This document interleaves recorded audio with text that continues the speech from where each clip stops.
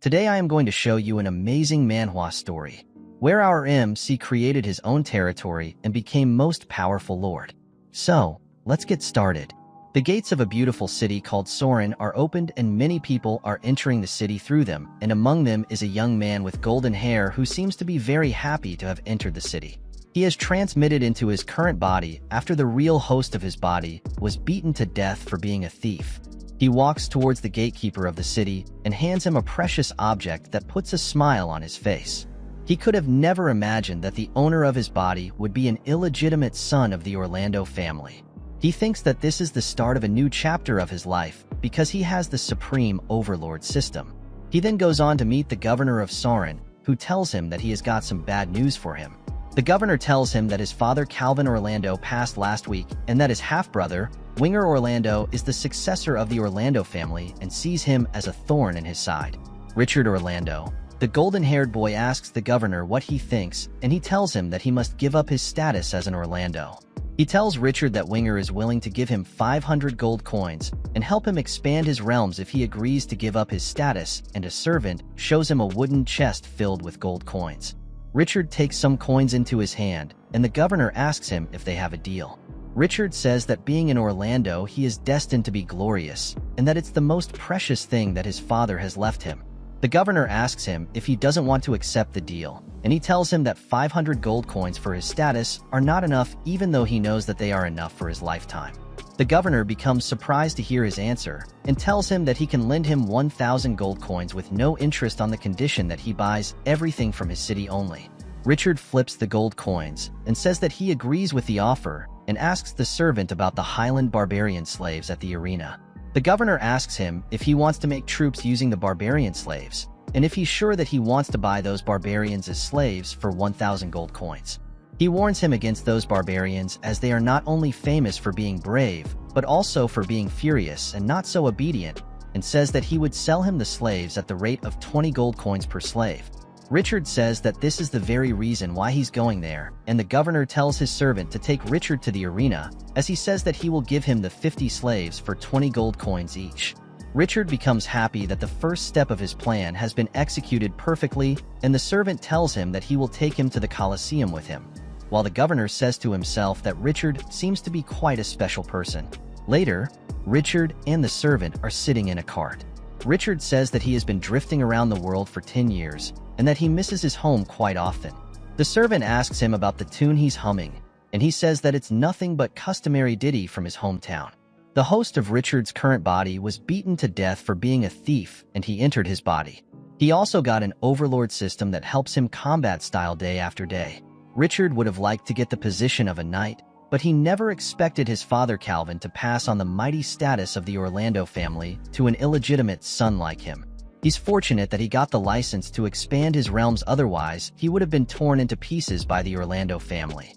After a few moments, the servant tells him that they have reached the arena and they enter it. The servant asks the owner of the arena about the batch of barbarian slaves, and she replies positively. Richard tells her that the governor of the city, Count William, is willing to sell those barbarians as slaves to him to help him form troops to be able to expand his realms, and the owner says that she thought that he had come to watch the gladiatorial combat. She tells Richard that those Tartars have knocked out a lot of other players with just one punch and caused her a lot of medical expenses. She tells Richard that he's too weak and that if he were to take the slaves, they would end up beating him and running away. Richard keeps walking across the cages in which different monsters are kept. They look at Richard and say that he is their feast, but Richard chooses not to pay any attention to them. The owner tells him that the barbarians are so powerful that they slaughter and eat a whole crocodile, and he becomes impressed. He starts to look at a crocodile nearby him in a cage, and says that the barbarians are quite good if they can both defend themselves and feed themselves. He says that they would behave themselves too if he beats them up, and the owner becomes surprised to hear his words. She tells him not to be ridiculous as the barbarians can kill a wild boar in just 2 punches, and starts wondering if Richard is out of his mind. Richard tells her not to worry about him as he thinks that the barbarians would meet his expectations the stronger they are, and reminds himself that he has the trump card. He opens the system's window over his palm and goes through his statistics after he has been training himself for 3 years straight. Richard walks to a high place, and as he looks down, he finds several barbarians standing in the arena beneath him. He tells them that he has bought all of them from the governor of the city and says that he knows that none of them wants to be his slave. He tells them that they would have to wrestle him if they want to acquire freedom. He jumps and lands in front of them and tells them that they would have to fight for him if they lose to him. One of the barbarians steps forward and confidently says that his community is skilled in wrestling. The owner and the servant become shocked to see the situation, and the barbarian introduces himself as Roselle. Richard also introduces himself as a formality, and the owner says that she can't believe that a lord is fighting a barbarian. She says that Roselle is so strong that he has already killed so many slaves, and tells the servant to convince Richard not to fight Roselle as she thinks that the odds are against him and that he's destined to die. The servant says that he has no right to interfere in the matter of Richard, as he's supposed to be following his orders only. The owner starts worrying about her position as she would lose it if Richard died in her arena, while the barbarians start laughing at Richard for picking Roselle for a fight. They are sure that Roselle would put Richard in his place just with a little bit of effort. They tell Roselle to be easy as he shouldn't kill a lord, but he replies that he won't show any mercy to anyone. Roselle takes position, quickly gets closer to Richard, giving him no chance to react, grabs him by the collar, and lifts him, roars and slams Richard into the ground, and Richard becomes silent and shocked. Roselle says that he expected Richard to have something special, but he has failed to even catch any of his moves. Roselle starts to walk back towards his people, and they tell him that he has cracked the ground by slamming the lord into it. They think that Richard is not alive as he's not moving, and the owner of the arena also becomes surprised to see Richard in such a state. She thinks that she's going to lose her arena when all of a sudden, a hand reaches and grabs Roselle by his ankles.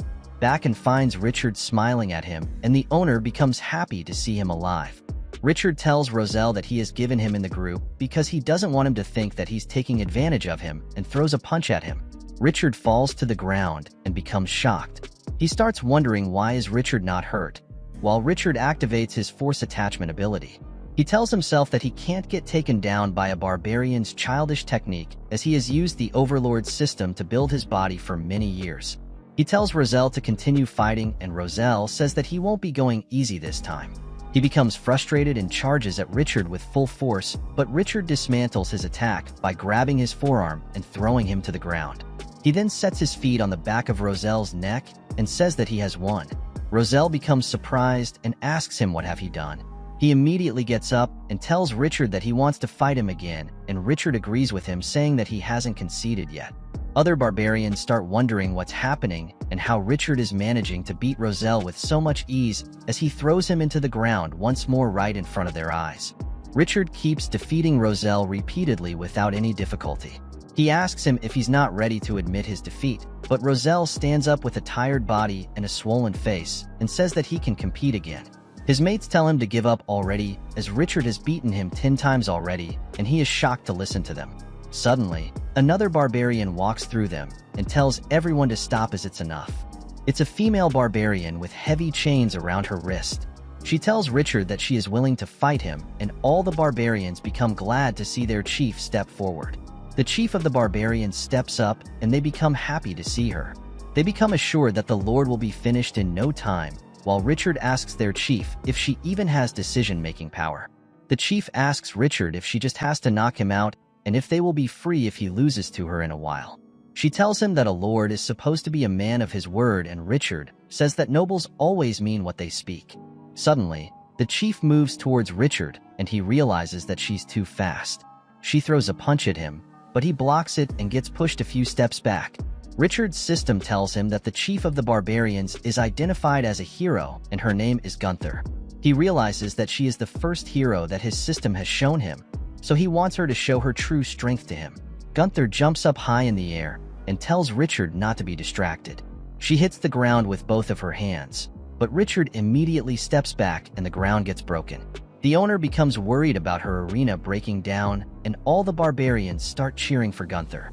The servant realizes that Gunther is too strong and the situation is turning against Richard as Gunther picks up a huge rock, lifts it over her head, and the barbarians tell her to kill Richard as no one is a match for her. Gunther takes aim and launches the rock towards Richard, and he gets pushed into the wall behind him. The owner becomes surprised to see it, and Gunther steps forward as she steps on the rock to assert her dominance, while the owner keeps worrying for her arena as a slave has stoned the lord to death. All the barbarians start cheering for their chief as they think that they are getting their freedom back, while Roselle says to himself that the Lord is not as strong as he thought. Suddenly, the rock beneath Gunther's foot starts to shake, and she becomes surprised. Richard pushes the rock upward with just one hand and tells Gunther that he needs people like him who are fast and strong. All the barbarians become surprised and start wondering why the Lord is not dead yet. Gunther tells him that he's injured neck and throws him onto the ground. She tells him that he's done already and that he is lost, but he tells her that she's brilliant for distracting him with a hook. He smiles at her and then proceeds to break the chain around his neck with his bare hands. All the barbarians, including Roselle, become shocked to see Richard do so as the chains are built by top craftsmen of the dwarfs to hold the trolls. Gunther looks at the chain and starts wondering how Richard broke it, as it's the same one that has been able to hold her for several years. Richard tells her that she is suitable to be his subordinate as she's fast and strong and works by strategy. Gunther realizes that Richard hasn't even used his full power. All the barbarians realize that Richard is much faster and stronger than their chief as he grabs Gunther by her neck and slams her into the ground. He tightens his grip around her neck and she loses her ability to move. She grabs his hand and tells him that he can take revenge for what she did to him earlier, but Richard punches the iron handcuffs on her wrist and sets her free by breaking them. Richard then tells all the barbarians that they have two options left. The first one is to fight him until all of them lose, and the second one is to follow him. He says that under his command, they would become greater, and he gives his hand to Gunther. Gunther stands up and tells all the barbarians to follow her order. She bows in front of Richard and says that Richard is their chief from now on. Richard says that he will now become the Supreme Lord and lead them to become stronger together, and all the barbarians start cheering for him. They start calling him boss and say that they will follow him, while the owner of the arena watches them in shock. The servant realizes why Richard was made in Orlando by Calvin when all of a sudden, a system window opens in front of Richard. He looks at it and finds out that he has received multiple joining requests from the barbarians, including their chief Gunther. He smiles slightly and then decides to accept all of their requests immediately. It was a barbaric and chaotic world full of bloodshed. Countless aspirants who wanted to establish merit dreamed of becoming a lord and opening up a world of their own, but most of them lost their lives and left the field in disgrace. Richard is with his troops. He tells them that the expansion journey is very exciting because he has taken the group of barbarians as the first step in his expansion. They walk through the city and reach a store as Richard wants his troops to suit up. The barbarians become excited to see the shop and start to wonder if their master is going to buy them clothes.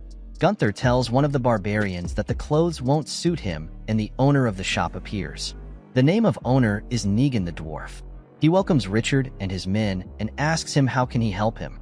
Richard tells him that he has come to buy some handy equipment for his men and says that he has heard about his shop having some great weapons. Negan becomes impressed and tells Richard that he seems to know stuff. He presses a brick on the wall behind him, and the barbarians become shocked to see the wall turn sideways and the sign of the shop changing its label. All of them enter the secret room, and Negan asks them what would they like to have as he has the finest quality weapons. Richard and his troops start to check out the exciting weapons as he tells Negan to give each of his troops a spear and 3 throwing spears.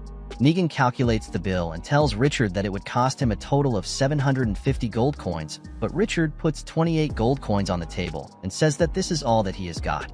Negan becomes a little frustrated and immediately shuts the entrance to the secret chamber. He tells Richard that he doesn't do business with poor people, nor does he keep credit, and Richard pulls out his sword. He shows his sword to Negan and asks him if he can give this sword to him as a form of payment, and Negan becomes surprised to see the sword as it is not some ordinary sword, but a dragon slayer weapon. He says that it's the first time that he has seen the legendary weapon and starts thinking that he can't offend someone like Richard as he seems to be a big person for wielding a legendary weapon. Negan tells Richard that it is a waste to put such a unique item in his store, so he asks Richard to have some credit and gives back the sword to Richard. Richard takes the sword and tells his troops to take a spear and 3 throwing spears along with leather armor, and Negan becomes surprised to hear him mention the leather armor. Richard asks Negan if his sword is not worth the extra leather armor, and Negan tells his employee to get the weapons for everyone.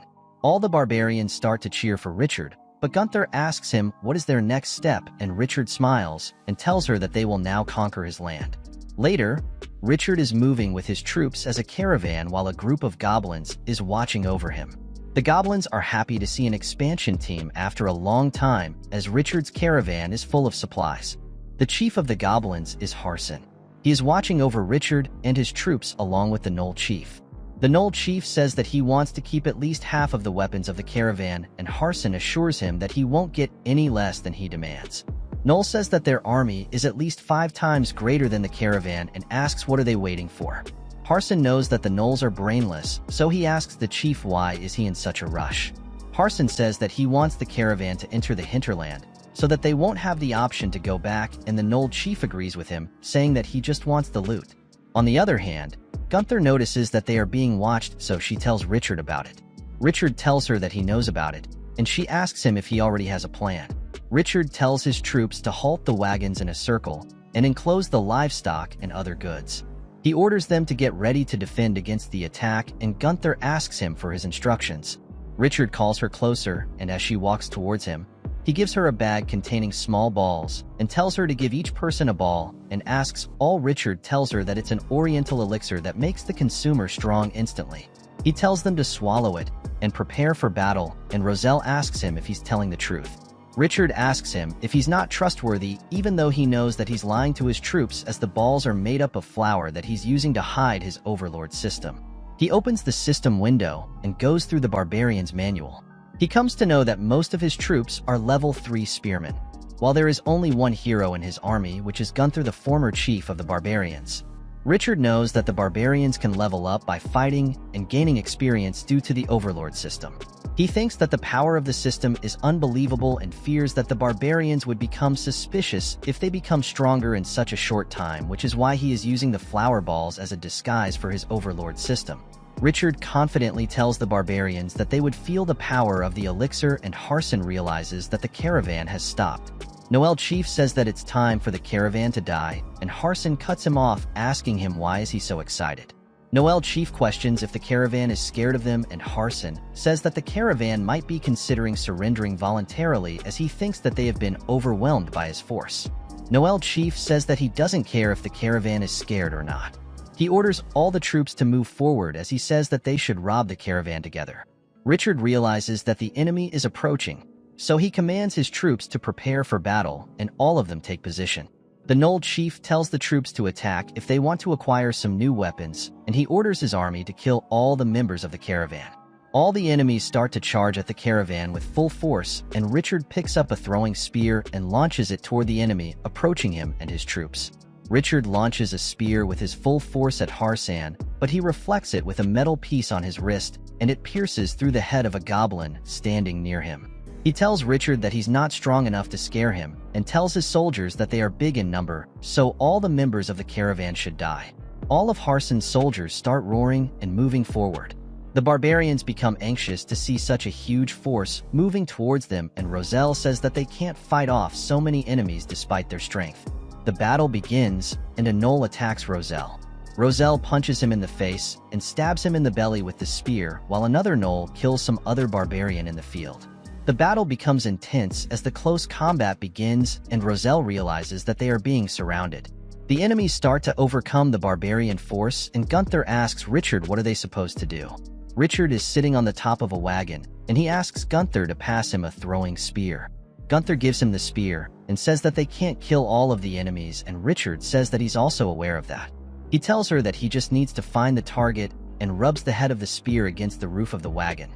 The head of the spear lights up and catches fire, and Gunther becomes shocked to see the spearhead on fire, while Richard launches the spear into the air. The flaming spear strikes a goblin giant in its head, and its head explodes. All the goblins become scared to see the troll explode, and the gnolls start to run away as they can't believe that a troll has been killed by a mere throwing spear. Richard becomes happy to see that one of the giants has been taken down by himself, and the barbarians become confident, saying that the enemies are not to be afraid of as their boss has already killed the troll. Roselle kicks a gnoll in the belly and tells all the barbarians to strike back with full force. All of a sudden, Roselle gets approached by the Nalchi from behind, and he realizes that he has no time to defend himself as he has been caught by surprise. The Gnoll chief tries to strike Roselle with an axe, but surprisingly, a spear pierces, throwing his chest, and Roselle finds Richard standing on a wagon and realizes that he has been saved by his boss. Richard immediately orders his troops to attack with full force as the leader of the enemy has been killed and the enemy starts to flee the battleground to escape the wrath of the barbarians. Gunther becomes impressed and asks Richard if he was standing on the top of the wagon to observe the leader of the enemies, and he says that there is a saying according to which the gang will collapse if the leader is killed. He says that there is one more leader from the enemy's side that is left, and Harson steps forward. Harson seems to be quite frustrated. He calls Richard a human with a wimpy face, and Richard asks him if he is the one who planned the attack. Richard asks him if he's not afraid of other powerful races taking advantage while he's trying to ambush him, and his caravan, and Harson says that the nearest realm is called the Gaoshan Fortress, which is a few miles to the east, and is easy to defend but difficult to attack. Harson says that the kobolds don't have the guts to take away his loot, and Richard thanks him for giving him so much information. He pulls out his legendary sword and tells Harsan that he has done him a big favor. He apologizes to Harsan for not letting him take his supplies, and says that he would be the first opponent that his legendary weapon would face. Both of them look each other in the eye, and Richard attacks first. He beheads Harsan in just a single blow, and the goblins become shocked to see their chief dead. The goblins start calling Richard a monster, and Gunther orders the barbarians to finish off the remaining enemies. The barbarians fulfill Gunther's order immediately, and after a few moments, the Overlord system tells Richard that the level 3 barbarians who were the spearmen have been updated to level 4 and become experienced warriors. One of the barbarians says that he feels quite stronger, and the other one tells him that it must be the effect of the Oriental elixir, while another one becomes excited to see the weapons of the enemies, saying that they can be sold for a lot of money. Another barbarian informs Richard about the captured trolls and asks if they should behead them, but Richard refuses, and says that they would be using the trolls to pull the loads as their horses have died because of the fierce battle. Gunther comes and informs Richard about a map that she found in Harsan's clothes. She gives the map to Richard, and he immediately opens it. Richard starts smiling to look at the map and praises Gunther's efforts as he tells his troops that their next destination would be the Gaoshan Fortress. Richard is sitting in a wooden cart, looking at the map while a troll is pulling the cart. He thinks that it wouldn't take them long to reach the Gaoshan fortresses as the troll is moving quite fast. Richard opens the system window and finds some unassigned attribute points on the system panel. He also finds out that the shop option is not available in his system, so he decides to improve his throwing and strength. He knows that weapon mystery can be improved in actual combat in addition to the points. However, the attribute points are constrained by talent, and Richard doesn't have even the slightest magical talent, so he can go for physical combat only. Richard has the strength of at least 10 humans, and he might become a beefcake if this continues. The caravan keeps moving, and after a few miles, Gunther tells Richard that they have reached the foot of the Gaoshan Fortress mountain. Richard stands up to have a look at the place and finds a lake in front of him along with a mountain range. The caravan stops for a break, and the barbarian troops jump into the lake to take a shower. One of them asks Gunther if she doesn't want to take a shower, and she becomes frustrated to hear him. She angrily tells him to enjoy himself, and a couple of barbarians arrive holding a few animals in their hands. They tell Richard that they have caught a few wild animals from the nearby areas and are going to prepare them for meals. Richard becomes impressed by the survival skills of his troops and asks Gunther if she doesn't want to take a shower as they have been in several battles over the past few days. Gunther becomes surprised, and Richard tells her about a separate pond and says that he can keep an eye on the troops for her. Gunther becomes happy to hear Richard's words and starts showing gratitude as she leaves the place and goes on to enjoy a relaxing bath while maintaining her privacy. At night, Richard moves towards the fortress of Gaoshan and tells his troops to be prepared as he wants to use the fortress as his base camp for future missions. Richard takes a closer look at the door of the fortress and finds 2 dogs standing there as guards. Richard realizes that those dogs are kobolds who are currently occupying the fortress. Rosa looks at the kobolds and says that they can kill them easily. Kobold leader becomes surprised and asks him who he is and realizes that his fortress has been invaded by the enemy. Suddenly, one of Richard's troops enters the room and informs him that all of the kobold soldiers have been handled perfectly. The kobold leader becomes even more surprised to listen to such news and asks Richard how dare he sneak up on his troops. He tries to threaten Richard by saying that he has friendly relations with over a dozen powerful races and that they won't let him go if anything happens to him. He arrogantly tells Richard to wait for his tragic end, and just after a few moments he finds himself tied upside down from his ankles. He tries to apologize to Richard for his arrogance, but Richard says that he can't hear him. He apologizes to Richard once again, and Richard tells Gunther to untie the kobold leader. Gunther asks Richard if he's going to release the enemy, and he tells her to let the kobold leader go. Gunther cuts off the rope and tells the kobold to leave, and he runs away thinking that he has never been insulted this way. Roselle says that he never expected that taking the Gaussian fortress would be so much easier, and Gunther says that the kobolds are losers. Richard says that he has checked the layout of the fortress. He says that the place is spacious enough to be used as their base camp. He decides to prove his dominance at the Gaussian fortress and comes up with a plan. He tells Gunther to prepare a team and follow him, while he orders the rest of the barbarians to protect the base along with the trolls. Richard seems to be very dedicated to this attack as he tells Gunther to hurry up with the team, and she agrees to him. Later, a goblin troop is relaxing in its camp when all of a sudden, Gunther appears with a sword and finishes him off. The barbarians launch a full-scale invasion of the goblin camp, while Richard realizes that the barbarians are good at possessing individual strength, but not at cooperation. He thinks that it's because the barbarians haven't received any professional training, and that it doesn't mean that the barbarians would make up an efficient army even if they are powerful individually. Gunther orders all the barbarians to form up and take down all of the enemies, and Richard says to himself that his barbarians have become elite troops that can form up on their own as the overload system has given them something else greater than power.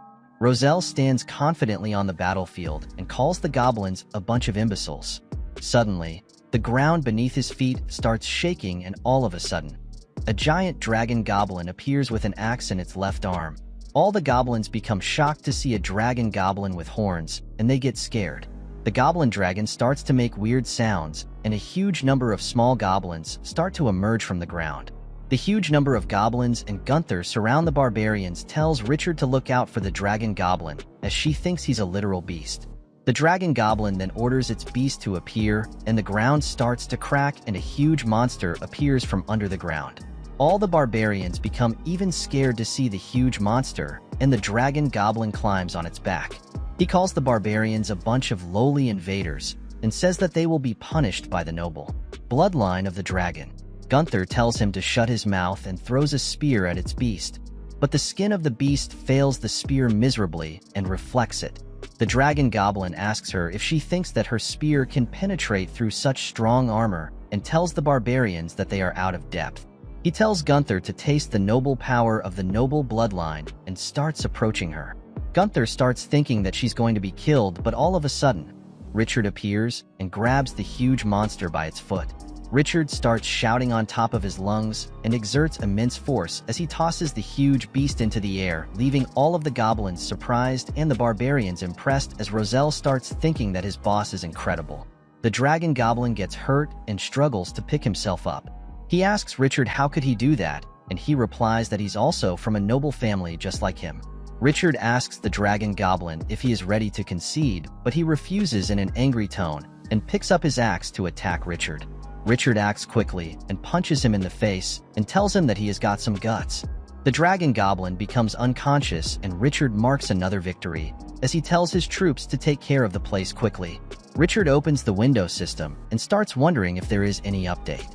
He looks at it and finds out that some of the barbarians that were at level 3 have been upgraded to level 4, while Gunther is also now a level 2 hero. Richard decides to keep improving his troops, and he gets joined by Gunther holding some heavy chains. Gunther tells Richard that she has gathered the loot from the enemies, and one of the barbarians finds a wooden chest filled with silver coins and just 2 gold coins. He immediately tells Richard about it and says that the goblins are poor, and Richard agrees with him, saying that their enemies must had a hard time. Gunther brings the dragon goblin's beast to Richard and asks him what are they supposed to do with it. Richard looks at the beast and says that it looks delicious, and the beast becomes nervous to hear him. Richard tells the beast that it would be his mount and that he would be calling him Wind. He also tells it that he would make a meal out of him if he ever disobeys his order, and Gunther tells him that they can head back to the base as the dinner has been prepared. Later, Richard is riding the back of his beast. He opens the system and goes into the shop. He finds a knight's lance for sale for 800 dinars and decides to buy something cheap as he is currently out of money. He presses the buy button on the window, and all of a sudden, the knight's lance appears in his hand out of nowhere. Richard becomes shocked to see the weapon and realizes that this is how he can buy more stuff with the same method. Gunther finds him holding the lance and asks him if he can use magic too. Richard doesn't reply to her as he notices something strange in the distance, and Roselle tells him that a group of gnolls are trying to rob a caravan at some distance from them. Richard takes a look at the caravan and realizes that the caravan being looted is full of supplies. He tells his troops that the caravan doesn't look normal, and Gunther asks him if they should step in the fight. Richard says that trading is crucial for expanding territories and thinks that the caravan might be able to help him with the business in the future. On the other hand, a gnoll tells an old man of the caravan to give all of their money to them, but the old man threatens him about the imperial family as he is from the Voya merchant.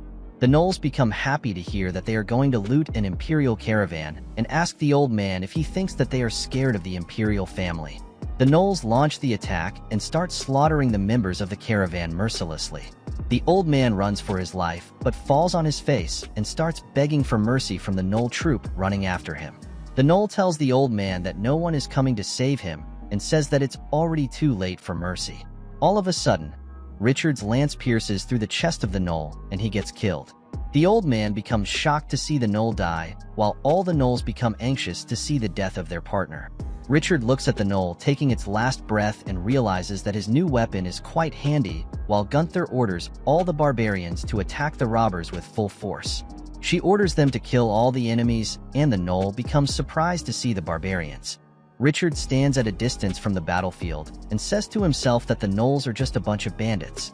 So, he would leave them to his elite troops while his troops keep eliminating the gnolls one by one. Richard looks at his troops fighting the gnolls and realizes that his army has become way more disciplined, which is essential to conquer vast lands in the wilderness. One of the gnolls starts to flee the battlefield, but another gnoll asks him where is he going. He asks his mate if he can't see who are they fighting, and tells him that the lord who broke the alliance of the goblins, trolls, and the gnolls and took over the Gaoshan fortress without any scratch is the leader of the barbarians attacking them.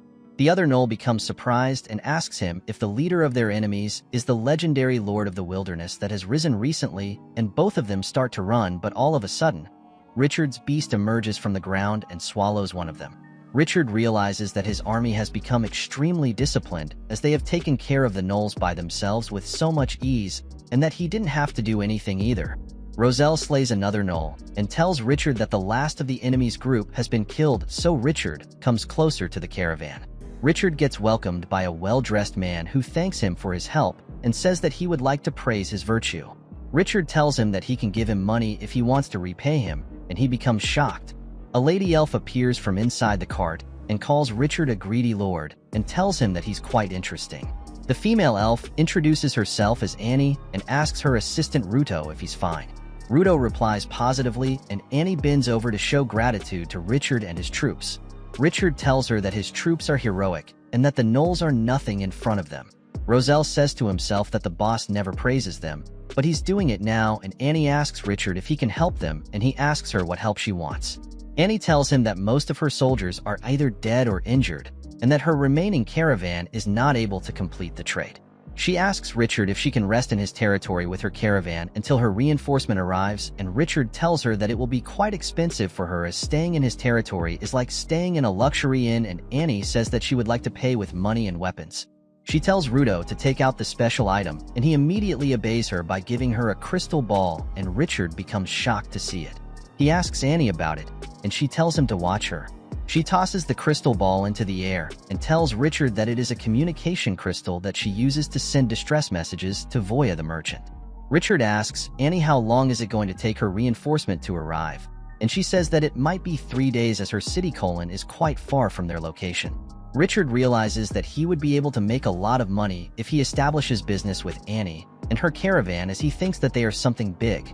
Richard tells Annie to follow him, as he, being the lord of the Gaoshan fortress, won't refuse friendly guests. Annie smiles and thanks Richard for his humbleness, and both the caravans start moving.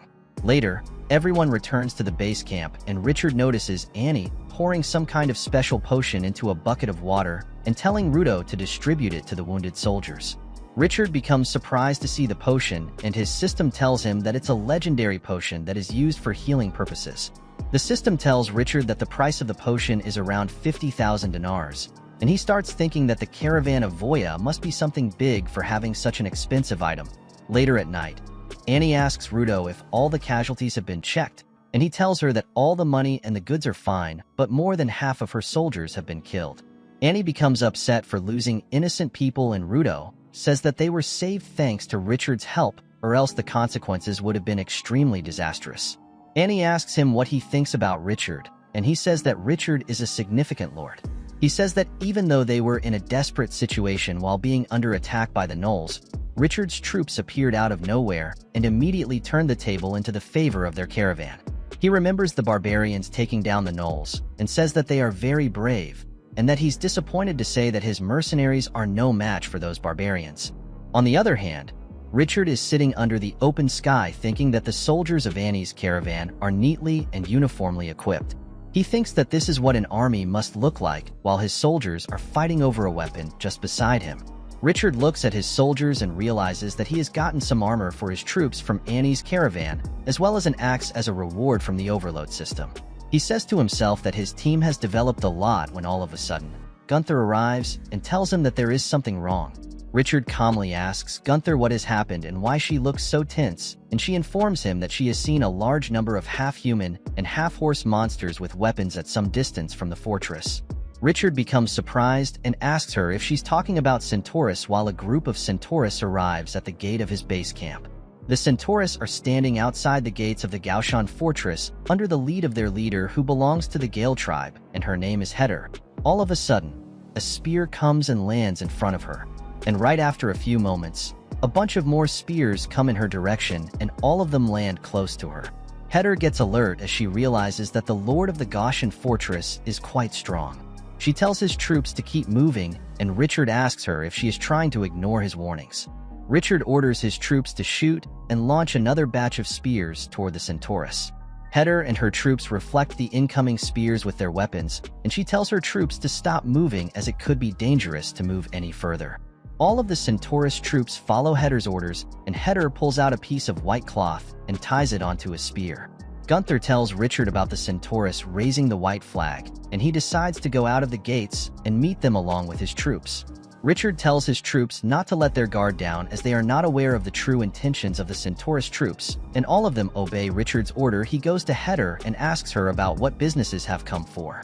She greets Richard with utmost respect and tells him that her name is Heder, and being the chief of the Gale tribe, she has arrived in peace. Richard becomes relaxed to know her intentions, so he proceeds to introduce himself to as Richard, the Lord of Gaoshan Fortress. She also tells Richard that the Kobold Aborigines are trying to form up an army as they used to own the Gaoshan Fortress. Gunther steps into the conversation and tells Richard that she thinks he's aware of the situation as the Aborigines hate Pomple so much, and Richard says that the Kobolds want to take back the Gaoshan Fortress. Heder tells Richard that he's right and says that they cannot underestimate the kobolds, as they have the help of the shamans. Richard asks Heder for the reason for her arrival, and she tells him that the Gale tribe wants to help him as he's going to face a catastrophe. Richard asks Heder why she wants to help him rather than the Aborigines, and she says that once upon a time, the Gale tribe was a part of the Orc Empire, and that her tribe will never merge with the Aborigines and become bandits. She tells Richard that her tribe used to lead a peaceful life and had their own culture, poetry as well as calendars, so she wants to restore the former glory of her tribe by relying on a powerful lord like Richard. The system shows Richard several joining requests from the Centaurus, and Richard realizes that Heder and her tribe are sincere with him. He looks at the status of the Heder and finds out that she is a hero too. He starts thinking that he can use the Centaurus race as the ranged weapon, so he accepts her request and takes her inside the fortress. Later, Richard introduces Heder to the female elf Annie, and tells her that Heder has brought some bad news for them. Annie becomes worried to hear Richard's words, and he informs her that the Kobold and the Gnolls Aborigines will declare war on him pretty soon. Annie asks Richard how soon he thinks will it happen, and he says that he thinks it would take around 10 days. Annie looks at Rudo and asks him what are they supposed to do, while Gunther and Roselle are happy to hear about the war as they would get to kill some more enemies. Heder tells Richard that even though the Aborigines have formed an army, the army has a lot of fractions. She adds that it would take a brief period of at least 10 days for the army to reach the Gaoshan fortress, prepare ration for the soldiers, and delegate assignments to each part of the army. Richard seems quite calm and confident. He gets up from his seat and says that despite the enemy being so aggressive, he thinks that the period of 10 days is already a lot of time to prepare for the war. He pulls out a map and spreads it on the table in front of him, saying that he already has a plan. Gunther becomes excited. He says to himself that the skills of the Centaurus can enhance the ranged attack on the Gaoshan fortress, and Heater thanks him for his compliment, saying that she hasn't used such a handy bow and an arrow in a long time.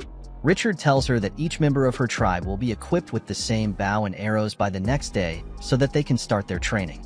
Suddenly, Riddle comes running toward Richard and tells him that something is going on. He tells Richard that the reinforcement caravan that was coming for his help has been attacked on its way, and Richard leaves to take a look. Richard goes to the scene and finds Annie cursing the gnolls for attacking her caravan, so he immediately asks her about the update, and she tells him that all of the reinforcements sent by the merchant has been wiped out by the bandits. Richard tells Annie that the Gaoshan fortress is not safe for her anymore, so she should leave, and a soldier struggling for his life, sitting beside Richard, coughs and says that the gnolls can only be defeated with the help of healthy soldiers and horses. Annie becomes angry and immediately says that she can't leave behind those soldiers who have fought for her by risking their lives.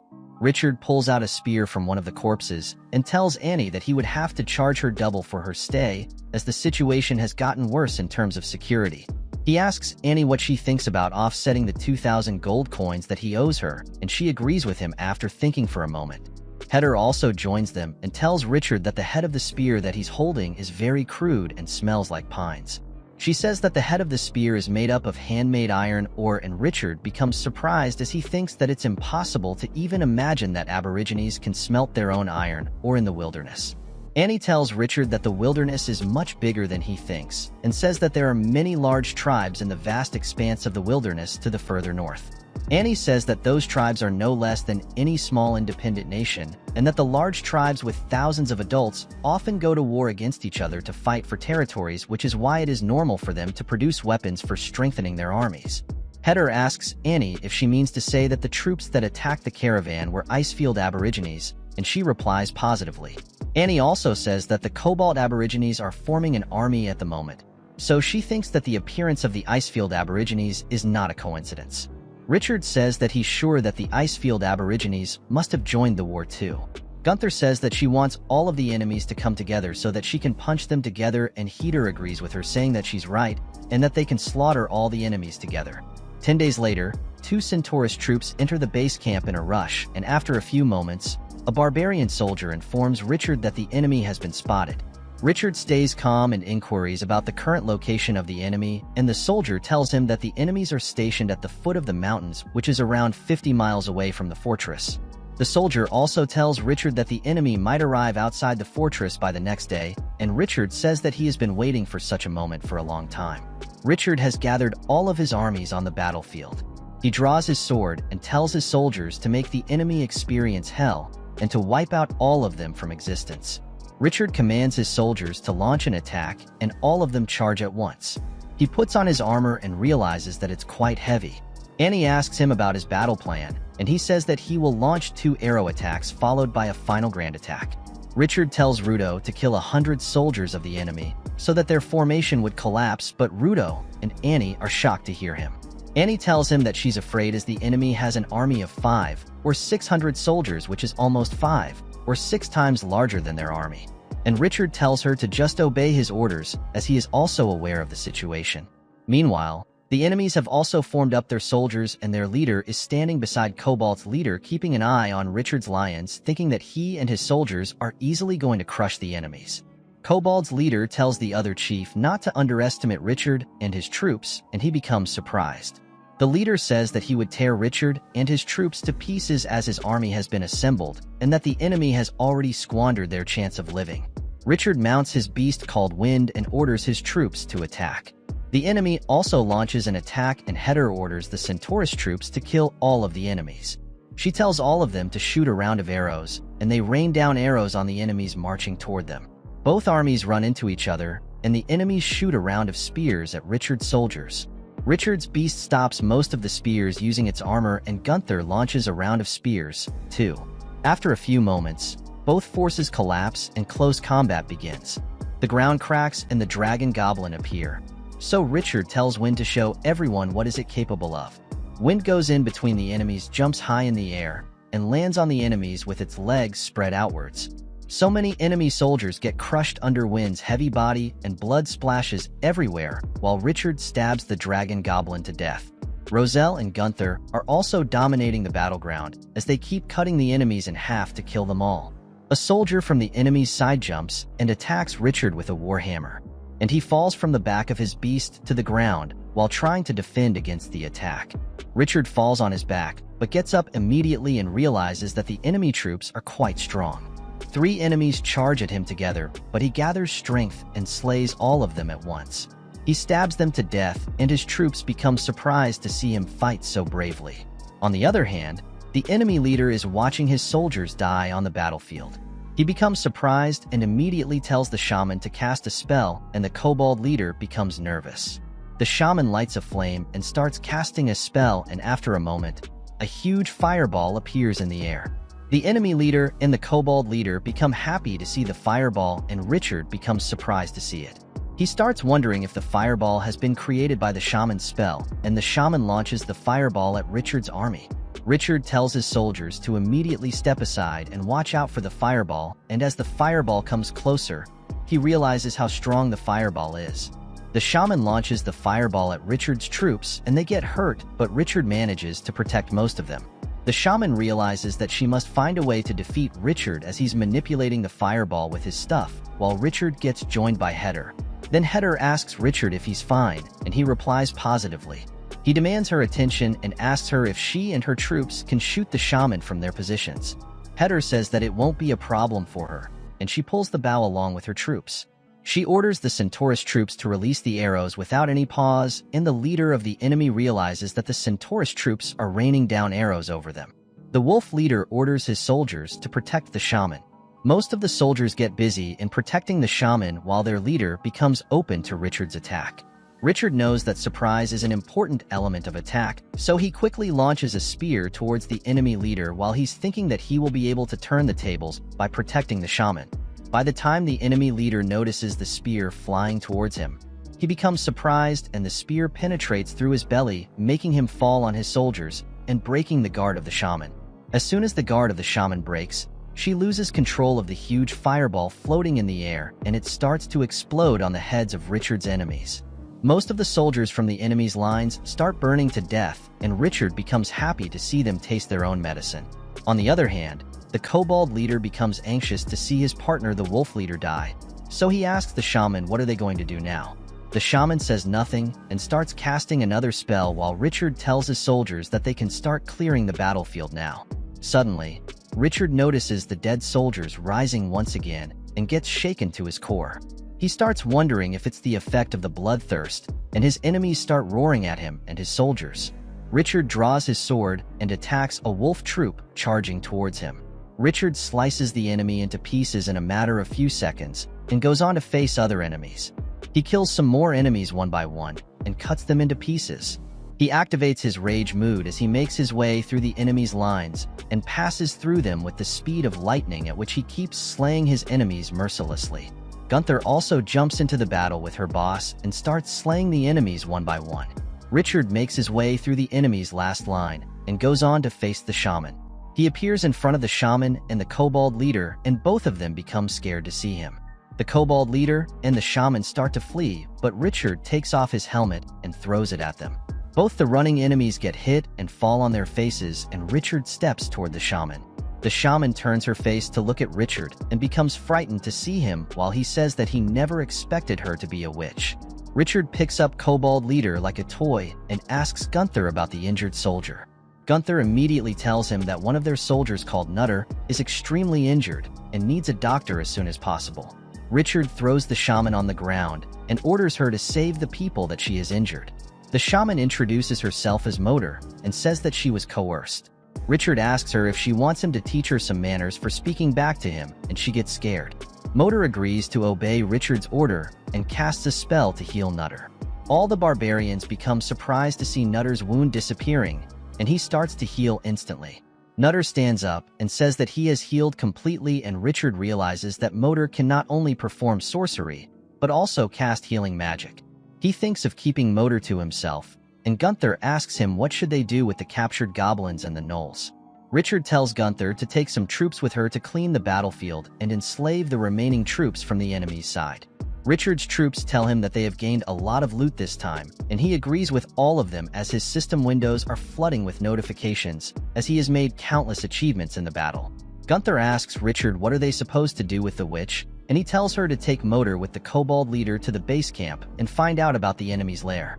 Later at night, Richard is sitting in his room with his system window opened, as he's trying to add some attribute points to Heder and her troops to improve their strength and agility. He gets joined by Heder, who tells him that they are not able to do anything with Motor, and he asks her if she's that difficult to deal with.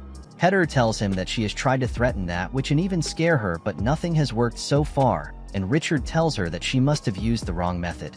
On the other hand, the kobold leader is hanging upside down while Motor is threatening to turn the barbarian troops into bugs if they dare to touch her. Suddenly, Motor finds Richard entering the prison and immediately complains to him about the bad behavior of his subordinates. Richard smiles and humbly asks her about her lair, and she screams at him for not addressing her by her name. Motor says that she's not an ordinary person as she belongs to a noble family of the dragon bloodline, and Richard loses his cool. He punches her and sends her flying away, leaving Heder completely surprised. Richard then picks up Motor by her collar and asks her about her lair once again, and she tells him that they are stationed 200 miles away from his fortress. Richard asks her how many soldiers are left, and she tells him that there are no soldiers left at the lair as he has already defeated all of them. Richard scares Motor, saying that he will knock her teeth out if she doesn't tell him the truth, and she says that only the warlike fighters were sent against him, while the lair is full of weak women and children. Richard then asks her about the spells known by shamans, and she says that there are many kinds of spells in the wilderness. She says that she's a member of the dragon bloodline, so she can master the fire element and cast flame spells. Motor speaks further and tells Richard that the Tauren shamans control the earth element, which enables them to crack the ground and turn mountains into rocks, while the troll shamans are the master of the wood element, enabling them to trap any living beings using wood. Richard becomes surprised and says that the universe is more treacherous than he thought. He immediately turns back and tells Heder to find Gunther so that they can make a plan and attack the lair. Richard turns back to leave, but his soldiers ask him what are they supposed to do with the kobold leader and Motor. Richard tells them that both the hostages are of no use, so he orders his men to drag them to the back of the mountain and bury them alive. Motor becomes scared to hear Richard's words, and she immediately tells him to take back his order, as she can be very useful to him. Richard asks how can she be useful to him, and she says that she has seen 2 trolls on her way to the Gaoshan fortress. She tells Richard that even though the trolls look silly, they can be trained into wizards while being in the wilderness. She also says that the trolls that she saw are extremely talented, and that she can turn them into Shura shamans with great power if she gets a chance to train them. 2 days later, Richard's troops are using the slaves to demolish the fortress and rebuild it into a stronger one. Richard asks Heder about the update on the construction, and she tells him that everything is going as their plan. She tells Richard that they will be able to demolish the fortress and then rebuild it, as having a strong fortress is a necessity to defend against the enemy. Richard tells Heder to use the slaves to get more granite and strengthen the walls of his fortress, as he wants to have the strongest castle in the wilderness. He tells her that he wants her to investigate the lair of the enemy, about which he was told by Motor that it was 200 miles away from Gaoshan. Heder asks him if he wants her to eliminate the remaining people, and he refuses, saying that he just wants her to be his scout. Richard tells Heder that they must be alert for any kind of surprise attack, even though Motor said that the lair had only women and children. He also tells her to be agile, and she tells him that she felt quite light and strong all of a sudden about 2 days later. Heder tells Richard that she's leaving now, and he tells her to return immediately if she feels some kind of danger. Heder leaves with another troop, and Richard decides to check out Motor's training session. On the other hand, in the woods, the trolls are punching and destroying some trees while Motor is thinking of them as dumb creatures. Richard comes and tells her that he can't see any progress in the training of the trolls, even though she has been training them over the past 2 days, and she reminds him to call her by her name. Motor thinks that Richard is stupid, so she decides to show him her true strength. She casts a powerful spell, and one of the trolls turns into stone from head to toe. Richard becomes extremely shocked, and Motor tells him that the troll has awakened an ability called the Stone Skin. Richard asks about the ability, and Motor tells him not to underestimate it. She casts another spell, and the troll becomes invisible, and Richard becomes even more shocked to witness something like that. He immediately asks Motor about the other troll, and she tells him that the other one hasn't awakened any kind of ability as it depends on timing, talent, and location. Richard becomes a bit disappointed and starts thinking that even though the ability to become invisible is a bit useless, it can help him a little too. All of a sudden, he gets joined by Annie, who greets him from some distance. She asks him what is he doing, and he replies that he's training the trolls. Richard asks Annie if she's back from her work, and she tells him that she's on her way to conduct business with the dwarf tribe. Richard walks closer and takes a look at Annie's luggage and finds a huge load of coal on the cart, so he asks Annie what is it used for. Annie tells Richard that the coal is used for exchanging gold and turf with the dwarves, and he becomes confused as he knows that the dwarves hunt and sell turf, but he can't understand why would they need so much coal, so he asks Annie about it, who tells him that the dwarves require coal to smelt iron ore. Richard asks her how much ore is in the wilderness that makes her keep traveling with coal here and there, and she tells Richard that the dwarf tribe is located 150 miles to the west of the Gaoshan fortress. She also says that the dwarves discovered veins last year in a lake called Bay Lake, so they asked her to deliver more coal as per their requirements. Richard notices an eagle flying over his head, so he stretches his arm out and the eagle lands on it. He starts wondering if the eagle has some message and takes out a note from the foot of the eagle. He reads the message and realizes that the governor of Colin wants all of the nobles to return to the city, as he's warning them about a wave of something dangerous that is emerging from the woods. Suddenly, Heather also comes and Richard is surprised to see her, as he had sent her on a 400-mile trip. He finds her struggling to breathe and immediately asks her if she's hurt or has faced any kind of resistance from the lair. Heather tells Richard that there is no threat at the lair, however there indeed is a threat that is bigger than the lair. She says that she saw a pile of dead bodies of the dwarves, and that she was surprised to see that all of the battlefield was covered with the corpses of the dwarves only. Heather says that she saw something that shook her to her core, and Richard asks her if she's talking about the bear men. Heather becomes surprised and asks Richard how he knows about it. And he tells her that he has received a warning letter from the governor of the city in which he has warned him against the huge wave of bear men headed towards the south. Annie asks Richard if he's going to return to the city with her, and he refuses, saying that he's not going to escape the enemy. He orders Hedda to return to the fortress and take some rest, and so she does. Annie asks Richard about his plan, and he tells her to give all of the coal to him, as he thinks the prize to see a Centaurus troop forging a weapon.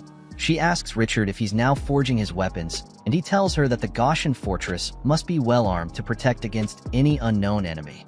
Richard then arrives at a place and asks Gunther if the task he gave her has been completed, and she tells him that she has done it according to his instructions. Richard then goes towards a huge thing hidden under a red cloth and tells Annie that he would like to show her a treasure. Annie and Motor become shocked to see Richard remove the cloth as a brand new cannon appears, and Richard tells them that this is something that exists in his hometown. Heather takes Richard to the place where she encountered the bear men, and he finds a bunch of crows devouring the corpses of the dwarves. Annie finds a footprint of a bear man and is surprised by its size as it is bigger than her torso. Heather says that the bear men were in a huge hunger when she encountered them and that she had to fight tooth and nail to escape them. Richard realizes that it's good that he had upgraded the agility of Heather and other Centaurus troops, otherwise they would have been in danger too.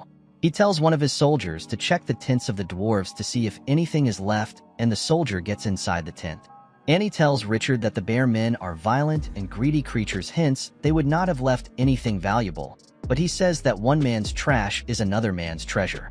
Richard enters the tent and finds a strange clay pot on the ground. He goes towards it wondering what is it, and dips his finger in the substance inside the clay pot. Annie tells him that the black substance is soy sauce, and he immediately says that the bear men have left something without realizing its value. Annie asks Richard why is he so happy to find the soy sauce, as the dwarves are good at making pickles and soy sauce, and he replies that it's the first time that he has seen the soy sauce from the colon in the wilderness. Richard says that soy sauce can be used to make some of the most delicious food, and he tells Gunther to order his men to open a restaurant in Collins so that he can have a stable income once the noblemen get addicted to his restaurant's delicious food. Annie becomes surprised and impressed to hear Richard's words, and he tells everyone that they will be staying at the tents of the dwarves for the night. Rudo becomes curious and asks Richard why is he telling them to stay at the dwarf tents, as he thought that they had come just for some inspection, so Richard tells him that he can't return without seeing the bear men. After a moment, Richard is sitting by the fire, and Annie asks him if he doesn't think that they should avoid the situation as the bear men are already at war with the dwarf tribe and are headed to the south. She also asks Richard why is he throwing himself into danger even after knowing the whole situation, and he tells her that she must know the reason why the bear men have started the war if she's also aware of the situation too.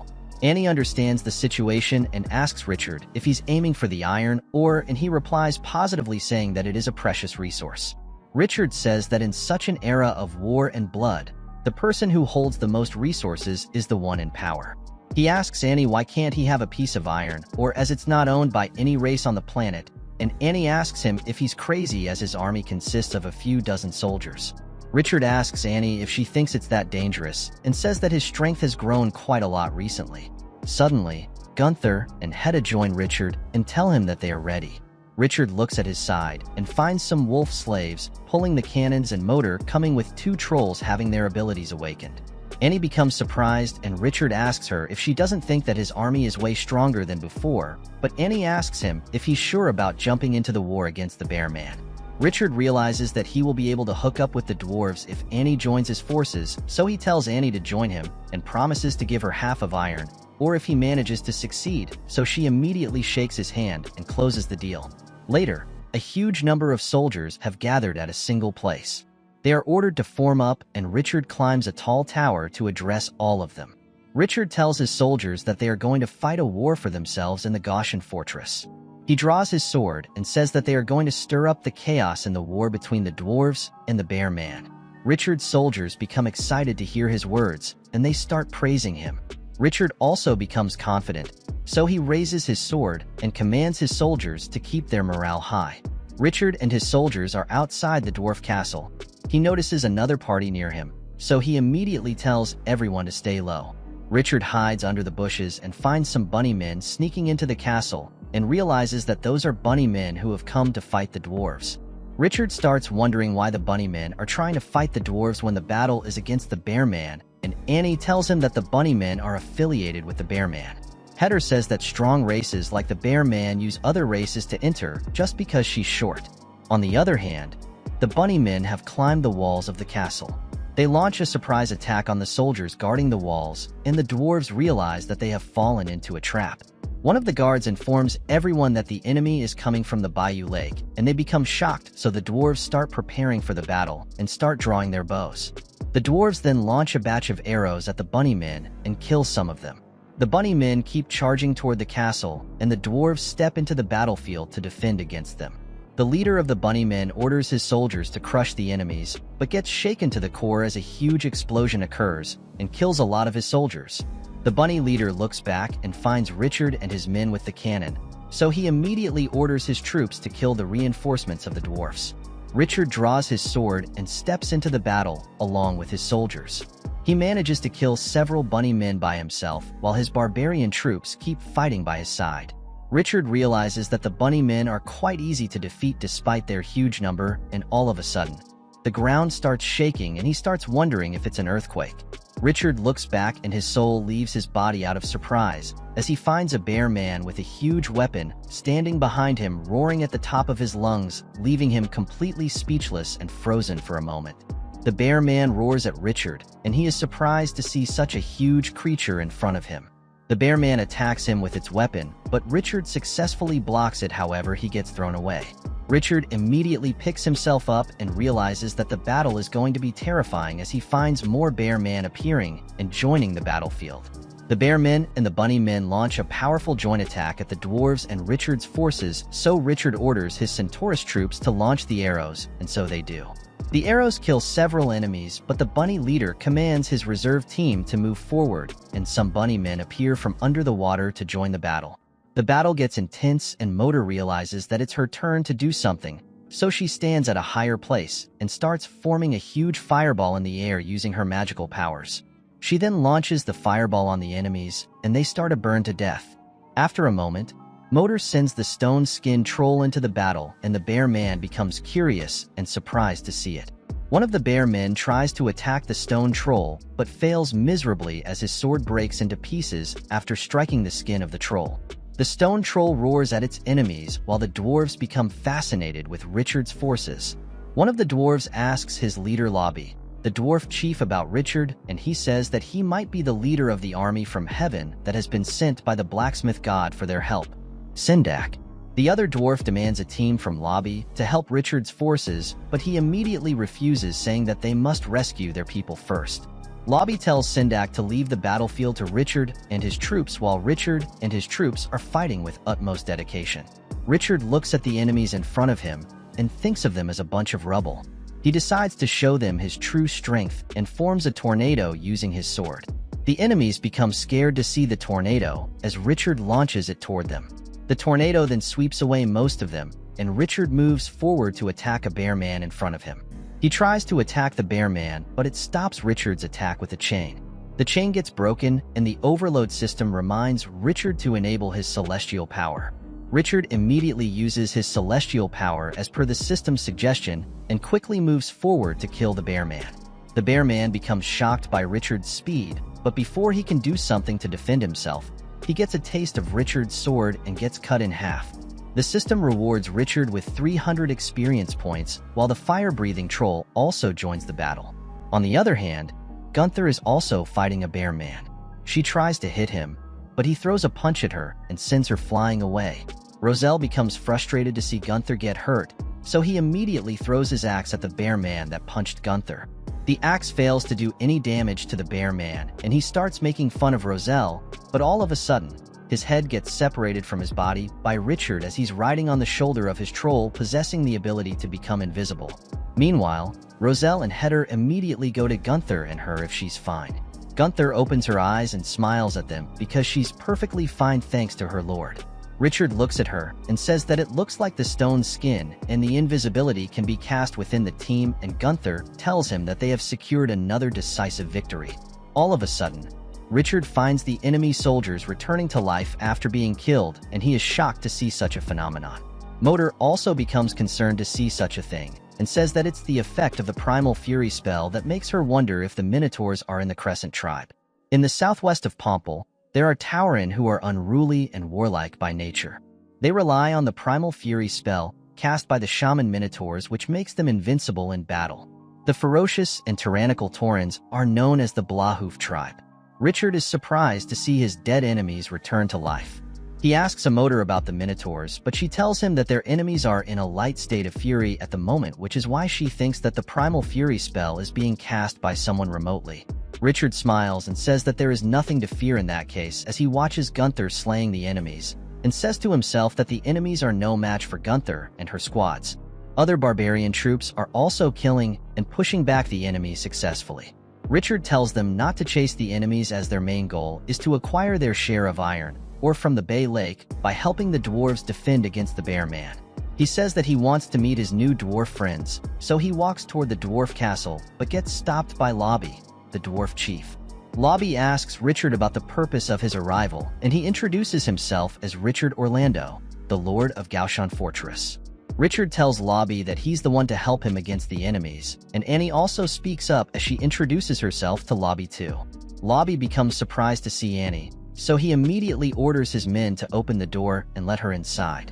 Lobby apologizes to Annie for making her wait and asks her to enter the castle along with her followers. Richard minds Lobby calling him a follower of Annie and starts thinking of him as a stupid person. Lobby tells Annie that he and his men survived due to the blessings of the blacksmith god, and Richard becomes frustrated as he thinks that the dwarves should be thanking him instead. Lobby leads Annie and Richard into a room and says that he never expected her to come at such a time. Annie tells him that she came with Richard to his help as soon as she came to know about the attack of the bear man on his tribe. Lobby says that he and his men are not able to hold against the attacks of the enemies anymore, and Richard giggles at him. Lobby becomes angered and asks Richard if he's laughing at him, and he refuses, saying that he should not mistake him. Annie immediately tries to cool down Lobby by telling him that Richard is a famous warrior of Pomple who wants to help him, and he says that Richard must be skilled in that case. Richard settles down on a seat next to him and says that he doesn't have any kind of skills. Lobby asks Richard how he became a famous warrior without any skill, and he replies that it's devoid of merit. Annie tells Richard to stop joking and asks Lobby what is he going to do next as the danger hasn't averted yet. Lobby says that he's afraid that the enemies might attack once again. He says that he wants to take some rest and discuss it the next day, and Richard asks him where is he going to stay. Lobby tells him that there are many stone homes in the tribe that are empty, so he can use any of them as he wishes. Richard walks out of the room, and Annie tells him not to mind Lobby's words as he's a bit straightforward. Richard tells Annie that he's not as petty as Lobby, and she says that the war has changed him a lot. Richard says that he doesn't think that Lobby is fit to be a leader as he's shedding tears at such a moment. Annie immediately defends Lobby as she tells Richard that he's being too hard on him and that not everyone is as fearless as him. Richard turns around and says that anyone can be afraid of war, but one can only win by making the enemy more afraid. He says that he's going to bed while the dwarves are helping their injured soldiers. One of the dwarves tells other soldiers not to make any noise, so that they won't wake up the barbarians and the orcs as they are having a rest. On the other hand, Richard is lying on a bed with Hedda resting on the floor by his side. He asks her if she's still awake, and she says that she's going to sleep outside as the room is too small for her. Hedda gets up and starts to walk away when all of a sudden, everything starts to shake violently and she starts wondering if it's an earthquake. Richard immediately gets up saying that the stone chamber won't be able to handle the violent shaking for too long. He realizes that it's not the earthquake that is making everything tremble and starts wondering if the enemy has come back while the bear men and the minotaurs have arrived outside the dwarf temple with their full force. The dwarves blow the war horn and start preparing for the battle as the bear men and the minotaurs are approaching them. The dwarves quickly go outside the castle and are surprised to see Richard standing there with his army in formation even before them. Richard smiles at them, and they become frustrated to see him smile in such a troublesome situation as they have to fight the bear man and the minotaurs. Richard asks Lobby how is he going to fight the Taurens, and Sindak says that they will kill them separately by distancing them from each other. Lobby tells Richard that they can't hit the Taurens without making them bend over as they are so tall. He also advises him to keep his troops as a reserve, so that he can try to stop the enemies along with his troops. Heder and Gunther start to joke with each other on the battlefield, while Richard starts thinking that the dwarves are quite generous for letting him keep his troops as reserve. Suddenly, the sky gets covered with dark clouds, and the rain starts to pour. Sindak hears two of his soldiers talking about the Taurens, so he orders them to stay focused and prepare the bows. Richard looks at the minotaurs charging towards them and says that he would like to catch some of them alive as they are so big and strong, and Gunther asks him if he wants to sell those minotaurs to the Colosseum to make a lot of money. Richard replies positively saying that it would be possible if they survive, and Gunther starts to laugh to listen to his words. The dwarves become surprised to see Richard and Gunther crack jokes in the middle of the battle, while Sindak thinks of them as crazy people. Lobby asks Richard if he still has the flame spells that he used earlier, and he replies negatively saying that he used all of them as he never expected the enemy to attack again. Lobby asks Sindak how many bows they have, and he says that there are 6 of them. Lobby says that they must keep firing the bows at the Minotaur's troops while the two forces collide on the battlefield. The bear men are slaying the dwarf soldiers without any mercy. Lobby tells his men to wait for the enemy to come closer, and as the enemy gets closer, he immediately orders his men to release the bows. The dwarves release a batch of arrows and manage to kill a few Minotaur's troops, while most of them get injured, so the Minotaur's troops become frustrated and start to kill the dwarves without any difficulties. Lobby becomes upset to see his soldiers die, and Gunther tells Richard that the dwarves won't be able to stop the Minotaurs. Richard agrees with her, saying that the enemies are extremely strong, and asks Gunther about Motor. Gunther tells Richard that Motor was caught by them while trying to escape, and Richard finds 2 of the barbarian troops holding Motor by her hands. Richard becomes angry and grabs Motor by her collar. He asks her how dare she tried to run away while they are trying to fight off the enemy, and she gets scared by Richard's tone. Motor tells Richard that she is afraid of the Minotaurs as the dwarves are not able to fight them, and Richard asks her why is she scared of the Minotaurs, as she can cast the Bloodlust spell just like the Minotaurs can cast the Primal Fury spell. Lai becomes happy to hear about the Bloodless, so he immediately tells Imo to use her powers. Richard tells Imo that he will always remember her cowardice and orders her to enchant the Furious with the Bloodlust. Spelleye and Imo become surprised to hear Richard's words and ask him if he's out of his mind. Richard tells Imo to silently obey his order, so she starts casting the spell Motor, starts to enchant the enemies with her spell, and Louis asks Richard if he doesn't think that enchanting with the Bloodless spell would upgrade them. On the other hand, The minotaurs start to become stronger as their muscles get bigger, and Lobby starts calling Richard a crazy person for his stupid decision. Richard orders Motor to speed up the bloodlust process, and she puts her heart into it. The minotaurs start to upgrade into deadly giants, and the dwarves become frightened by their presence on the battlefield. A huge minotaur troop roars at the top of its lungs, and all the dwarves start to run away, while Lobby starts shaking out of fear. Sendak says that Richard is out of his mind, but Richard tells him not to panic and to keep watching for the next few seconds. Motor tries to leave, but gets caught by Richard, and he tells the dwarves that the larger the creature is, the more it pressures its heart. Richard further explains that even though the primal fury and the bloodlust have strengthened the minotaurs, it will also increase the pressure on their heart. Richard says that they should wait for the burdens of the spell to go beyond the limit, and all of a sudden, one of the minotaur troops falls on its back. Everyone is shocked to see the giants collapse one by one, while the system rewards Richard with 600 experience points and 800 coins for his unmatched intelligence. The minotaur troops keep falling one by one, and Lobby curiously asks Richard what is happening. Richard says that everything is bound by some rules, and that the minotaurs also have their limits despite being good fighters. He says that the minotaurs used primal fury to become strong, which affects their heart, hence the bloodlust proved to be the straw that has broken their backs. Lobby becomes impressed and asks Richard if he means to say that the accumulation of magic broke through the limits of the minotaurs' bodies and directly caused a heart attack. Richard replies positively, saying that the minotaurs were defeated because of their proud bodies. Richard says that the idea of using bloodlust had come to his mind when he saw the minotaurs kneeling under the primal fury spell, and Lobby starts praising him for his intelligence.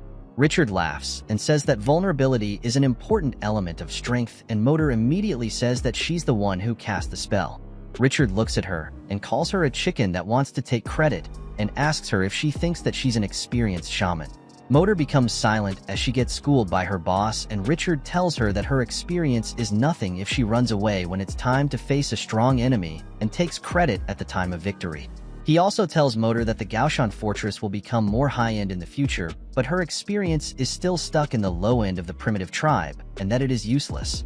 Motor becomes upset, so she hugs herself, while Richard tells her that he would find somebody who is less experienced but more compliant than her. Later, Richard goes on to have a look at the corpses, or the minotaurs, along with Gunther and Lobby. Lobby questions if the enemy is dead, and Richard says that their death is obvious as they have suffered internal bleeding. Richard says that it's a shame that the minotaurs have died because he wanted to sell them to the Colosseum. He thinks that the enemy should be quiet for a little time after bearing such heavy losses, but he's afraid that there will be an even more turbulent storm if the enemy returns after some time. He thinks that the dwarf castle would be in more danger than ever, and asks Lobby if his bow and arrow are forged from the iron or of the Bay Lake. Lobby replies positively, and Richard starts thinking that thanks to his overload system, he's fearless as long as he can buy more time before the war. He knows that the iron ore would belong to him sooner or later, but he realizes that he must help the dwarves through their hard times at all cost. Richard asks Lobby if he can make some more bows and arrows that can be put to great use afterward, but he becomes shocked and nervous to hear Richard's words. Lobby says that there is no problem in making the arrows, but the bed bows are a problem to make. He grabs his head out of tension and tells Richard that he wants to show him something. Lobby takes Richard to the Archer Tower, and he starts complaining about the height of the place. Lobby says that he never expected to have guests, and takes Richard to a small room. He removes the cloth placed over a bed bow and tells Richard that this is the bow that his men have been constructing recently. As Lobby reveals the bow, Richard becomes shocked to see it and can't believe that the dwarves have made such a marvelous thing. Lobby tells Richard that he has some bronze plates that have the manufacturing process of these bows engraved on them, and says that he is constructing the bows by following that method. Richard asks him about the range of the weapon, and he replies that the bow is accurate under almost 700 to 800 feet. Richard says that they can shoot further if they use his binoculars, and says that no one can evade an attack from 3 crossfires at a distance. Lobby tells Richard that the problem is not about the range of the bow, but it's the string of the bow that is causing the problem, and Richard becomes confused to hear him. Lobby tells Richard that the tension of the bow is too much on the sheep's sinew that he uses, as he was going to make the bow with Monica giant leeches, but he couldn't find them. Richard realizes that the dwarves lack the strings for their bows, which is why they never use their bows against the enemy in the attack.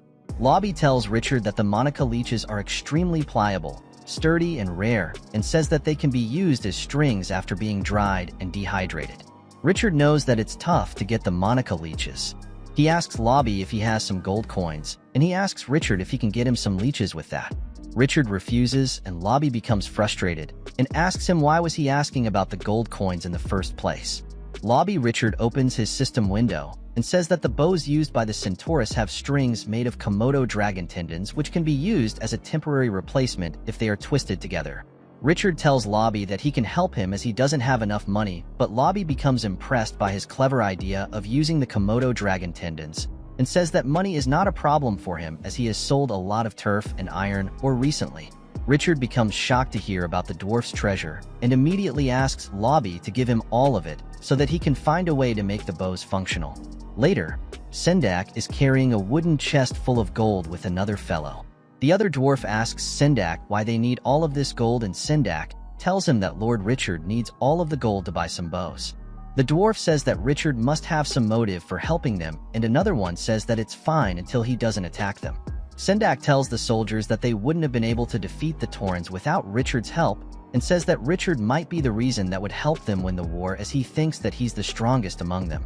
Later, the dwarf soldiers are using the strings from the Centaurus bows to make the dwarf bow functional, but Lobby doesn't think that the strings would be able to hold on for long if the enemy strikes again. Richard asks Lobby if he's afraid, and he becomes upset. He says that the war has been going on for a long time, and that he can afford to lose more soldiers as he has already faced a lot of casualties. Richard tells Lobby that he has a smart way of winning the battle. Lobby asks him what is it, and Richard reminds him that the war is being fought just for the iron, which is why he thinks that they can temporarily evacuate the place and take it back once the other tribes are vulnerable. Lobby panics and says that they can't leave the Bay Lake at any cost. Richard asks him why is he saying so, and he tells him that it's not just the iron, or that they are protecting. Richard becomes curious and asks Lobby what other secrets is he hiding under the lake that he is not ready to leave the lake at any cost. Somewhere inside the castle, Sendak and Lobby are having a meeting along with other dwarves. Sendak says that he doesn't want to share his kin's secret with an outsider like Richard, and says that he opposes the idea of sharing secrets, as he thinks that the secret that is important to them might not be important to others. An elder dwarf named Reno says that Richard is not an ordinary lord, and that he must be helping them for some reason. Sendak agrees with him and says that Richard might want to acquire their iron ore, and Lobby tells them that the Minotaurs would have taken their castle by now if it was not for Richard and his troops. Reno says that they don't have to share their secret with Richard even if he has helped them, and says that he's not going to accept any excuse. Lobby reminds everyone that the war is far from over, and that the dwarves are not able to stand against the second wave of the enemy. He says that he's willing to put his last chips on Richard and dismisses the meeting. Later in the afternoon, two trolls are training in the forest. They are roaring and throwing punches at tree trunks when Richard joins them, and says that their training seems useless to him. Annie is also there. She tells Richard that one becomes the master of his art by practicing it, and says that witchcraft is a random thing. She tells him that one day he'll get to see its benefits even though he can't witness them at the moment, and Motor reminds Richard how he thought of the stone skin troll to be useless. Richard gets close to Motor, taps her on her head, and tells her that she must train the trolls as hard as she can so that his magic team becomes unstoppable. Suddenly, a dwarf comes to Richard and informs him that Lobby wants to meet him. Lobby then points at the crack and enters it while Richard and Sendak also follow him inside.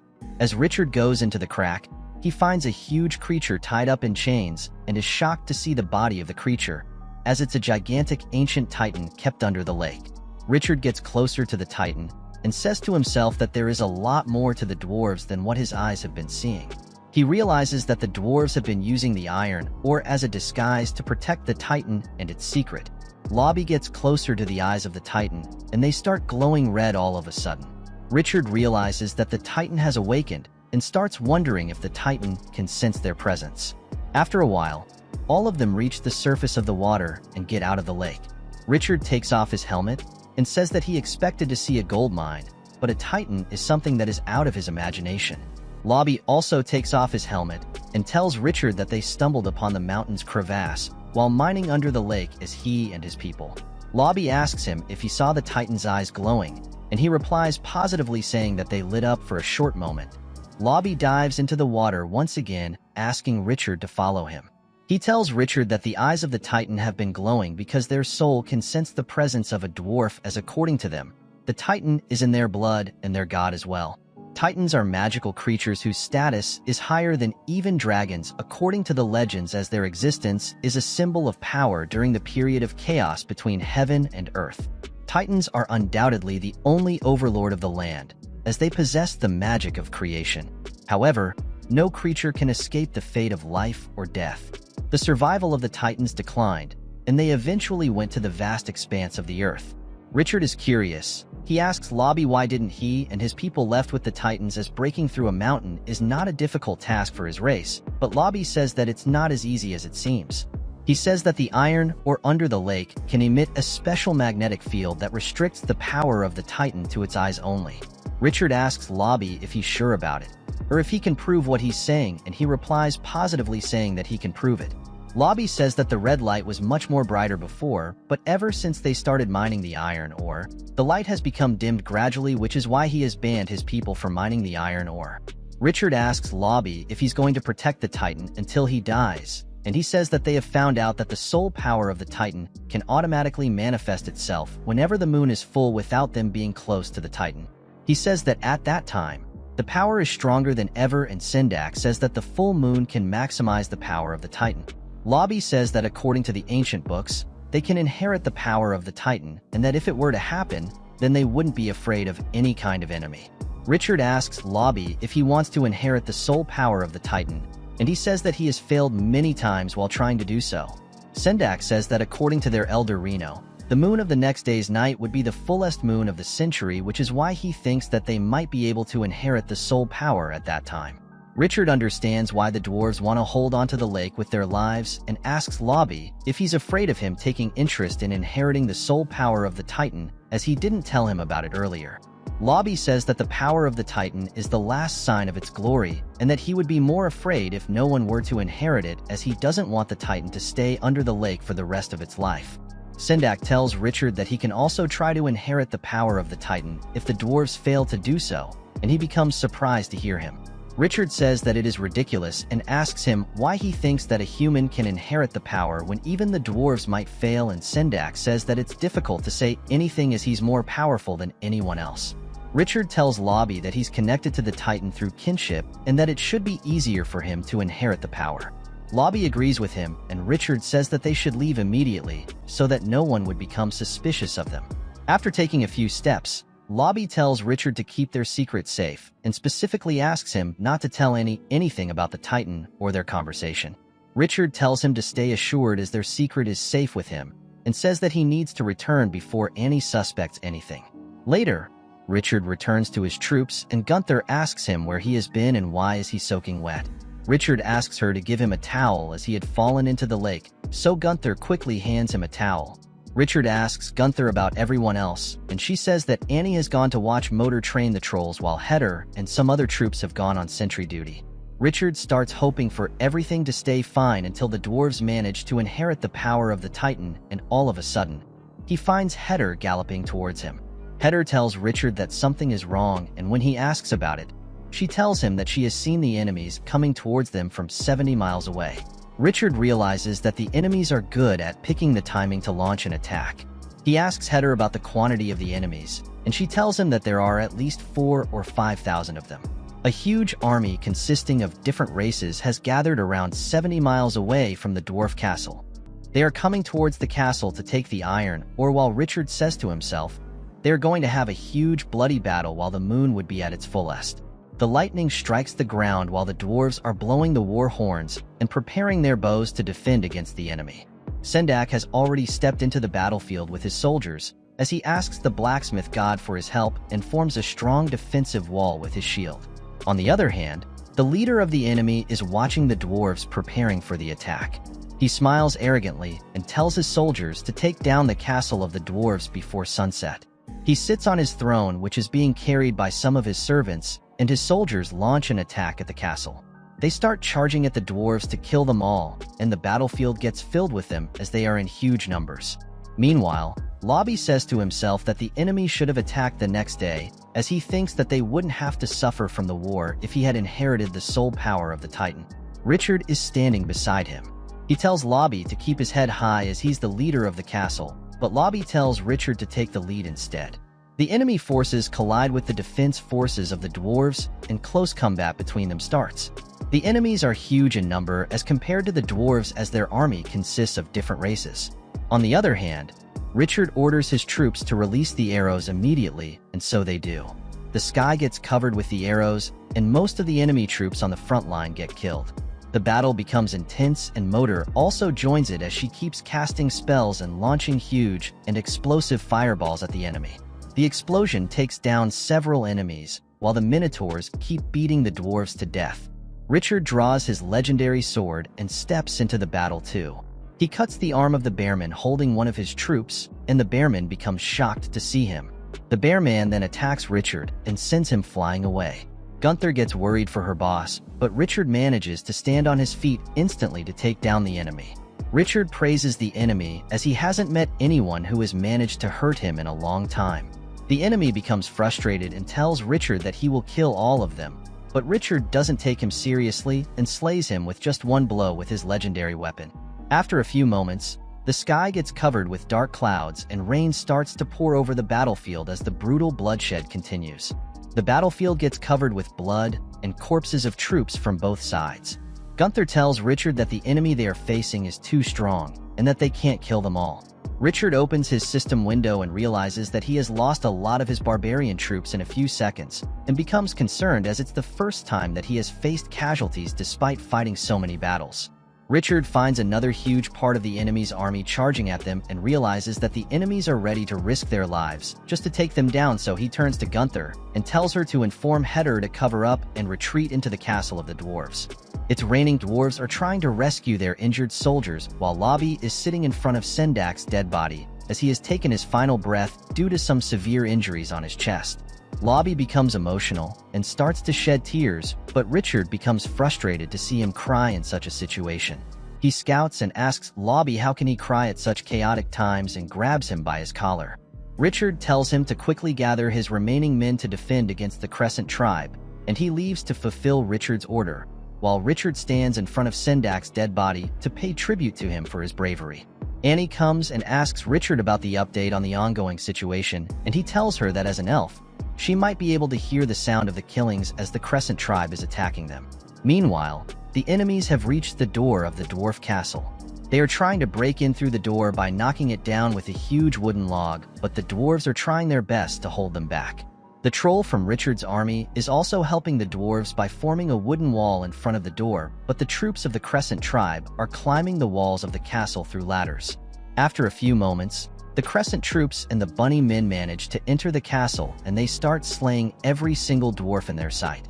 Motor goes and informs Richard about the whole situation, and he is surprised as he wasn't expecting the enemy to enter the castle so soon. Richard asks Motor why isn't she attacking the enemy with her fireballs, and she says that she can't use the fireball spell as it's raining heavily. Richard becomes frustrated and asks her about Gunther and Heder, but all of a sudden, a cannon call strikes the door of the fort and makes way for the enemy to breach into the castle. Gunther becomes shocked to see the Minotaurs enter the castle, and Richard asks her if she's fine, so she replies positively, saying that the troll with the stone skin couldn't hold back the enemies. Richard asks Lobby how many people they have, and he tells him that they have got only 100 soldiers left. Richard smiles and says that each of them has to fight 10 enemies while the enemies are running toward him. He thinks of an idea and orders everyone to attack together with full force and disrupt the formation of the enemy. Gunther jumps into the enemy's lines and starts swinging her axe to kill the enemies, while Richard also keeps slicing the invaders in half with his legendary sword. The king of the bear men becomes frustrated and orders his soldiers to kill Richard, so his troops start running towards him. Richard enters his rage mode, so he swings his sword in the air, activates his mysterious power, and strikes the ground with his sword.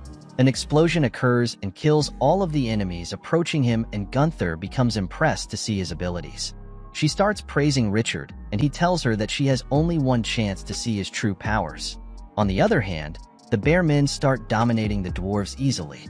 Gunther informs Richard that the dwarves are not able to hold back the enemies any longer, and he becomes surprised, so he immediately orders Motor to use the spell of bloodlust on him. and all of his soldiers. Motor is using her magic while Richard is telling her to speed up the process. Motor puts all her effort into casting the spell, and Richard orders all of his magic team to use all the magic. Motor casts a powerful bloodless spell and launches it into the air, upgrading all of Richard's troops to a higher level. One of the bunny men strikes a dwarf with a sword, but gets shocked to see the sword break after striking the dwarf's armor. The dwarves become confident and launch a joint attack with Richard's troops. They start pushing back the enemies, and the enemy king orders his reserve teams to enter the battle as well. The reserve teams start to approach Richard's soldiers, so Richard orders his troll named Generala to stop the advance of the enemy. The troll forms a huge wall of wood between Richard's troops and the reserve teams, and the enemy becomes shocked to see that they have been blocked from reaching the dwarf castle. The enemy king becomes angry to see the wooden wall, and Richard realizes that the king has been separated from his subordinates. So, he immediately climbs the shoulders of the other troll named General Ha to go and face the leader of the enemy. The troll activates his ability of invisibility and walks through the wooden wall with ease while Richard is standing on its shoulders. Richard goes to the king of the bears and says that it's time to end his despicable life, while the king becomes shocked to see him. Richard pulls out his sword and shoots a strong laser through the belly of the enemy king, and he stops breathing. The king falls on his face, and his troops realize that their master has been killed. They become frightened to see their master lying on the ground lifeless and immediately turn back to run from the battlefield. The enemies start running for their lives while Richard watches his troops slay them one by one and says to himself that the rats are abandoning the ship. The defensive forces of the dwarf castle have managed to secure victory by successfully defending the castle against the invaders and driving them away from their land. At night after the battle, the injured troops are being taken care of as the forces of Richard and Lobby have suffered great losses.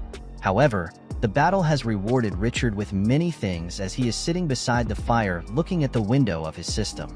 He finds out that he and his soldiers have been upgraded to the next level, and he gets joined by Lobby. He looks at Lobby, finds him wearing a weird costume, and asks him about it. Reno tells Richard that they are preparing to inherit the power of the Titan, as it's a full moon night, and Richard recalls the whole situation in his mind. Lobby says that even though the war has just ended, the opportunity that they have is once in a blue moon.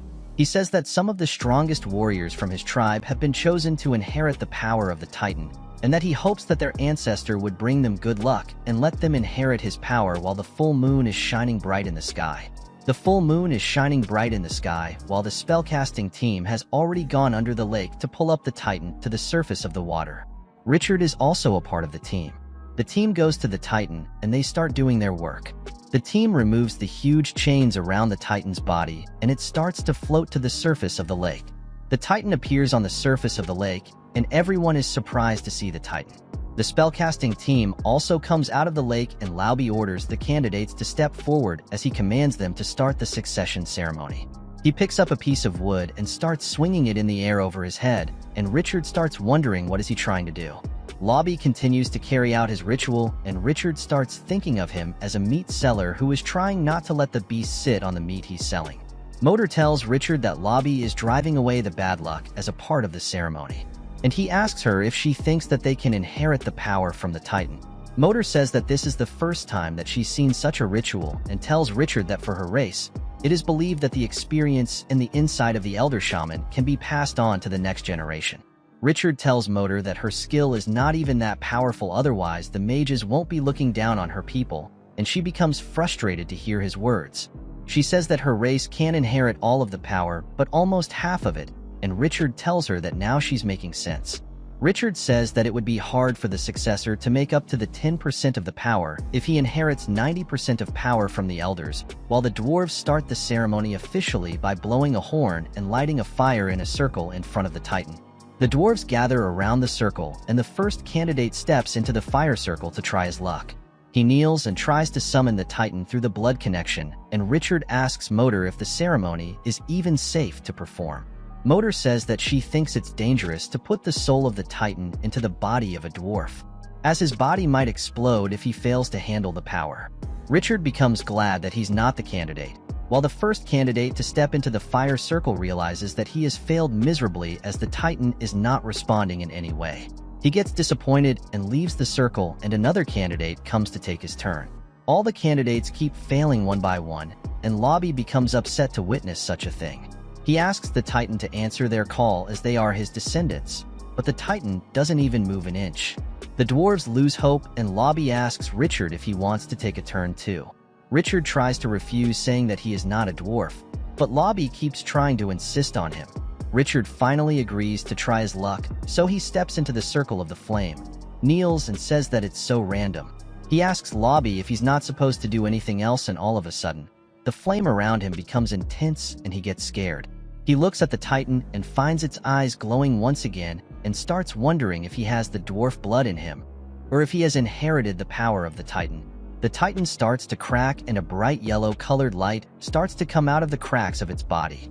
Its eyes start to crack too, and a black cat-like figure appears in its eyeball. Lobby screams and tells Richard to run away as he thinks that the Titan is going to explode, but all the dwarves become shocked to see a mysterious animal coming out of the Titan's eye and floating toward Richard while making some weird sounds. The eyes of the Titan start to shine bright, and all of a sudden, the left eye shatters into pieces and a small white-colored, bunny-like creature appears. Richard looks at the mysterious creature and starts wondering why has it come out of the Titan's eye. While the dwarves are worrying that the creature might fall and hurt itself as they think that it's the descendant of the Titan, the dwarves immediately step forward to catch the creature so that it won't get hurt. While Motor thinks that the white creature might taste good, the creature starts to hop all around the Titan's body, and the dwarves lose their minds to see it do so. Richard says that they can be sure that the creature is the descendant of the Titan as it likes to stay at high places, and suddenly the white creature jumps and lands on the finger of a troll. The trolls also become surprised to see the creature, and they get fascinated by its cuteness. Richard grabs the creature in his hand and realizes that it can glide as it has a patagium stretching from its forearm to its abdomen. The dwarves immediately go to Richard and ask if they can also touch the creature, and suddenly, the creature starts to glow in an odd manner that makes Richard very scared. Richard immediately throws the creature towards the dwarves and tells them to catch it. He steps back and a little explosion occurs that burns the heads of the dwarves while the creature keeps sitting on Reno's head. The dwarves become speechless and Richard starts to smile. He says that the creature is the real descendant of the Titan as it has inherited the thunder magic from the Titan. Lobby tells everyone to look at the Titan as the Titan starts to crack while sitting in the middle of the lake, and the dwarves become emotional to see it happen, so Lobby says that the Titan has completed its mission and that it's time for it to go back to its home. Meanwhile, the white creature keeps making weird noises, and Richard tells everyone that they will call the creature by the new, which is Che-Cho, as it's inspired by the weird noises that it makes. Later during the day, Richard is sitting in a cart with Annie in front of him, while his troops are carrying a lot of luggage. Annie asks Richard why is he leaving for the Gaoshan fortress in such a hurry, as he hasn't even made any agreements with the dwarves. Richard tells her to relax and says that he won't pay her any lesser than her share, and she becomes frustrated to hear him. Annie asks him if he has some secret deal with the dwarves that he's trying to hide from her, but he immediately denies it with weird laughter. Suddenly, Che-Cho appears from behind Richard and Annie is shocked to see it. She gets overwhelmed by its cuteness and immediately leans in to take a closer look. Richard tells Annie that the dwarves were going to raise Che-Cho, but it doesn't eat anything without him being around, which is why the dwarves asked him to take it and raise it by himself. Richard pulls out a baby feeder from his storage bag and starts feeding Che-Cho with it. He also tells it not to drink a lot, or else it might get itself wet. A few days later, after a long journey, Richard returns to Gaoshan Fortress along with Annie. After a few moments, Annie leaves with merchant soldiers promising Richard to return to him as soon as possible to establish trade connections. Richard waits for a few days, but Annie does not return, and one day, the governor of the city Soren comes to visit Richard. Richard finds Soren coming towards his fortress with a few men, so he greets him saying that they haven't met in a long time. Soren tells Richard that he has been hearing a lot about him and says that the bards have been singing his story too. Richard shows gratitude and asks Soren if he has come all the way just to meet him, or if he just happened to pass by through his fortress. Soren tells Richard not to be formal as he has come specifically for him, but Richard jokingly tells him that he's not interested in men. He tells Richard that he wants to talk to him while enjoying the rare food that he has brought, and Richard agrees with him. Richard takes Soren inside the fortress, and as Soren opens his luggage, Richard realizes that the rare food that he has been talking about is teppanyaki squid. Suddenly, Chaicho comes out of nowhere and jumps into Richard's arms. Richard holds him gently and asks him what is he trying to do, but he gives Richard a nut. Richard cracks the nut, eats it, and drops the peel on Chaicho while Soren looks at Chaicho and says that it's cute. He says that he can sense the magic from it and asks Richard if it's a monster. Richard tells Soren that Chaicho is a descendant of the Titans and asks Chaicho to call a centaur cook for him. He gives Chaicho a nut as a reward, and he immediately eats it and leaves to call the cook while Soren starts to laugh to see him act so cute. Richard tells Soren that Chaicho has inherited the power of the Titan despite being small, and Soren tells him that he likes his joke. Richard asks Soren if he doesn't believe him and says that he's fine with it. Later, grilled squid is served to Richard and Soren, so they sit by the fire to have a meal. Richard thanks Soren for his help and says that his expansion journey wouldn't have gone so smoothly without his help. Soren asks Richard if he knows why he has been helping him, and Richard becomes frustrated because of the suspense created by him. Soren then puts some strange powder in his mouth and tells Richard that there are two major factions within Pomple. Richard becomes shocked, and Soren tells him that one faction leads toward the Church of the Holy Light and wants Pomple to be accepted into the diocese, while the other faction is more inclined to the Ice Goddess and doesn't want to have too much to do with the church. Soren says that the Church of the Holy Light is the dominant faction in the human world at the moment, but in Pomple, the most northern country in the human world, the Ice Goddess is their faith. Soren also says that Pomple often experiences disasters from snow and ice, which is more conducive to the spread of faith in the Ice Goddess. Richard asks Soren if he and his half-brother Winger Orland belong to the different factions, and he replies that being a mage, he doesn't believe in God anyway, so he's neutral. Richard reminds Soren that mages don't smoke too, but he tells him that he's not smoking but inhaling a giant beaver's brain marrow powder, as it helps him relieve stress caused by the migraine because he has to use his brain a lot as he's a mage. Richard tells Soren that he doesn't believe in the existence of God either, as there is no proof of him descending to the earth, and he says that it's hard for him to believe in something that doesn't even exist. Soren tells Richard that he has been investigating him for a long time, as infidels like him are quite rare. He tells Richard that he helped him because he thinks that the rare species are worth protecting, and Richard becomes shaken to his core to find out why Soren has been helping him out. Richard asks Soren if he wants him to be a centrist, and he says that it had been his plan. Richard becomes even more shocked and tells him to keep dreaming, and says that the centrists are the ones who are targeted by the two factions of the Empire whenever there is a dispute. Soren tells Richard that he's correct and advises him to choose the Holy Church of Light if he ever has to choose one of the two factions one day. Richard asks him the reason for such a statement, and Soren puts a gold, silver, and a copper coin in front of him. He tells him that the coins are different types of coins used in Pomple, and says that the gold coin is equal to 12 silver coins while a silver coin is equal to 24 copper coins. Soren then raises his hand and says that they have 10 fingers and that they could have adjusted the ratio more easily, but they didn't do so. Richard asks if it's because the Ice Goddess has 12 feather wings and that there are 24 gods beneath her, and Soren tells him that the Ice Goddess holds deep influence over the world. Richard doesn't pay attention to Soren's words and picks up the gold coin in front of him. Soren asks him why is he going crazy over a single gold coin, as he's now a famous and strong person, and Richard says that he needs money. He tells Soren that he still owes him 1,000 gold coins, but Soren tells him that the credit has been increased to 1,001 gold coins, as he has picked up another gold coin in front of his eyes without his permission, and Richard loses his mind to hear Soren say such a clever thing. Later, Soren is getting ready to leave Goshen, so Richard asks him if he's leaving already.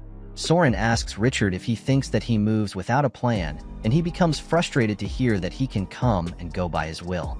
Richard tells Soren that he's very spontaneous, and he tells him that he put down a bunch of work to visit him, as he came to know that he was developing quite well. Richard tells Soren that he's the only one to have such a privilege, and he replies that it's nothing to be jealous of. He tells Richard that there are broader territories that are waiting to be explored by him, and he asks Soren if he regrets not doing his job in the first place. Soren refuses and mounts his horse. He says that he's slightly allergic to the beaver brain powder that he was inhaling earlier, as it makes his neck itchy, but it's important for him as his migraine is quite serious. Soren says that he knows that he's exempt from unbearable pain even though he complains about an itchy neck. He tells Richard that this is how he makes a choice and hits the road with his soldiers. Later, Richard is lying on the bench under the sun when all of a sudden, Motor informs him that Annie has returned, and he finds Annie waving at him from some distance. Annie takes a look at the Gaoshan fortress and is shocked to see its infrastructure as it has been developed a lot under Richard's supervision. She says that the fortress has changed a lot, and Richard asks her if she can't recognize it.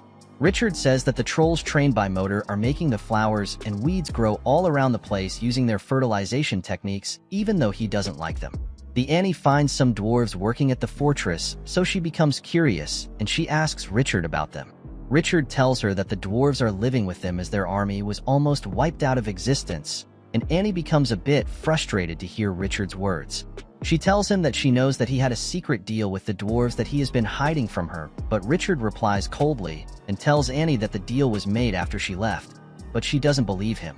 Annie finds some bunny girls standing beside Richard and flapping banana leaves at him, while he relaxes under the open sky. She asks Richard who are they, and after thinking for a second, he says he's a soft-hearted person and that after the battle many tribes have been wiped out, which is why their remaining members have taken the initiative to come and settle at the Gaoshan fortress, so he can't turn them back. Richard blames everything on Motor and says that she's the one who told him to take the girls in and make them his maids as they didn't have anyone to return to. Motor becomes confused and surprised to see Richard pouring all the dirt on her, but Annie tells him that she wants to show him something. Suddenly, a person wearing a cloak walks towards them, and Annie tells Richard that she wants to introduce him to a famous naturalist whose name is Buckland. The person removes the cloak from her face and greets Richard while he is shocked to see a tigress standing in front of him. Annie tells Richard that Buckland belongs to the famous White Tiger clan and specializes in art rather than combat. Buckland tells Richard that her nickname is Sugar and that he can call him Sugar Tiger too. Richard tells her that he's glad to meet her and starts thinking of an artist whose name is similar to Sugar's name. Annie tells Richard that Sugar wants to do some wilderness research at the Gaoshan fortress and asks him if he's fine with it. Richard agrees with a smile and tells Annie that he doesn't have any problem with it. Later, Gunther comes to Richard with some men and informs him that she's leaving.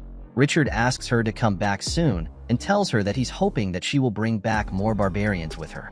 Gunther smiles and tells Richard that she will bring the whole tribe, and he bids her farewell as she leaves with a bunch of troops.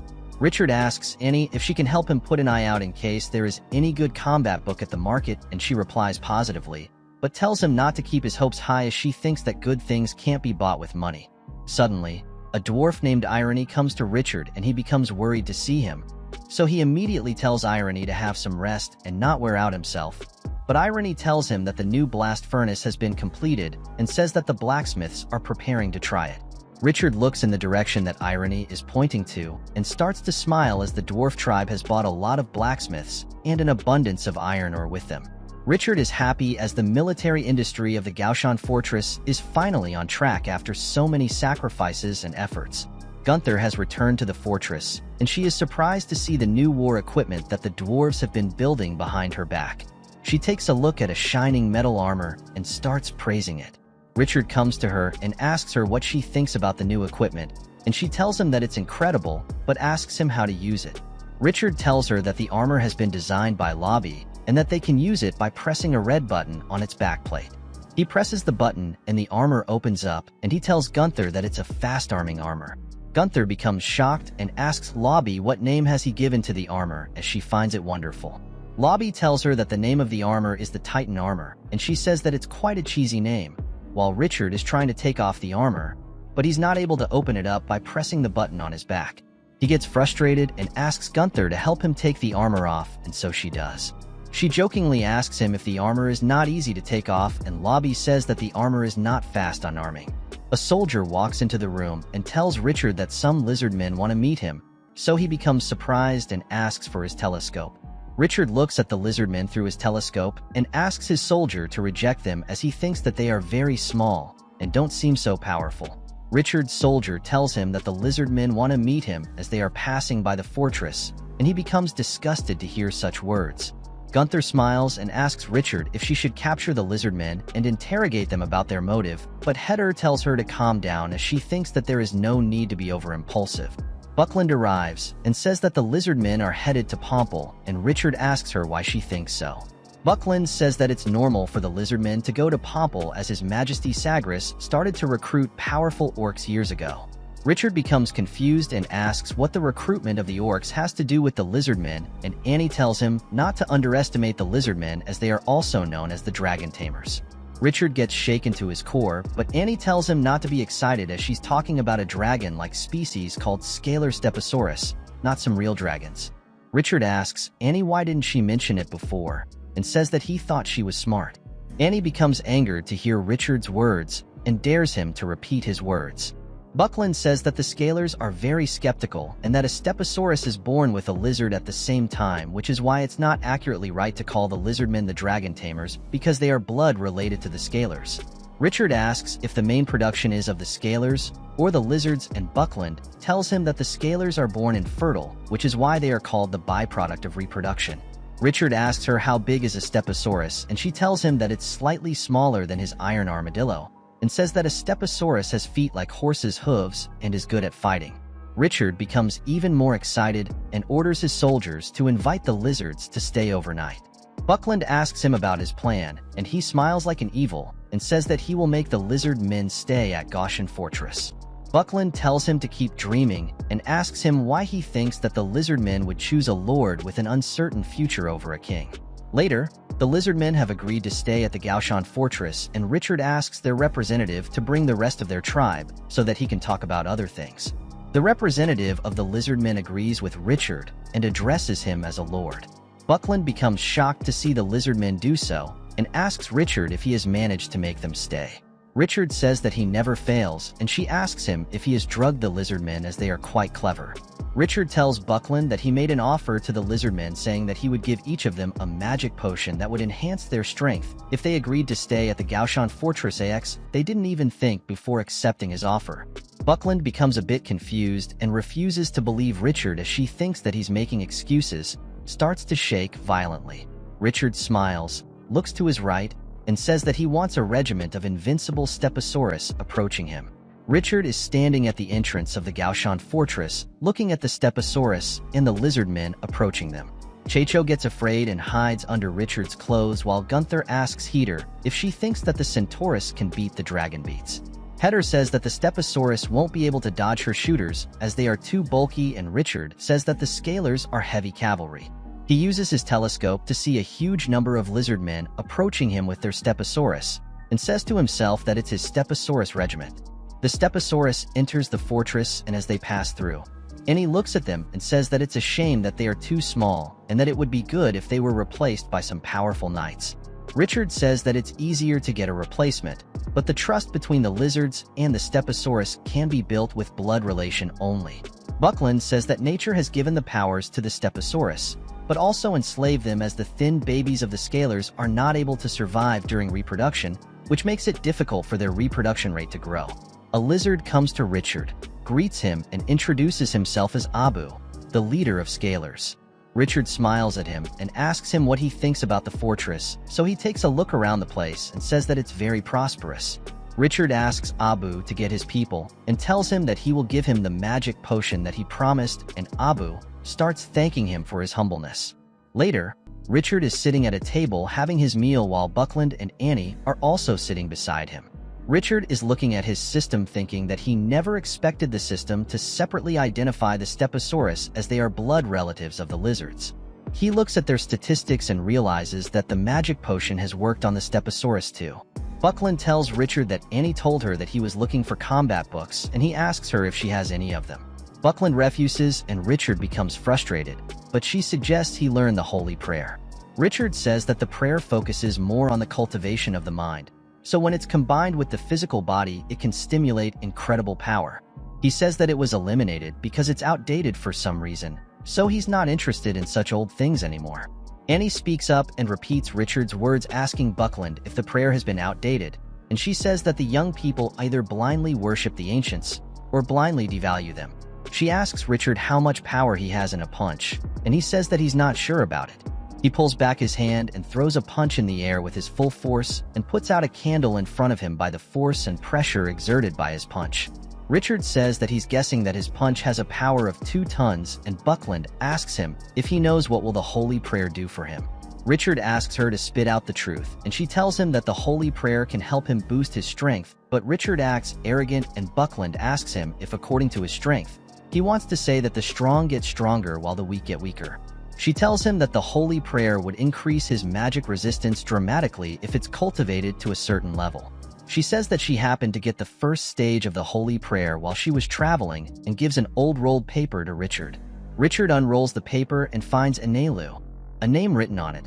So he starts wondering if it's the swordsman that got dual training in combat and magic.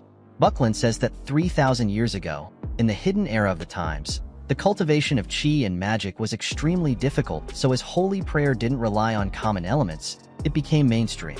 And Yahello wasn't only outstanding in holy prayer, but also cultivated magic and became a tutor. Richard tells Buckland that he believes none of her words, and she says that parchment can only be preserved for so long, and that it should be the future generation's responsibility to copy it. Richard settles down and Buckland asks him if she can have the honor of being the interior officer of the Gaoshan Fortress, and Richard agrees with her, saying that he has no problem with it. Richard tells Buckland that it's perfect if she wants to start an internal affairs management system for the Gaoshan Fortress, as she's an educated person, and she becomes happy to hear his words. Buckland becomes excited and says that the Gaoshan Fortress is a kind of place that is developing wildly with intense vitality, and says that she hasn't seen such a beautiful thing in a long time, which is why she loves this place too much. Richard is sitting in his room reading about the stages of the holy prayer from the paper given to him by Buckland. He comes to know that the holy prayer has 5 stages, and that they range from low to high, starting from sunlight, starlight, moonlight, obsidian, and apocalypse. He reads that the sunlight stage can be used for half an hour a day to increase half the strength, and after it's upgraded, the duration and effect will be doubled. Richard decides to give it a try to see if he can grasp it. He gets excited and calls himself a genius, and says to himself that this is exactly what it's like for holy prayer entry. Richard knows that it takes at least a month for normal people to get to this stage, as he has already activated the sunlight stage. He starts thinking that he will officially enter the sunlight stage if he can channel the warm glow into power coiled in his heart. He starts wondering if he should get it done before going to bed, but after a second, he changes his mind and decides to check his overlord system and leave the rest for the next day. Richard opens the system's window and gets shaken to his core to see the system showing him that the holy prayer has already been updated. He realizes that he has got some points for himself and starts wondering if he should put those points on the holy prayer too. Richard has been saving his points for too long, and now they are getting more difficult to attain. He says that he can't earn enough points even though he never misses his training session, and decides to take a risk as his inner turmoil is going crazy. He gets excited and says that he's going to make the world's fastest upgrade and puts the points on the holy prayer. Richard's system tells him that he has reached the maximum level of proficiency and rewards him with an additional 30 points.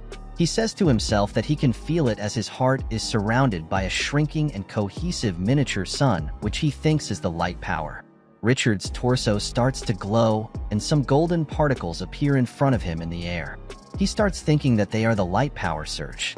He looks at his roof and realizes that the power has improved his eyesight, as he's able to see the details that he wasn't able to see before. He clenches his fist and says to himself that the thin air has become as sticky as glue, and he feels like he can use every part of nature. He realizes why Buckland was highly suggesting he use the holy prayer, and decides to put the remaining points on it too. Later, Richard is lying outside on a bench daydreaming that everyone would be impressed by his potential, and that Buckland would be crazy to see him make such crazy progress in just one night and would declare him her idol. Heder, Gunther, and Lobi come and greet Richard. They tell him that he looks in quite a great mood, but he gets upset as no one has realized how much he has progressed in the holy prayer in just one night. He finds Buckland at some distance reading a book, so he immediately goes to her, and as he is about to tell her about the light power, she cuts him off and tells him that the next part that he must read is about the warm flow if he is done reading about the light power.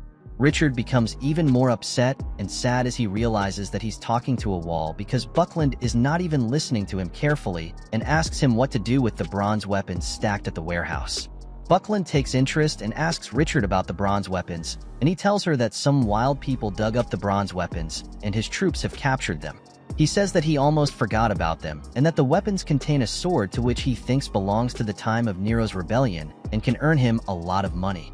Richard smiles and tells Lobby that they should be able to sell the bronze weapons for a large sum of money, as long as they have dozens of them, and Buckland asks if she can also look at the weapons that he's talking about. A few moments later, Richard goes to the warehouse and is surprised to see a mountain of bronze weapons in front of him, as he never expected them to be in such huge numbers. He says that it's too much and thinks that heaven has rained the weapons down upon them, and that the days are also looking up for them. He says that the bronze weapons are not like wildflowers, but they are too expensive because of their scarcity, and Buckland picks up one of them to take a look. She takes a closer look at the weapon and says that it doesn't seem right to her, and she thinks that they are very well preserved. She licks the blade of the weapon and says that the weapon might be coming from an ancient tomb or armory. She rubs it against her face and says that she always heard about such weapons, but never expected to see them in reality. Richard becomes greedy and says that he's going to become filthy rich. He asks his soldiers to call Motor, as she is well aware of the wilderness, and they leave to bring her. A few moments later, the guards drag Motor toward Richard, and she starts saying that she hasn't stolen the milk of the trolls. Richard smiles in her face and tells her to answer his questions, so she agrees with him. Richard points at the weapons behind him and asks her if she has seen those weapons before in the tribes, and she replies positively as her eyes sparkle up. Richard becomes super excited and starts asking her so many questions about the weapons, and she says that they were exchanged from the neighbor to the east around 6 months ago. She also tells him that the weapons were brought by many tribes as they are cheaper than the iron ones, and Richard loses his mind to hear her words. He shouts and asks her why didn't she tell him such an important detail earlier, and she asks him why is he taking so much interest in a junk like that. Motor tells Richard that their homemade weapons are much better, and says that the bronze weapons are crap in front of them. Buckland starts to smile, and Richard tells himself not to take Motor seriously as he thinks that she's not much educated. He taps her on her shoulder and tells her that he's going to give her a new task. He tells her that he will assign her 10 troops and that she will have to find out the source and origin of the bronze weapons. Motor smiles and asks Richard if she can deny the task, but he tells her not to even think about it. Later, Motor leaves with 10 troops and starts her journey to find the source of the bronze weapons.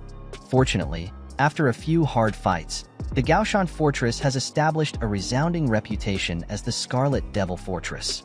Motor becomes extremely popular during her journey, and countless aborigines are fawning. Motor finds the origin, and by the time she comes back, her search party has been increased from merely 10 troops to 100 people. Motor and her search party are standing at the gates of the Gaoshan Fortress, while Richard is watching them through his telescope as he thinks that an army is approaching to attack his fortress. Buckland tells Richard that the source of the people along with Motor is very complex, as all of them belong to different tribes, and Richard tells her to give each of them a nickel and put them to work for cutting the grass and feeding the cattle. Later, Richard puts Motor's work party on the work while she's showing him a place on the map. She says that her search party belongs to a certain place on the map, and Richard becomes shocked to see that the place is around 100 miles in size. He decides to pick up a reliable guide and dozens of people as he wants to go there by himself and see what's happening. He says that he will exchange the people with 100 tons of wheat beans and feed the Stegosaurus as their bellies never get filled. Later, Richard is getting ready to leave while he tells his soldiers to guard the fortress behind his back. After a week, Richard returns and Annie tells everyone about it. Buckland asks him how was his trip, and he shows her a cart full of ancient weapons and armor. He says that he never fails, and Annie says that she hopes that those weapons won't collapse the price of the ancient weapons on the market. Richard gets off his horse and Buckland asks him about the bunny men that he took with him, and he says that he has left them behind to chisel down a beautiful fresco on the wall of that place. Buckland asks him if anything would happen to the bunny men, and he tells her not to worry as he thinks that no one would attack them. Meanwhile, the massive leakage of the bronze weapons has managed to catch the attention of another legion as Hendra Gunawinri, commander of the Brown Bear Boar Army of the Kingdom of Stuarts, is standing at some distance from the origin of the bronze weapons that have been looted by Richard a few days ago. Hendra belongs to the Kingdom of Stuarts, which is one of the 3 major powers. He is the grandchild of the Imperial Marshal of a kingdom equally strong as Pompel. With a powerful family background, a noble origin, and a great future, Hendra is an aristocratic noble, not an ordinary person. Unfortunately, things are not as simple as that. After training with his brother, Hendra was sent to the border as the commander of the Brown Bear Boar Legion. The Kingdom of Stuarts has strict rules for naming the legions, as the name can tell a lot. The first-tier elite legions are named after natural disasters like Storm Fury. while the second-tier legions are named after powerful beasts like Dragonhorn or Eagle Armor. But the names of ordinary animals like bears, boar, or elephants are given to the worst tier, which is the third legion that Hendra commands. Hendra is 27 years old and doesn't seem to have any kind of promotion opportunities, but he's the kind of person who would never give up. A few days ago, while fighting the bandits, he came to know that they had a lot of bronze weapons, so he immediately began to investigate it, and it didn't take him much time to find out the origin of the ancient bronze weapons. Hendra is looking at the place that Richard looted some time ago, when his soldier comes and asks him if he wants them to capture the people inside and start interrogating them. Hendra orders his soldiers to just crush the people as he thinks that the answer will reveal itself, so he orders his men to set up the camp because he wants them to launch an attack after the sunset. On the other hand, the bunny men are trying their best to chisel down the fresco on the wall, but they are not able to succeed after so much effort as the wild people that were helping them earlier are not doing anything now. One of them says that they should leave the rest of the work for the next day, as it's quite dark and all of them agree with him to have some rest. Fitipits is a bunny man trying to chisel the fresco too. He goes to take a dump into the bushes and behind his back, Hendra launches a surprise attack and kills almost all of his mates while he's still in the bushes hiding from the invaders. Hendra wipes off the blood of the workers from his blade and asks his soldier about the update. The soldier tells him that the ancient weapons that they are looking for were found by the people they have killed, but Hendra asks him where are the weapons. The soldier hesitantly tells Hendra that a lord from Pample came and took all of them 3 days ago, and Hendra asks about the lord who beat them to it. The soldier tells him that the lord is from the Gaoshan fortress and that the people say that he's a direct descendant of the god because he's extremely powerful. Hendra says that the people are uneducated and that he doesn't want to pay attention to their words as he thinks that the enemy is just a lord who is trying to expand his territories. Hendra says that a war is about to start, and his soldier tells him that they would be in big trouble if the word reaches Pample. Hendra agrees with him, but says that it would take around a month for the words to reach Pample if the lord gets wiped out, but, in the meantime, he thinks that the griffins would ruin the corpse of the lord and that no one would ever know about his miserable death. All of a sudden, he senses a very unpleasant smell and Fitipits becomes scared as he thinks that he might be caught by the invaders. On the other hand, Richard is sitting at a table with Buckland and others when she says that the king of the kingdom of stewards is called Baroni. She says that he has a lot of eccentric ideas and that he appointed a lot of kids as the chief of the guard legions, which is why the kids feel lucky to be in the army, so they invest in the equipment from their own pockets. Buckland asks Richard if he knows how many gold coins the kingdom of stewards saved by using such a simple trick, but he remains silent. She tells him that the kingdom has saved at least 100,000 gold coins, and everyone is shocked to hear her. Gunther asks what Barony did with so much money, and she says that he squandered it as he's known for lust and gluttony. Richard smiles and calls Baruni a corrupted person, and all of a sudden, 2 soldiers enter the room with a bunny man struggling to walk. Richard becomes frightened to see them and realizes that the bunny man is Fitipits, as he raises his head and informs him that someone is going to attack the Gaoshan fortress, which makes him surprised. Richard asks if the army coming to attack them is the Bearboar Legion, and Buckland tells him not to worry as she's aware that a legion of the Stork Kingdom has no more than 4,000 soldiers, and since the Brown Boar Legion is a garrison, it won't have more than 3,000 soldiers. Richard says that he thought that the legions were the upper rankings unit, but he's more worried about the number of wizards that might accompany the army as he remembers that the wizards played a huge role in the battle against the Minotaurs. Annie becomes scared and says that it would be very difficult to deal with the enemy if their wizards were stronger, while he starts thinking of his wizard team as a jerk with 2 trolls that he thinks are no less than idiots. Buckland tells him to calm down as the advanced wizards are too rare despite being powerful, and Annie says that Barony is very suspicious and she thinks that the advanced wizards will only be issued to the army at the time of war. Annie says that it's the time of peace, and Richard tells her that he didn't know that she would know so much about something else other than money. Annie teases, and him asks him if he doesn't know about it. She says that there were a lot of voices from both the sides and all the countries knew about it, and he asks her when did such a thing happen. Annie tells him that it happened exactly 20 years ago, and he says that he wasn't even born 20 years ago, and tells Annie that not everyone can live as long as her as she's 114 years old. Buckland says that she doesn't think that they should worry about the wizards, and Richard says that the wizards of the opponent might be even worse than his wizards. He says that the enemy has 3,000 soldiers and is not accompanied by any wizard, which is why he thinks that they won't be able to return alive if they ever come to attack him. Buckland becomes shocked to hear him and says that even if he puts all of his soldiers on the front, he won't have more than 600 soldiers, and asks him how can he be so relaxed as the enemy is at least 5 times larger than their force. Richard ignores Buckland and tells Annie that the spoils of the battle will belong to her, and she becomes extremely happy to hear it. Annie asks Richard if he's sure that they don't need reinforcements, but he arrogantly says that the Great Lords don't take help from anyone and dismisses the battle meeting. Thousands of people in the Gaoshan fortress have started preparing for the war. To avoid loss or damage, Richard has decided to present the battlefield in the east as the fortress is located on the west of the river. He has also ordered his people to build a fake Lord Hall on the east bank of the river to confuse the enemy while his trolls are using their fertilization skills to form a green wall at the bank of the river using tall wild grass and weeds. 20 days later, the two sides face each other for the first time, and after a first round of cautious testing, they charge directly at each other. Even though the scouts of Hinda have good riding skills, they are nothing in front of Heder and her centaur troops, which is why the battle between them ends in no time. Heder returns and tells Richard that she saw the enemy approaching them with heavy cavalry, and he says that it means that the enemy has quite valuable equipment. He looks through his telescope and says that the speed of the enemy is quite slow, as even after 20 days, only their rangers have managed to come near his fortress, which is why he thinks that it would take them a few more days to arrive at the gates of the Gaoshan fortress. Meanwhile, Hindra looks at the arrows shot by Richard's troops and realizes that they're using the Centaurus troops as rangers. He snaps the arrow and says that despite trying to delay the inevitable, his enemies will be defeated once his army arrives.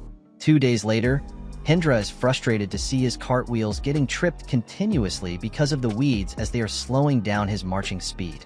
He can't even leave behind his soldiers as he has a heavy cavalry of 200 soldiers that are very important for him for the battle. Later, Gunther and Richard are in a watchtower when Gunther informs Richard that the enemy has arrived. He takes a deep breath and picks up his telescope to watch the enemy, and as he sees them, he questions himself if he has been waiting for such a shabby regiment over the past few days. He realizes that the front of the cavalry armor of the enemy is made of metal while the back is made out of cowhide. He also looks at their horses and says that the enemy has no right to be so arrogant as their horse armor doesn't even have any protection at the back. Richard becomes frustrated and says that he's not willing to waste time over such a child's play while Hindra is approaching him with his soldiers having high hopes. Hindra is standing at some distance from the fortress and watching Richard's forces through a telescope. He looks at the barbarian troops standing in front of him with strong armor and realizes that he has underestimated the enemy and their force. Suddenly, Hindra's soldier points at the huge tall reeds made by the trolls and asks Hindra to take a look at them as they have grown to a wild size. The soldier asks Hindra if he thinks that there could be an ambush in the reeds, but he refuses, saying that it's not possible to catch up speed while running through the muddy soil of the reeds. Hindra screams and orders his soldier to prepare for an attack. He commands his infantry to form the front and his cavalry to form up the flanks. Hindra's soldiers seem to have a very high morale. They quickly form their formation and launch a batch of arrows at Richard and his troops, but Richard's troops defend themselves using shields. Gunther defends herself and Richard using a shield while Richard keeps standing unfazed and Gunther asks him if they shall attack too. Richard stays patient and tells Gunther to practice patience too as he wants the enemy to come a little closer. The commanders of both sides have one thing in common, that is they are extremely confident in their forces, but Hindra fears that Richard might flee while Richard fears that Hindra might find out about his surprise attack. Heder is only focusing on defense, fearing to discourage the opponent's offense.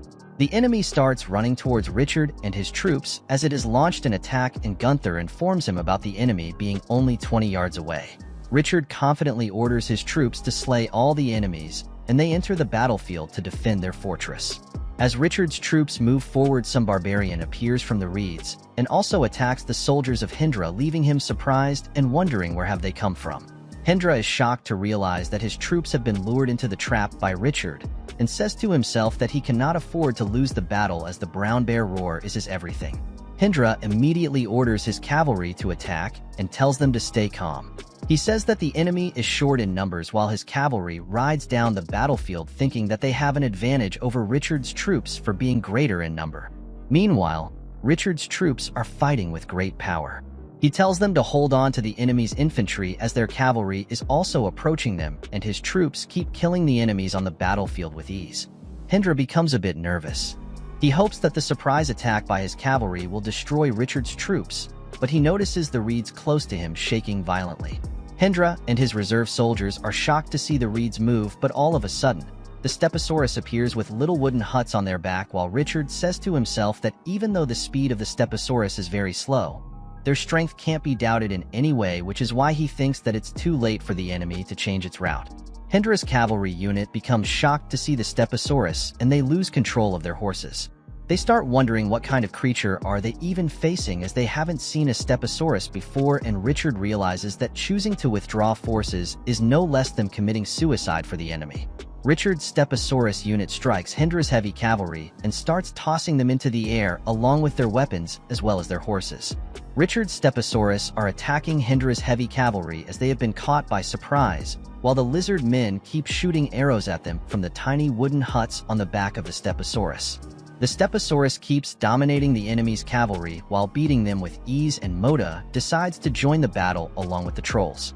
She says that it's her turn, so she launches a huge fireball into the air and throws it into the enemy's lines.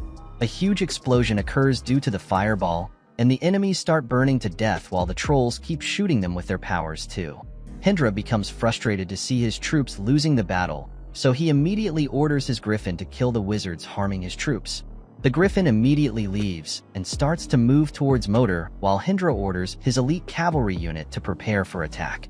The elite cavalry unit gets ready while Motor notices the griffin running towards her, so she tries to tell the trolls about it, but she gets ignored by them and she loses all of her hope.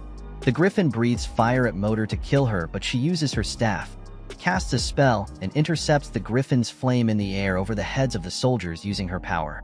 On the other hand, Richard has also stepped onto the battlefield, and he's slaying the enemies with his legendary weapon quite easily.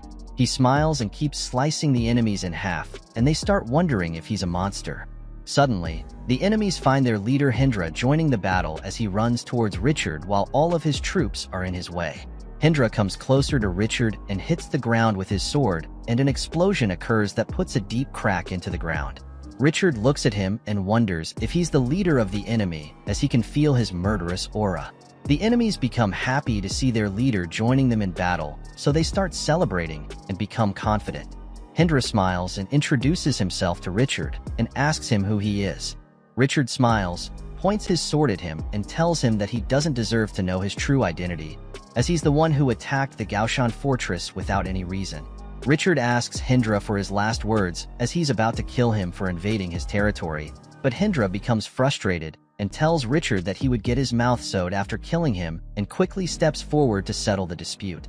Hindra gets closer to Richard and attacks him with his sword, but Richard blocks him and attacks him back. Richard keeps attacking Hindra, and he keeps blocking all of them, so he pushes him back and says that it seems like he has trained himself. Hindra says to himself that Richard is much better than he thought, but his life is going to end in a few moments. He smiles wickedly as three of his elite infantrymen try to approach Richard from his back, and Hindra's troops become happy to see them. Richard tells Hindra that he thought he was an honorable person, but he's trying to sneak up on him. He smiles and says that it's quite unfortunate for him, as he has got himself a backup plan, and proceeds to activate his light power. Richard then swings his sword towards the enemies approaching him, and within a few seconds, he manages to slice down Hindra's elite infantrymen into halves using his legendary sword. The enemies become shocked by Richard's extreme power, while Motor and the trolls are running for their lives as the griffin is breathing fire at them.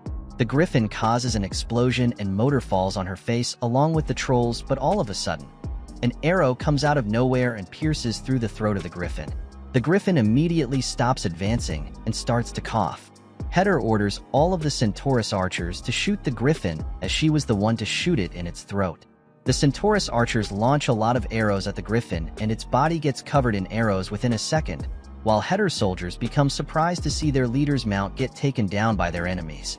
Hindra becomes extremely frustrated. He calls Richard and his troops bastard, and immediately gets up to attack Richard. He tries to attack Richard with his sword, but Richard blocks his attack with his weapon and asks him why is he calling him a bastard when he's the one who started the war without any reason. Richard kicks Hindra in the belly and pushes him a few steps back. He then attacks Hindra with his sword, but Hindra remains calm as he knows that his armor will only become stronger after each of Richard's strikes, as it's magical. However, Richard keeps hitting Hindra's armor, and he becomes shocked to realize that his armor is not getting any stronger against Richard's attack. He screams out of frustration and starts wondering why is Richard not hurt yet. All of a sudden, Richard delivers a powerful blow at Hindra, but he tries to block it with his sword and ends up losing it as it gets broken into in half. Hindra becomes upset about losing his sword, and Richard knocks him down by kicking him in the chest. Hindra falls on his back, and Richard tells him that he doesn't deserve to be a chief if he can't even fight without his weapon. Richard tells Hindra that his magical armor is so powerful that his hands are burning, and he becomes shocked. He says that the fire counter-strike can incinerate a person but can't believe that it has given only a few blisters to Richard on his palm. He becomes disappointed, so he kneels in front of Richard and says that he surrenders while his troops become saddened to realize that they have been defeated.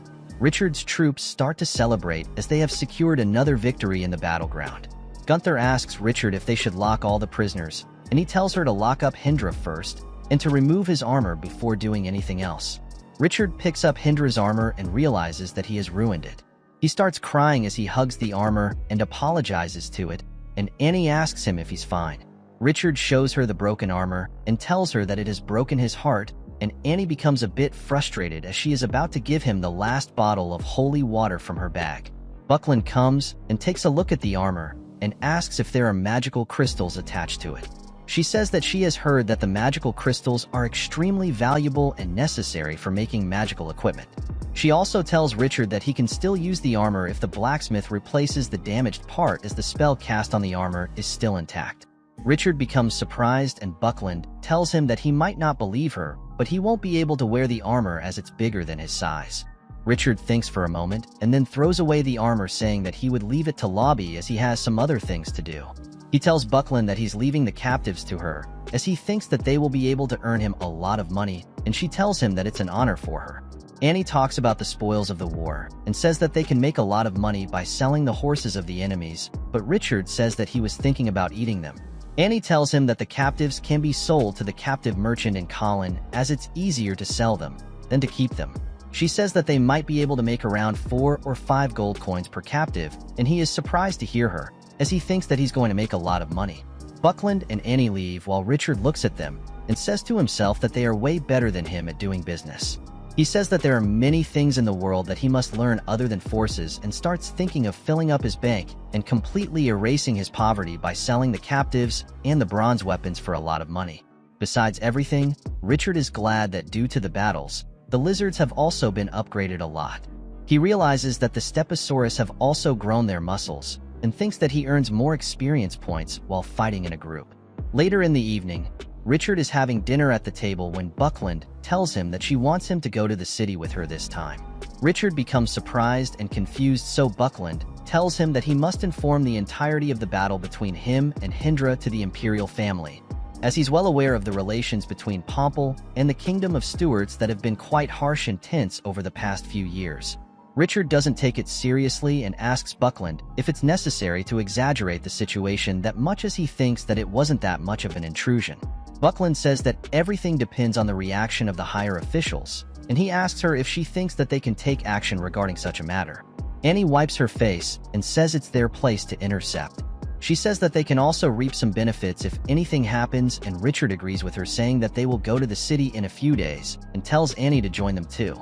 6 days later, all of the loot has been captured and the captives are standing in front of Richard before he leaves for Colin. Richard takes a look at the long queue of the captives in front of him and is surprised, as he wasn't expecting to have so many captives. Hindra is also among the captives, and he doesn't seem too happy with Richard as he screams at him and tells him that he had used the holy prayer. Richard's guard tries to stop him, but he asks Richard if he's right, and Richard tells him that he looks quite manly with the beard as he hasn't shaven in the past 6 days. Hindra becomes even more frustrated and shouts at Richard, saying that only the holy prayer could have given him so much power without any elemental fluctuations, and Richard tells him that he's right. Richard tells Hindra that he won't get any reward for being right, and he asks him about his level, as he can't believe that he was not able to hurt him even after using the fire counter-strike. Richard says that there is a problem and tells him that he hasn't been able to enter the apocalypse. Hindra becomes shocked to hear Richard's words and starts wondering how is that even possible. He says to himself that Richard has already reached the obsidian stage, and starts questioning his mental state as he thinks that he is wrong for trying to capture Richard's territory.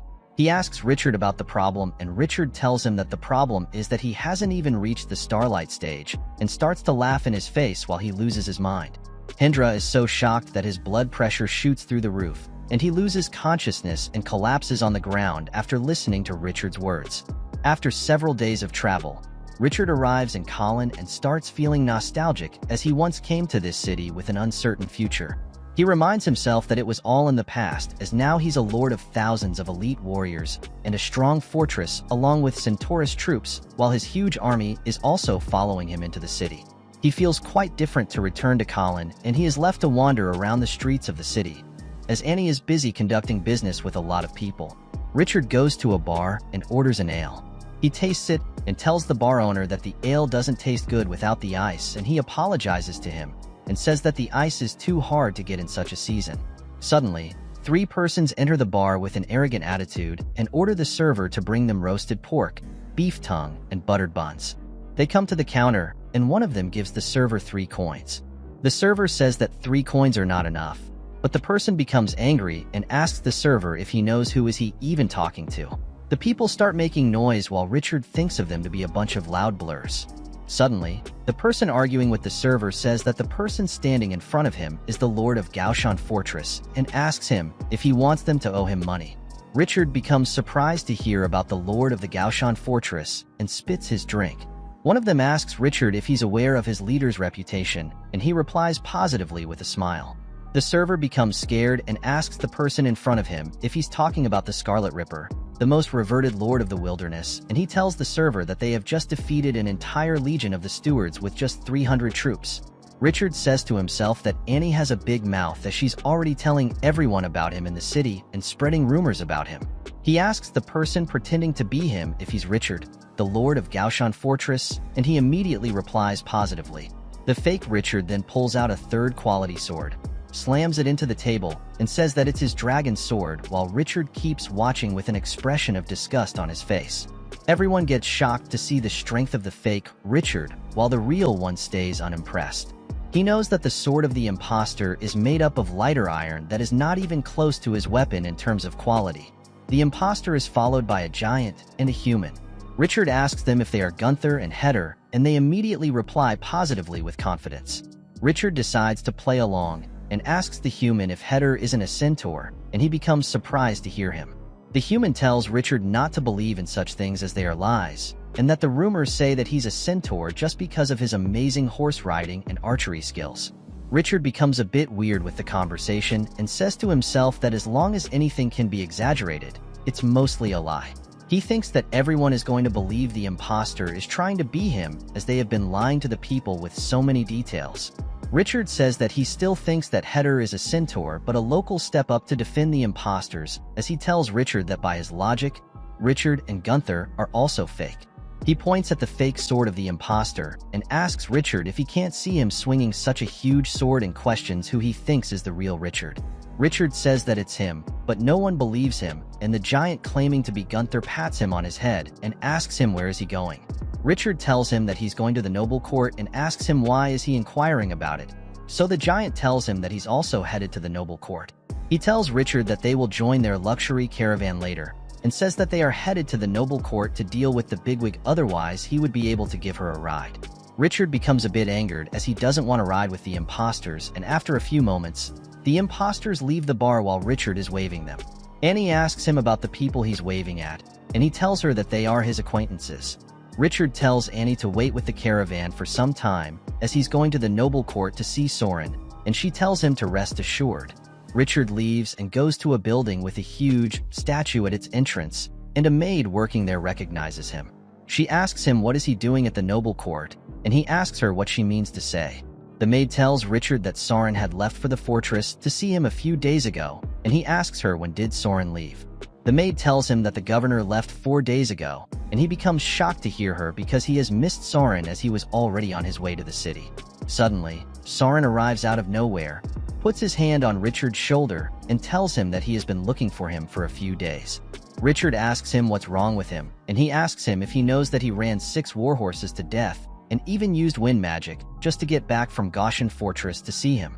Richard becomes worried and asks Soren what's wrong and why is he in such a hurry, as he has taken only 4 days for a round trip, and Soren tells him that Pomple is going to wage war against the Stuarts. Richard asks Soren if Pomple is going to start a war against the Stuarts, and he tells him to follow him. Richard silently follows Soren and leads him to a separate room where he unties the curtain, takes him to a table, and tells him to read the letter placed there. Richard opens the letter and tells Soren not to be so secretive, and as he reads the letter, he gets shaken to his core as the letter is from the administration of Pomple, and it announces the start of a war against the Stuarts as a Pompeian lord named Richard has faced great losses due to the attack from the other side. Richard becomes extremely surprised. He slams the letter on the table in front of him, as he can't believe that Pomple has waged a war against the Stuarts for such a small reason.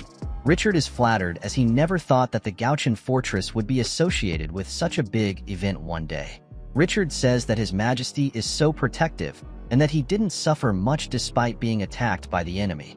Soren asks Richard if he thinks that the war against the Stuarts has been started because of him, and he asks him if he means to say that there are other reasons too. Soren tells Richard that the Stuarts declared war upon them first and shows him another letter. Richard reads the letter and becomes even more shocked to read it as it is from the Stuarts, and says that Stuarts are declaring a war against Pomple as they think that a Pompeian lord has killed their soldiers without any reason while they were on a routine patrol. Richard says that it's a twisted fact.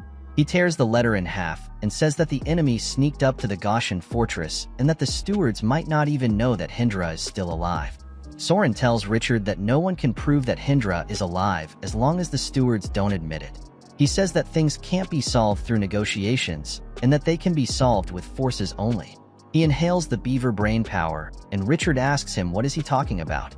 Soren says that the Stuarts and Pomple discovered a mine of magic crystals on the disputed border some while ago, and that it has never been identified whom the mine belongs to even though it has a staggering reserve. Richard asks if both sides want to go to war against each other, just for the magic crystal mine, and Soren asks him if he's afraid of the storm approaching them. Richard smiles and refuses, and Soren tells him to stay at Colin for a few days, as there is someone who wants to see him. Richard asks why won't the person just see him now as he doesn't want to wait, but Soren tells him that the person is too busy. Later, Richard asks Soren if the bigwig is the governor of the Northeast, but he tells him that it's His Majesty instead. Soren takes Richard to a place, and they stand outside a room. He then knocks on the door, opens it, and asks permission to enter. The person sitting inside the room is the ruler of Pomple. He asks Soren to enter the room and take a seat, and even apologizes to Richard for delaying the meeting for a few days. Richard gets embarrassed and says that he's fine, but the king asks him about his opinion about the two nations going on a war against each other, as he thinks that Richard is a nominal party. Richard becomes confused, and Soren tells him that the king means to say that Pomple needs a heroic figure to boost up the morale of the people during the war. Richard understands Soren's words and asks the king not to get him involved as he thinks that the hero is cannon fodder. The king asks Richard if he has anyone in his mind, and he says that it could be the head of the noble court Soren. Richard tries to put all the matter on Soren's shoulders, but he tells him not to joke around. He tells Richard that he has to be the heroic figure as his name is on the official documents published by both the nations announcing the start of the war.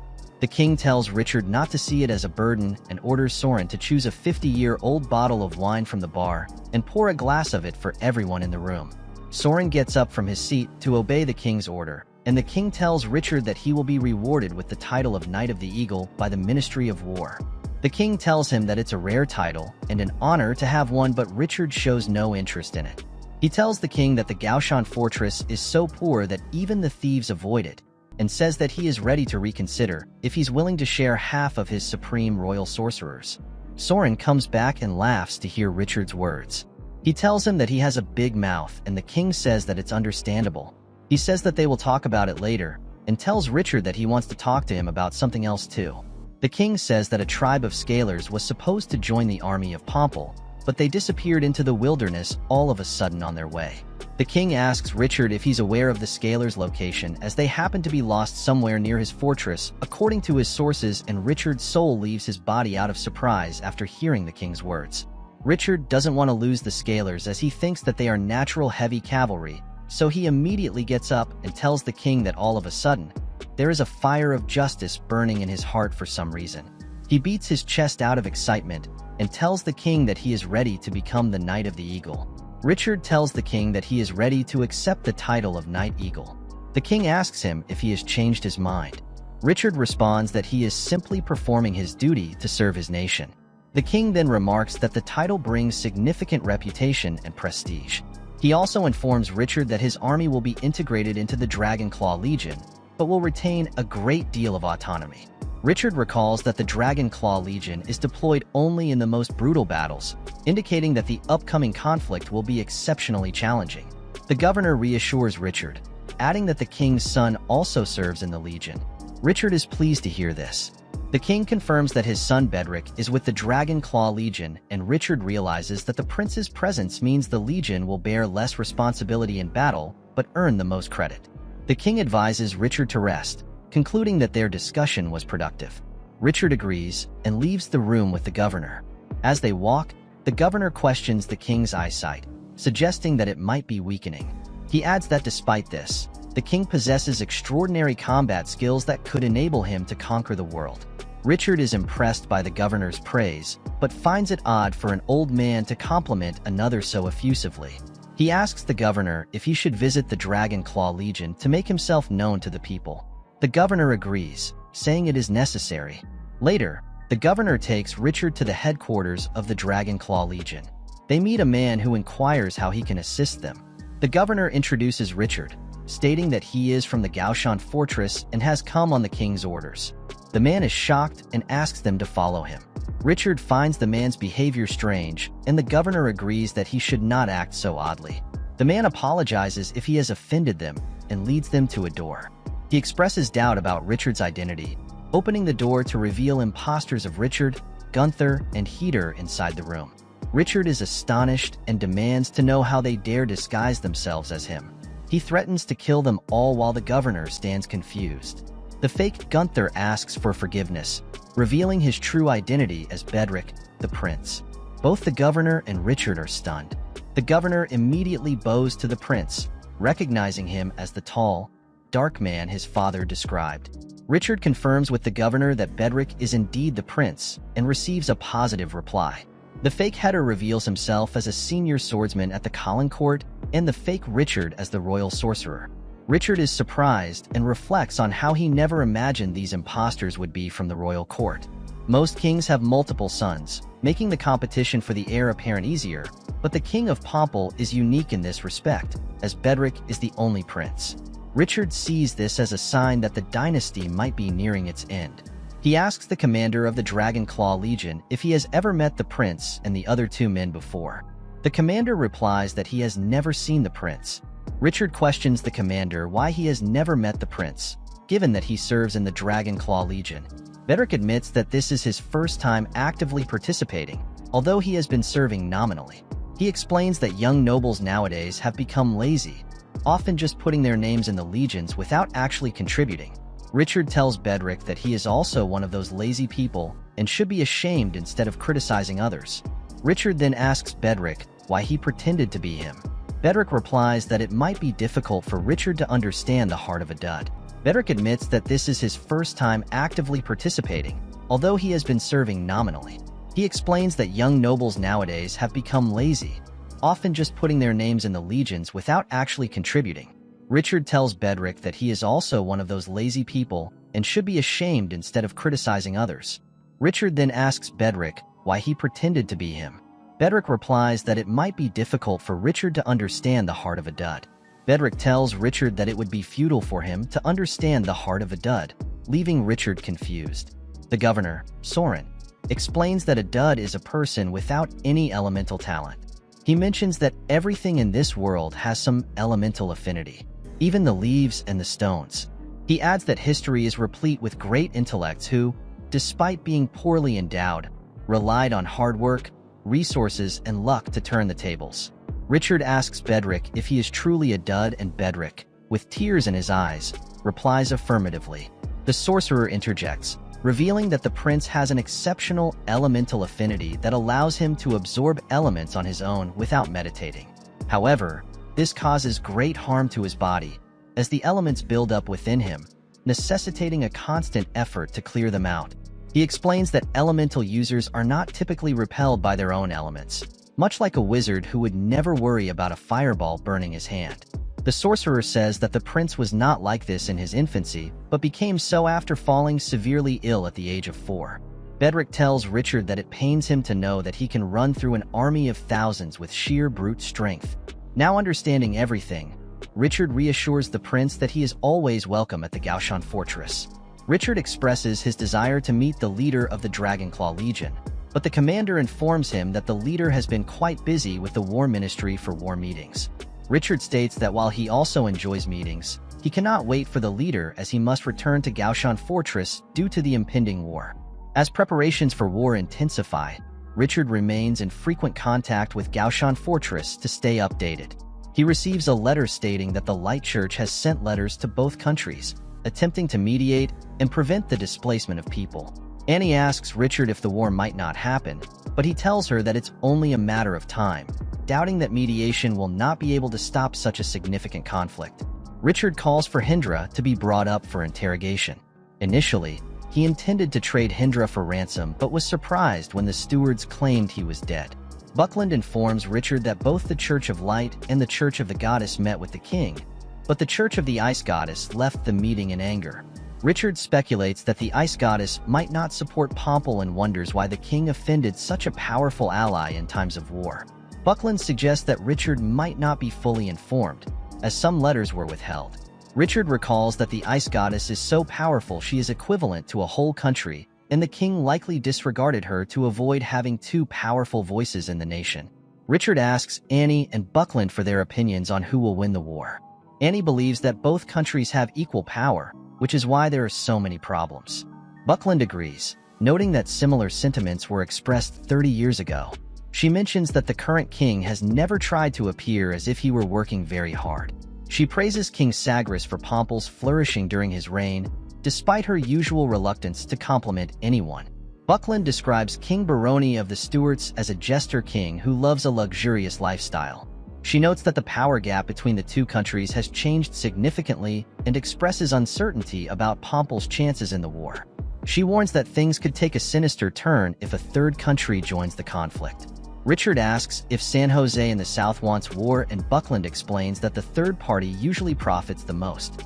Richard acknowledges the complexity of the situation and notices two guards bringing Hendra in.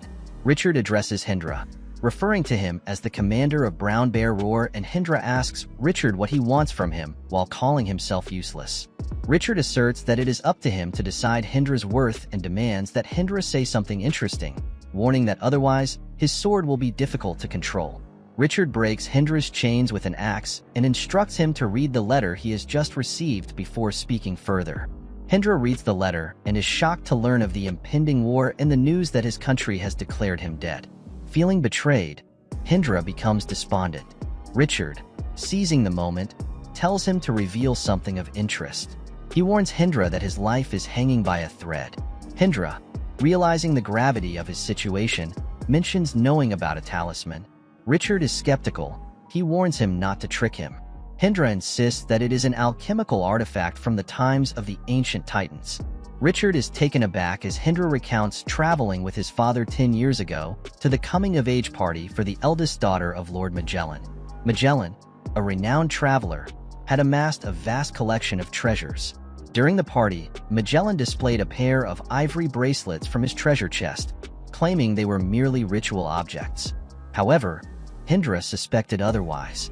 Hendra explains that these were not bracelets, but rings used by the Titans. Richard, Annie, and Buckland are all astonished. Hendra reveals that it is the Ring of Thunder, used by the Titans. He elaborates that the Titans, who once ruled the world, crafted rings from the bones of rebels. These 4 rings, Thunder, Inferno, Earth, and Ocean, were held by the Titans themselves. Buckland tells Richard that obtaining all 4 rings would grant him heaven's magic, a prospect that excites him. Richard asks if Hendra possesses any of the rings, but Hendra denies it, saying that Magellan is too formidable for him to confront. He adds that Magellan is unaware of the ring's true power. Richard questions if Magellan is foolish, to which Hendra responds that the Ring of Thunder is undetectable due to its subtle nature. He explains that only an orthodox Titan can wield it. Richard smiles and states to himself that he has a titan. Out of curiosity, Richard asks why no one else has discovered the rings. Hendra claims to be a divine favorite, which puzzles Richard. Buckland explains that a divine favorite is someone favored by the gods and blessed with special abilities. Richard inquires about Hendra's special skill, noting he didn't notice anything remarkable during their fight. Hendra reveals that he cannot see from his right eye. Richard asks if he is blind, but Hendra clarifies that his right eye can sense the glow of colors. He sensed a golden glow from the ring, which convinced him of its value. Richard becomes impressed and asks if Hendra can identify any treasures at Gaoshan Fortress. Hendra mentions that Richard's pet seems quite special. When Richard inquires further, Hendra replies that he hasn't sensed anything else, leaving Richard disappointed yet intrigued. Richard asks if Hendra has shared his talent with anyone, and Hendra says no, explaining that the divine favorite's lifespan shortens once their talent is revealed. Annie suggests that Hendra could be used for anatomical study or alchemy experiments. Richard mocks the idea, saying that monster organs are more useful and that Hendra's eye could be valuable too. He then reassures Hendra that there are no alchemists at Gaoshan Fortress. Richard tells Hendra that he cannot return to the stewards and offers him a chance to join his side. Hendra asks what would happen if he refused. Richard responds that he would lock him in the water dungeon and leave him to die. Hendra sets two conditions. First, that his eye not be plucked out for use, and second, that he not be treated as a slave but as a citizen. Richard agrees to both conditions, saying that he has always been kind to his people, and Hendra bows his head in front of Richard, pledging his loyalty to Richard until death. Richard, finding Hendra's gesture excessive, advises him to change his name since Hendra is officially dead to the enemy. Hendra decides to be called Dracula, severing all ties with the stewards. Richard tells Hendra that he is impressively loyal, having been recognized by the system, unlike Motor, who swore to serve Richard until the end but hasn't been recognized yet. Richard worries about her because he knows Motor won't be able to benefit from the system's upgrade options.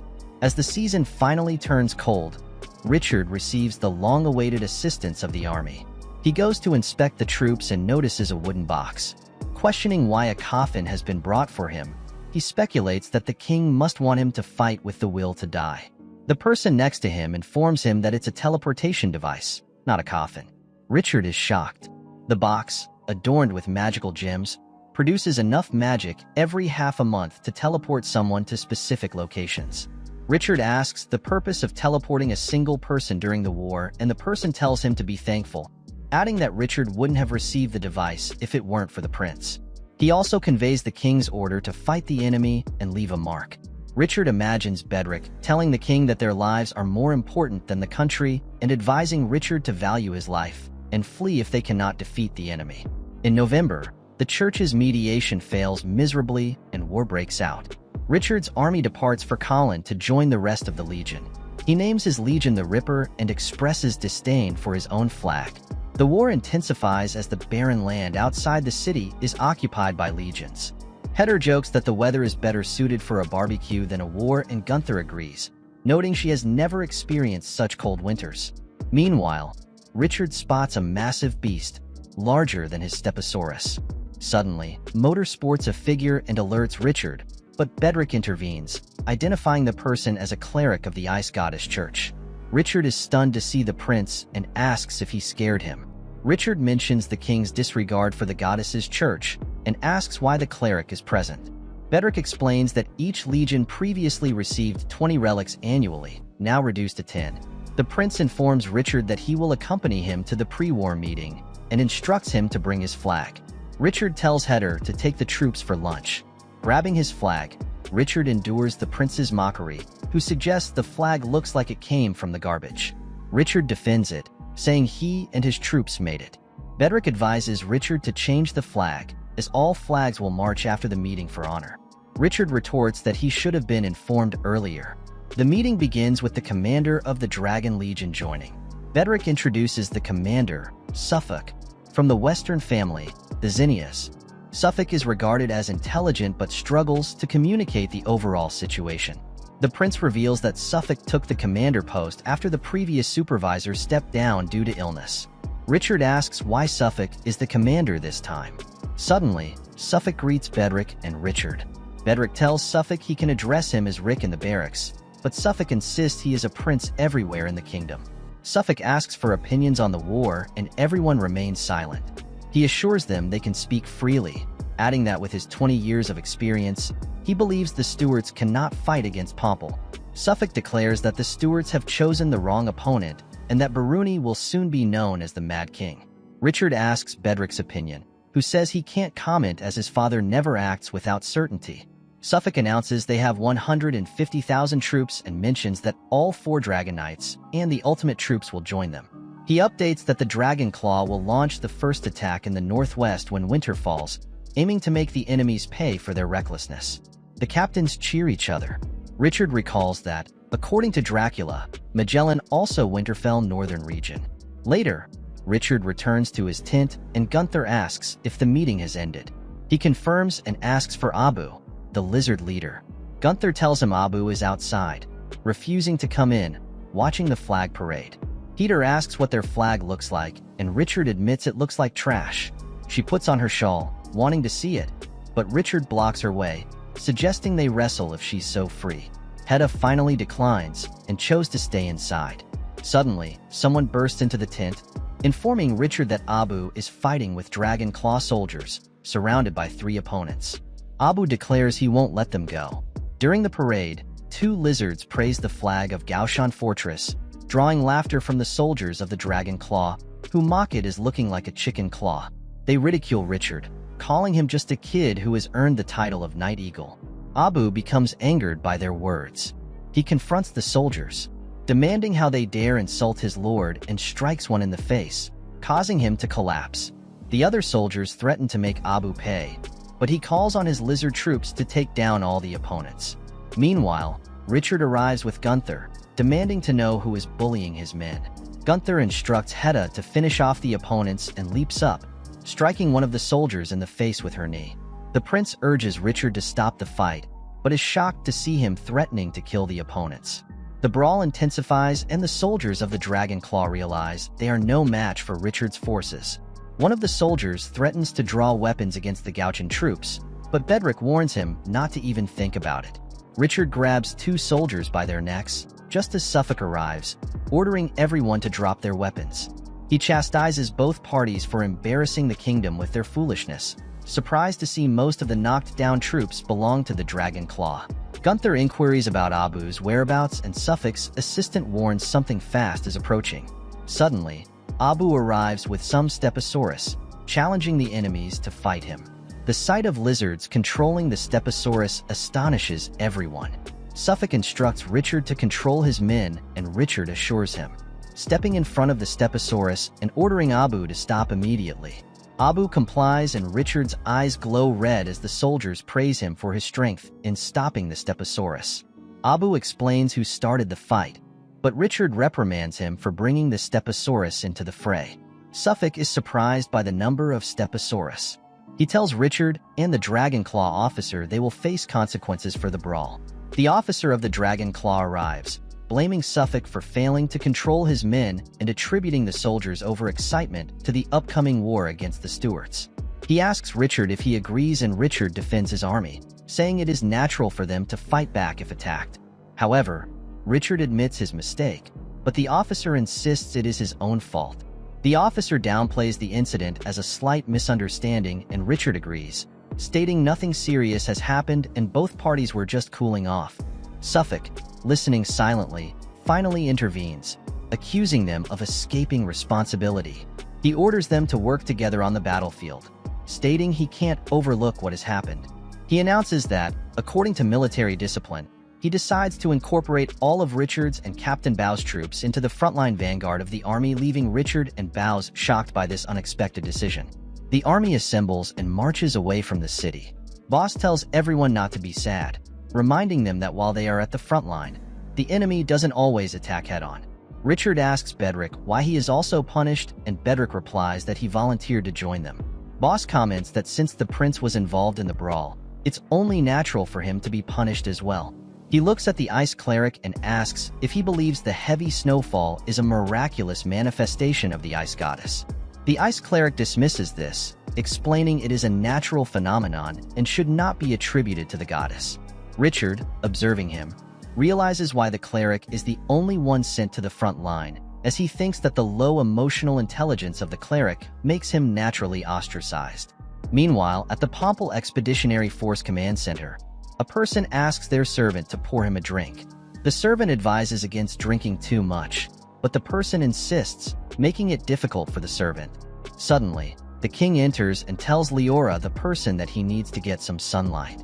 Leora argues that the sun doesn't affect his efficiency, but the king insists it's good for his body. Leora is a goblin. He doesn't want anyone to know he's leading the human expedition because he is disabled. King Sagras tells him that people won't care much about him being the leader and takes him outside under a protective layer to keep the temperature warm for Leora. Leora thanks the king, who reminisces about their meeting on a cold, barren day. Sagras recalls rescuing Leora from being devoured by a monster during a time of food scarcity. Discovering Leora's intelligence, Sagras, upon becoming king, utilized Leora's genius for the country. Though everyone credits Sagras for the country's success, it is actually Leora's intelligence behind it all. Sagras thanks Leora for his efforts, and Leora responds that it is natural for him to help since the king saved his life. Sagras then asks Leora about the Church of the Goddess, and Leora tells him to be patient. Leora inquires if the army has been dispatched, and the king confirms, mentioning that Richard is temporarily assigned to the vanguard. Leora approves, saying it's a good test of Richard's strength.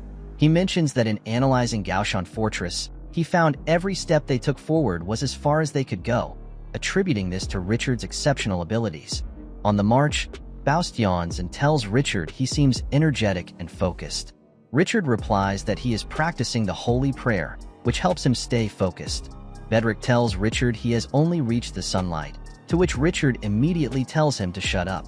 Suddenly, a soldier informs Faust they have found a small town ahead filled with Stuart soldiers in defensive positions.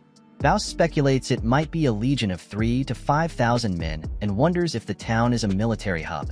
Bedrick identifies the town as Kakashi, known for its pumpkin farming. Faust asks for more updates, and the soldier reports that the town's walls are less than 3 meters high, very thin and not even guarded. Faust becomes doubtful, and Richard suggests the town might not be as simple as it seems. Both of them look at the open castle door, wondering if it is a decoy set up by the enemy to lure them in. Richard surveys the city and remarks that Kakashi is just a farming town. He notes that the guarding troops have spotted them and are mobilizing. Boss says he just saw a red and golden griffin flag, and Bedrick adds that the stewards have 3 legions, meaning there must be more soldiers in the city. Richard mentions that he knows someone from the Stewards Legion and calls for Hendrik to take a look. Hendrik confirms it's the Griffin Ambition Legion and assures Richard that they are stronger, as it is just an ordinary legion. Richard gives the order to prepare an attack, instructing the archers to cover the infantry and the infantry to raise their shields. Baron, the leader of the Griffin Ambition Legion, is at the residence of Kakashi's mayor. He complains that several days have passed since the war was declared, yet higher authorities remain in complete disarray. Baron is furious because Baroni asked him to transfer his legion from the capital 15 days ago, only for the king to now demand his return. Feeling played, Baron has had to stay in Kakashi with his soldiers due to the Pompel army blocking his way. As he eats, his anger grows and he curses the king. Baruni, disinterested in politics, left decisions to the ministers, initially pleasing the people. However, his sudden political involvement has revealed his incompetence. Despite Pompel's superiority, Baroni recklessly declared war.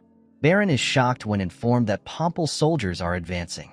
Meanwhile, Richard's soldiers rain down 3 feathered arrows on Baron's troops, who lower their bodies in shields to protect themselves.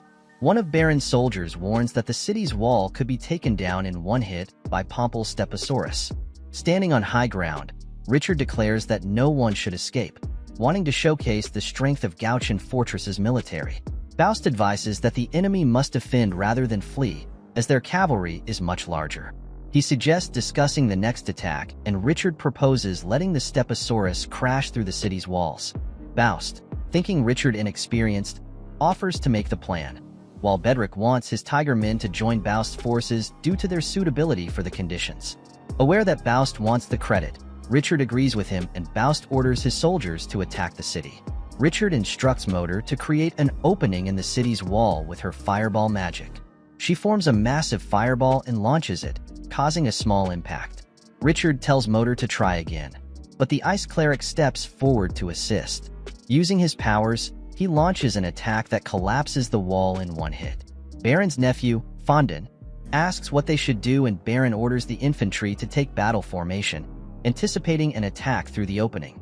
Fond questions the lack of defense, but Baron becomes frustrated and shouts at him for wasting time.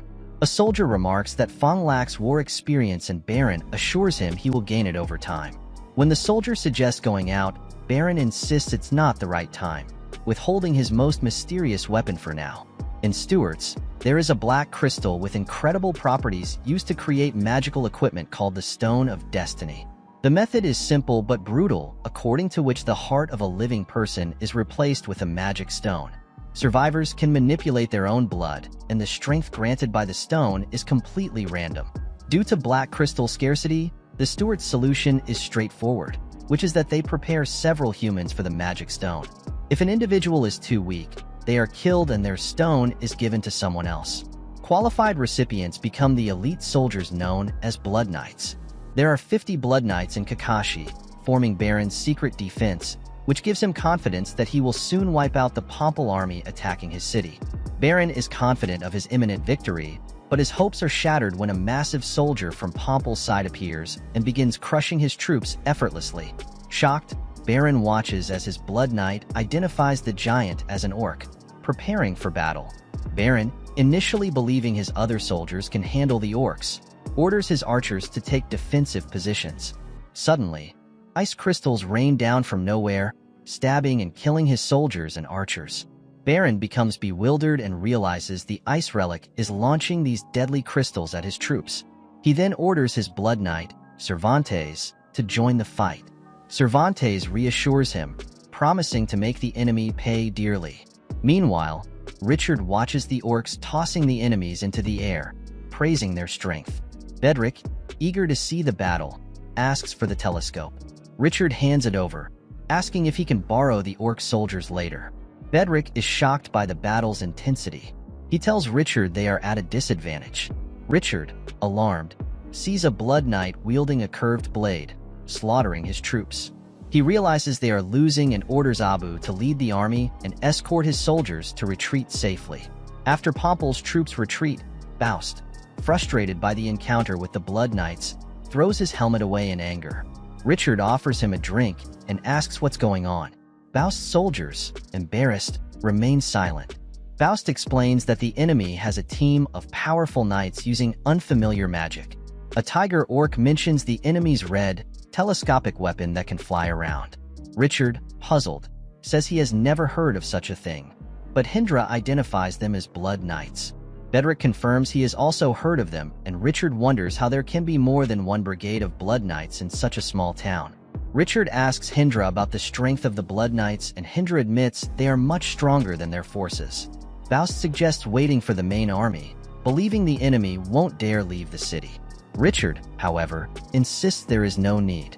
He commands his personal troops of Gaoshan Fortress to prepare for battle. Faust warns Richard not to gamble against the Blood Knights, fearing their strength. Just then, two barbarian troops bring Richard his new armor, lighter and faster than before.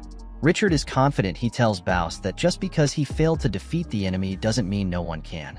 Faust remains skeptical, doubting Richard's cavalry of Stegosaurus.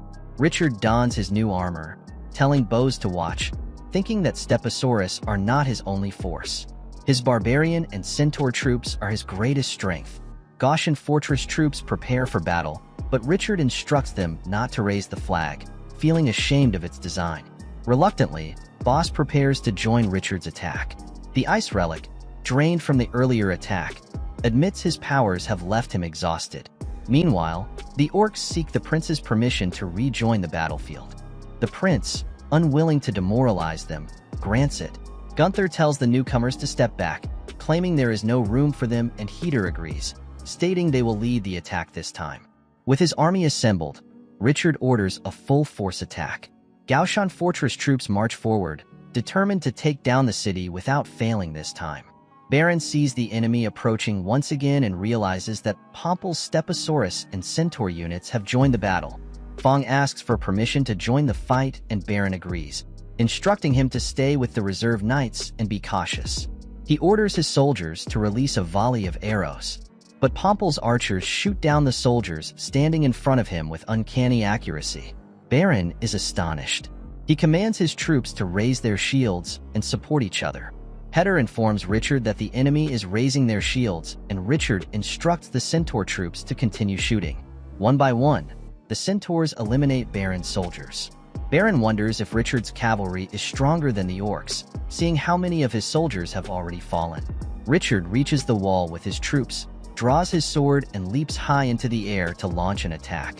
Baron is amazed by Richard's prowess, as has never seen such a strong swordsman.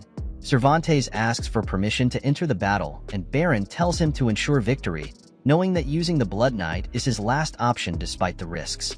As Richard slays enemies, he notices the legendary Blood Knight approaching and activates his light power, determined not to humiliate himself. Cervantes tells Richard to die, but Richard smiles and praises him for getting straight to the point.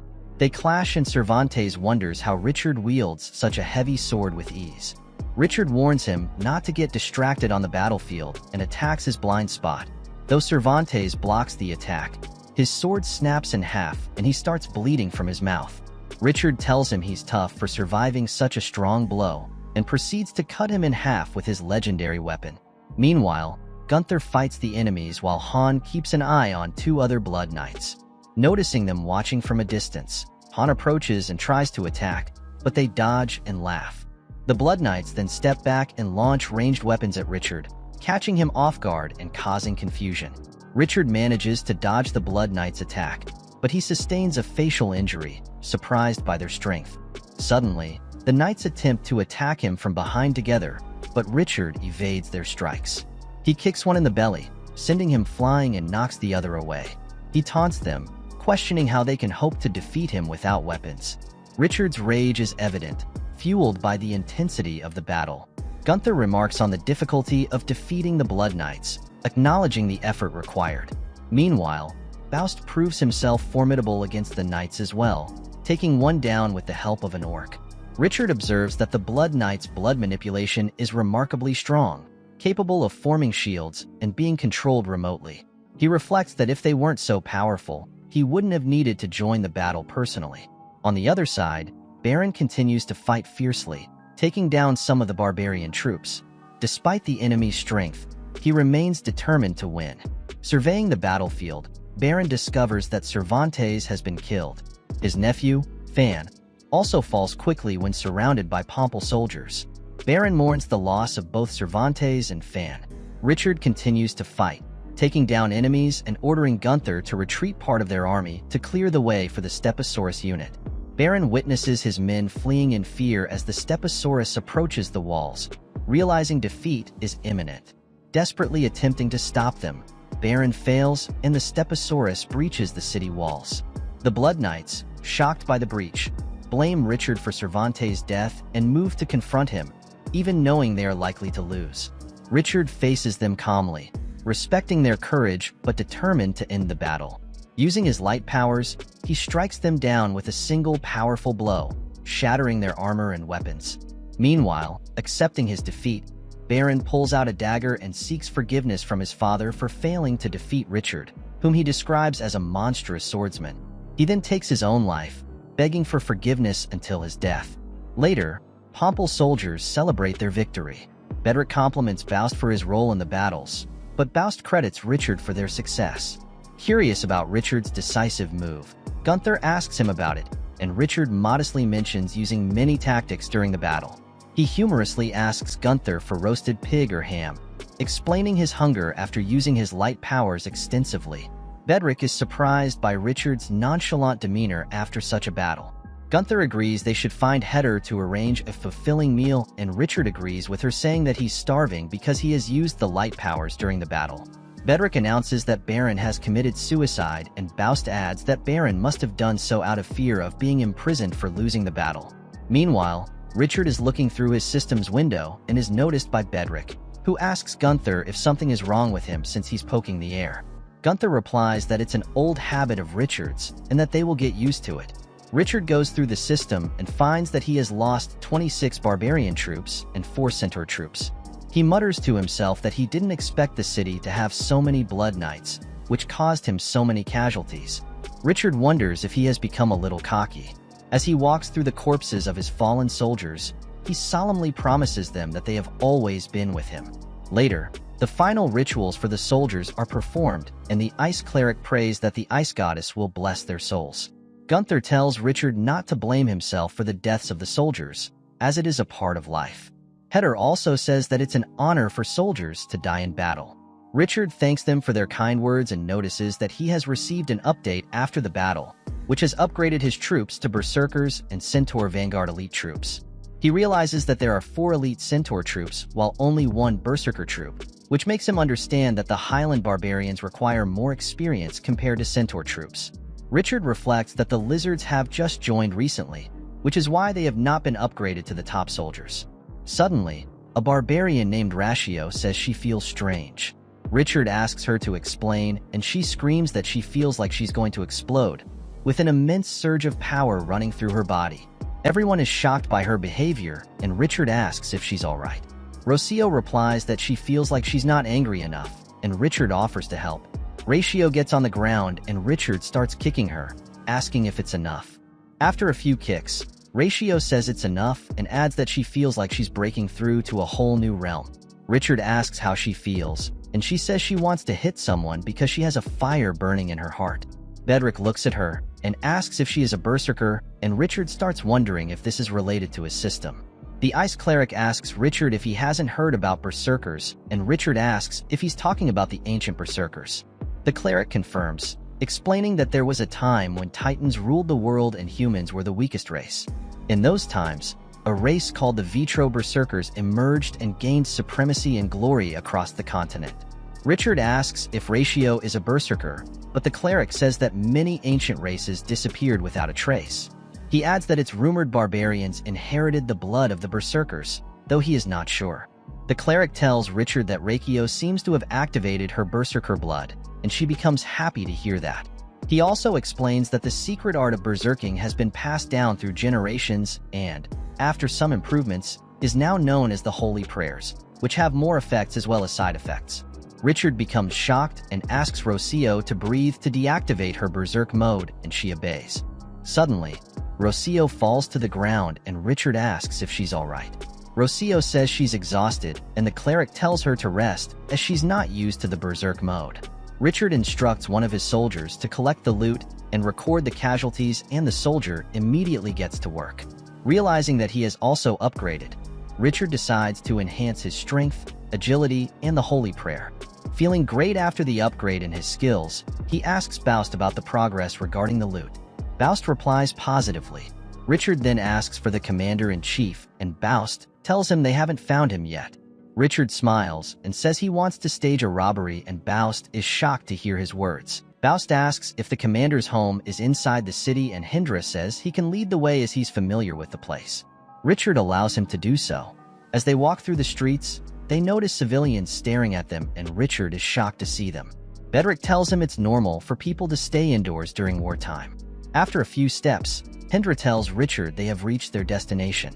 Richard asks if he's sure it's the office, and Hindra replies affirmatively. Richard enters, saying he expected to see some treasure, not a shabby place. Suddenly, he's stunned to see the room filled with gold and crockery and many valuable items. Baust comments that the commander has a good collection of wine, likely his personal possessions, while Bedrick announces he has found some documents. Richard steps forward to take a look and is shocked to see that the commander of the stewards is so disorganized. Baust asks what it is, and Richard informs him that the Griffin Ambition has been undergoing conflicting transfers, putting them in a terrible situation. They also discover that the routes decided by the court and the Council of Ministers for the transfer of the Griffin Ambition are completely different. Richard says they should send a letter asking if they are supposed to halt temporarily or move forward, and Bose suggests that the Mad King of the Stewards would definitely interfere with commands at will. Richard agrees and says they should celebrate by slaughtering the cows and sheep he saw on the road. At night, everyone is celebrating together. But Gunther is sitting beside the enemy's corpses with a dagger in her hand and a smile on her face. Richard approaches and asks what's wrong and what she is doing. Gunther tells him to be silent, as she is secretly plucking out the magical stones from the dead bodies of the Blood Knights. Richard asks her what makes her think she can do that, and she screams, saying she deserves a trophy as the Gaussian fortress troops led the attack and she had given up the loot just for the magical stones. Richard shakes his head and mutters to himself that there is no way the Stuarts wouldn't have thought about such a matter, since he knows there is a small explosive unit in the body of the Blood Knights that destroys the magic stone upon their deaths. He asks Gunther her opinion about a person who doesn't eat fruit from a tree that bears a lot of fruit by the roadside. Gunther smiles and says the man must be stupid, but Richard yells at her, saying it's because the fruit could be sour or bitter. Suddenly, Hendra tells Richard about a dead body glowing, noting that the magic stone inside must not have been destroyed. Richard steps forward, takes the stone in his hand, and says it's so powerful it can help someone manipulate blood. He mentions that the magic stone is so evil it has the potential to destroy the whole world. Hendra asks Richard if he's going to keep the stone, and Richard says he won't let go of a treasure and orders Hendra to burn all the bodies of the enemy without leaving any trace. Hendra agrees with Richard's orders. Later, Richard is entering the city with Gunther on a cart, and Baust asks where he has been. Richard says he went to bury the bodies to prevent a plague, but Baust questions how it's possible for a plague to spread during winter. Richard shouts that there's nothing wrong with burying the bodies a bit earlier and walks away, leaving Baust wondering if Richard is even fine.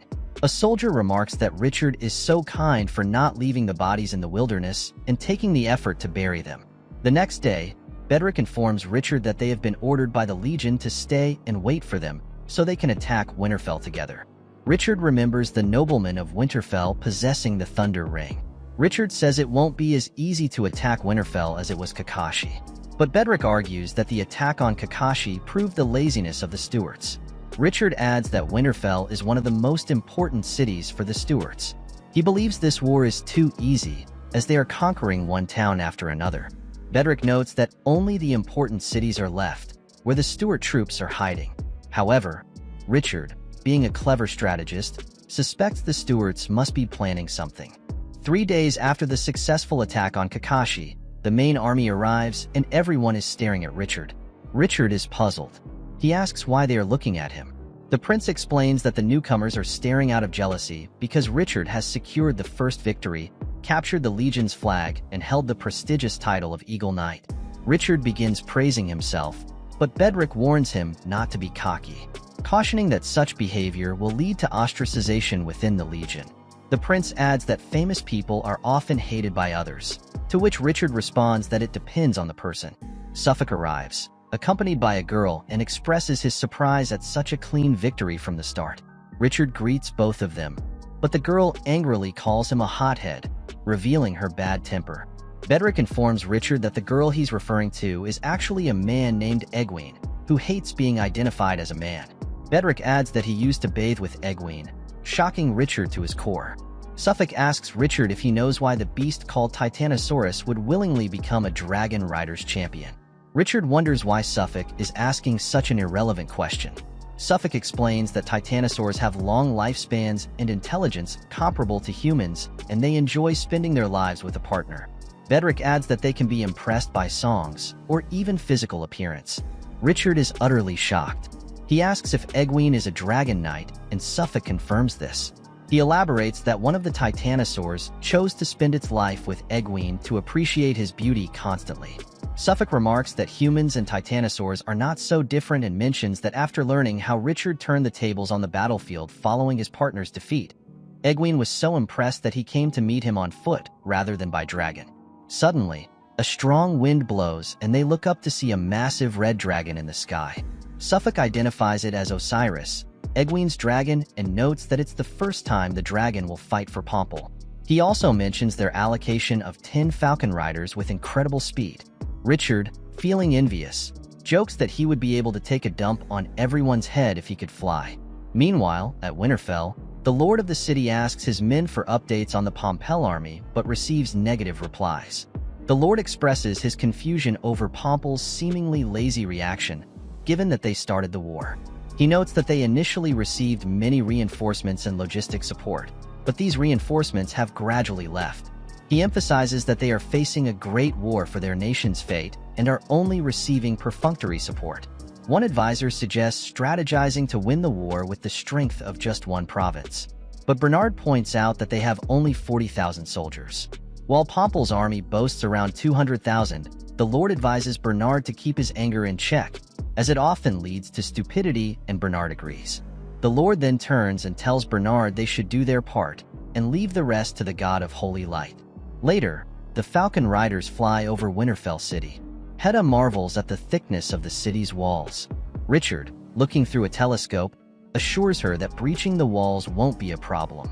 Bedrick quotes the Book of War, stating that a city can be attacked with more than 10 times the number of the defending army.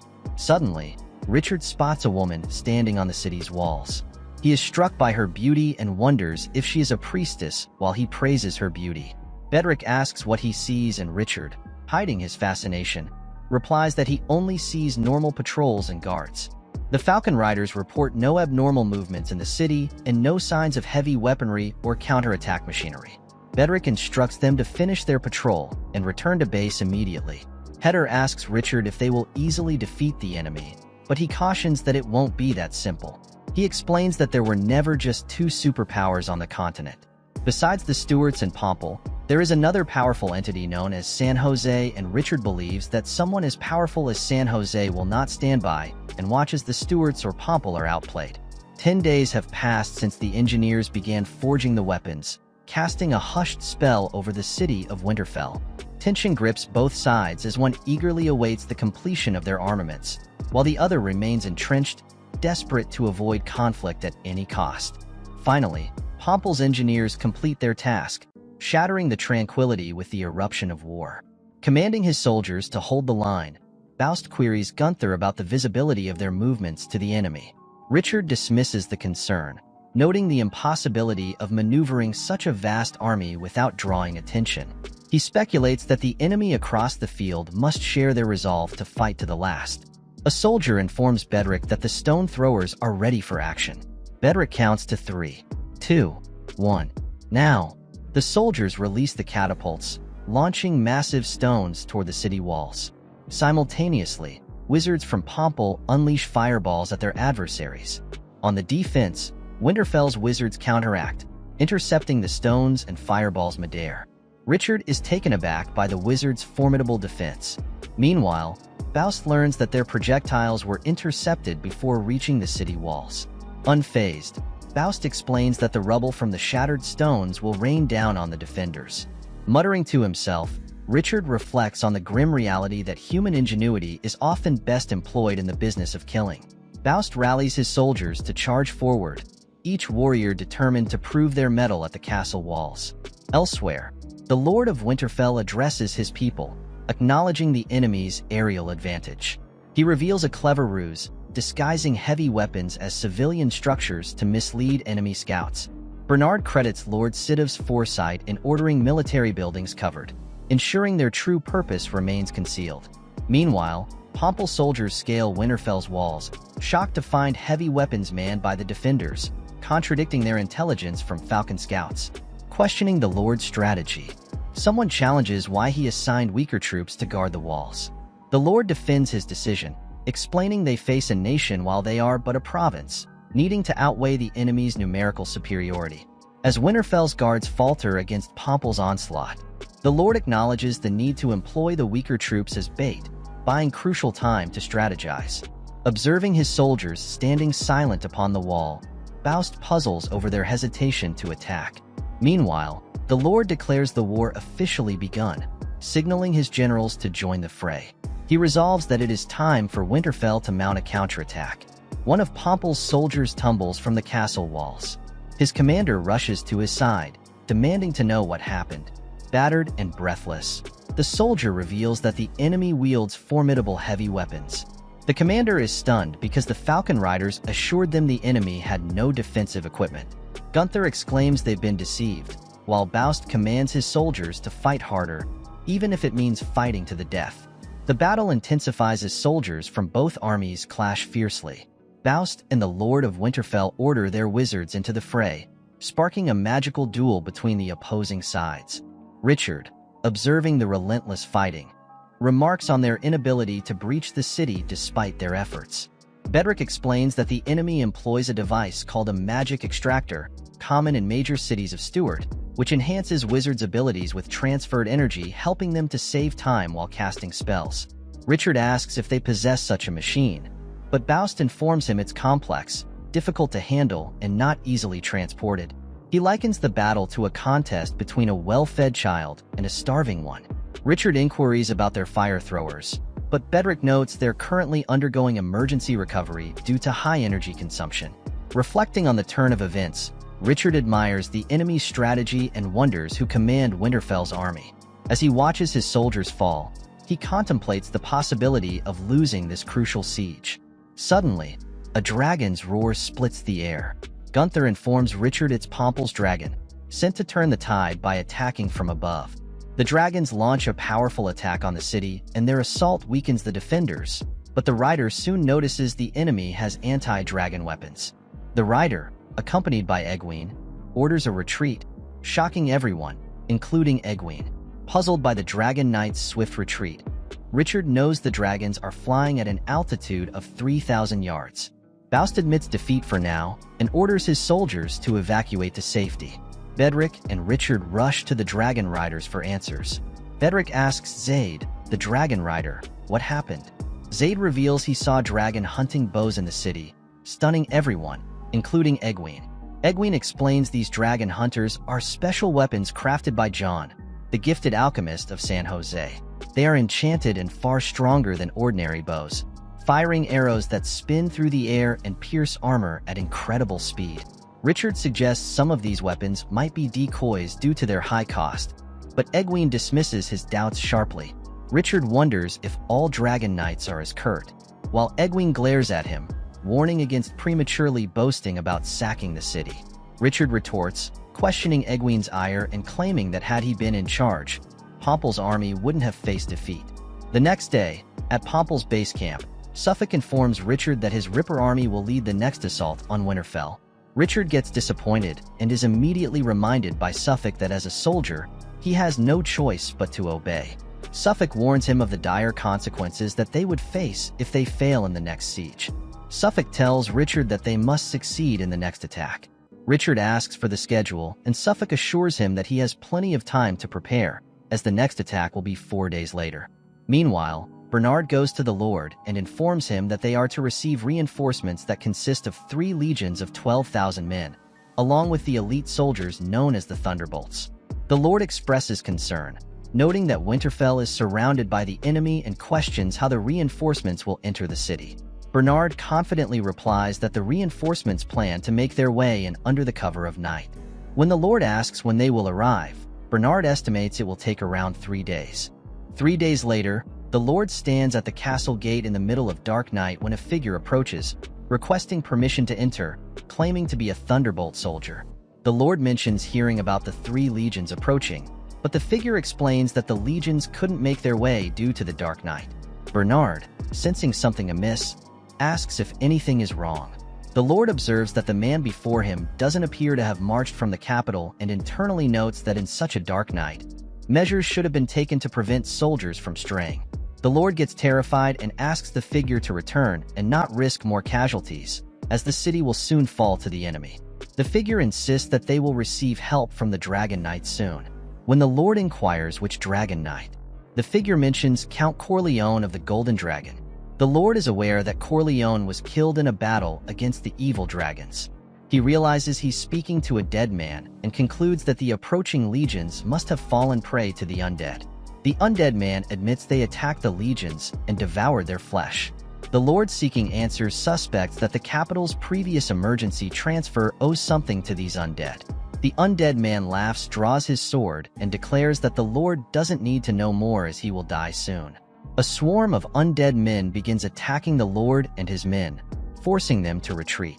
Unfortunately, one soldier is bitten by the undead, turning him into one of them. Amid the chaos, soldiers start shouting. Gunther notices strange noises coming from Winterfell and asks what is happening. Richard also hears the screams, commenting that someone must have fallen into the shitter. Suffolk arrives and urges Richard to be ready for the attack as dawn approaches. Realizing he can't escape his destiny, Richard commands his Gauchian fortress troops to attack on his signal and orders them to launch the assault within moments, aiming to kill all enemies. The soldiers become excited, but Bose tells them to stay quiet, emphasizing the sneak attack. Moments later, Richard and Gunther climb the castle walls and are shocked to find no guards. Gunther questions their whereabouts, and Richard wonders what the enemy is plotting. Suddenly, Gunther spots a large number of enemy soldiers gathered in one place and immediately alerts Richard. Upon closer inspection, Richard realizes that the enemy is not running towards them to attack, but seems to be fleeing from something instead. Richard wonders if his enemies are running to save their lives or to attack him. Gunther tells him that it's a win for them, asserting that they have won the battle, even though Richard hasn't even warmed up yet. The next day, the army of Pompel enters the city and Boss laments that he has lost the battle and his legion, while Richards has won the same battle without even fighting. Bedrick wonders where all 300,000 civilians are. Richards suggests they must have been displaced for the attack, and the prince agrees with him. Hendra informs Richards that he can sense the presence of the ring inside the city, and Richards instructs him to search for it, knowing that the entrance ceremony will take hours. Richards then turns and runs away, saying he needs to go to the restroom, with Hendra following him. Later, Richards and Hendra find the ring, and Richards notes that it doesn't even have a magic crystal on it. Hendra reassures him, but Richards regrets not bringing Checho along to test the ring. As it gets dark, Richards decides to leave to avoid suspicion. While walking down the city streets, Hendra asks Richards if he thinks it's possible to relocate so many citizens in times of war. Richards notes that these same citizens were eager to fight them to the death. Suddenly, Richards stops and Hendra asks him what happened. Richards looks at a humble home in the distance and remarks that he can't understand why such a shabby structure is built in a prestigious neighborhood. He proceeds to enter the house and upon entering, realizes it belongs to a military aristocrat. Hendra sees some light coming from a particular direction, and Richards wonders what treasure could be behind the wall. He decides to knock down the wall to find the treasure, and as he breaks it, he finds humans standing behind it. Both Richards and Hendra are surprised. Hendra tells Richards they are in the private residence of General Sidiv, a military officer who prefers living like a common man. He informs Richards that the old man they see in front of them is General Sidiv, the Lord of Winterfell. Richard starts wondering if they are trying to say something. General Sidiv tells them to run, but suddenly, an undead man appears, shocking Richards. Richard slices the man in half and commands Hendra to go back and inform everyone of the situation, as he has a bad feeling about the place. Hendra asks what Richards is going to do, and he replies that he will ask Sidiv and his companions about the situation. Hendra leaves, telling Richards to be careful. Richards asks Sidiv about his identity, but Sidiv tells him it doesn't matter because the undead are coming. Sidiv emerges with his companions while Richards notes that the undead haven't appeared in such large numbers for well over 500 years. Sidiv tells him that once the sun goes down, the undead become unstoppable, which is why he had to hide under the holy light shield with his companions. He explains that they have been locked in for almost 12 hours and asks Richards to take him to his commander as soon as possible. Richards introduces himself and asks Sidoff to follow him. Outside on the streets, Richards asks Sidoff where so many undead came from, and Sidoff tells him that they were once the citizens of the city. Richards inquires if the undead are actually sun-fearing creatures and asks if all 300,000 people of the city have been turned into undead. Sidoff corrects him, saying that the number is not 300,000. Sidiv reveals that they were issued a total of 150,000 men for the battle. Richards is shocked to realize there are nearly 450,000 undead in the city. Sidiv asks Richards if he's afraid, but he replies negatively, saying that the undead men look very creepy. The woman behind them advises not to use any elemental powers on the enemies except only holy light, and everyone agrees with her. As they prepare to attack, Bernard instructs Richards to aim for the heads of the undead men since their souls reside there. Richards, not waiting for Bernard to finish, charges with his sword and slices through several enemies in an instant. Bernard is shocked and tells Richard to attack as he wishes, as he's really impressed by Richard's sword skills. Richards mentions to Sidiv that it won't be difficult if each soldier takes down 3 of the undead. Sidiv disagrees, explaining that all the guards have been wiped out by the zombie warriors, who are extremely strong and armored. Richards inquires about their strength, and Sidiv tells him they are as formidable as Blood Knights, feeling no pain and adapting to any weapon. Richards asks about their numbers, and Sidiv informs him there are as many as 1,000 zombie warriors in the city. Richards urges them to focus on the weaker opponents, while the woman says she can't move because she needs to cast a Holy Cross healing spell. Richards gives Sidiv a strange look, then picks up the woman on his back, telling everyone to stay close. He orders them to attack the enemy, and they start taking down the undead one by one, while the woman continues casting the healing spell from his back. Richards runs towards the base camp, and Bernard is shocked to realize he's heading to the Pomple camp. Meanwhile, Motor, Hendra, and others spot Richards running towards them. Bedrick, the prince, commands his soldiers to support Richards by shooting arrows at the undead.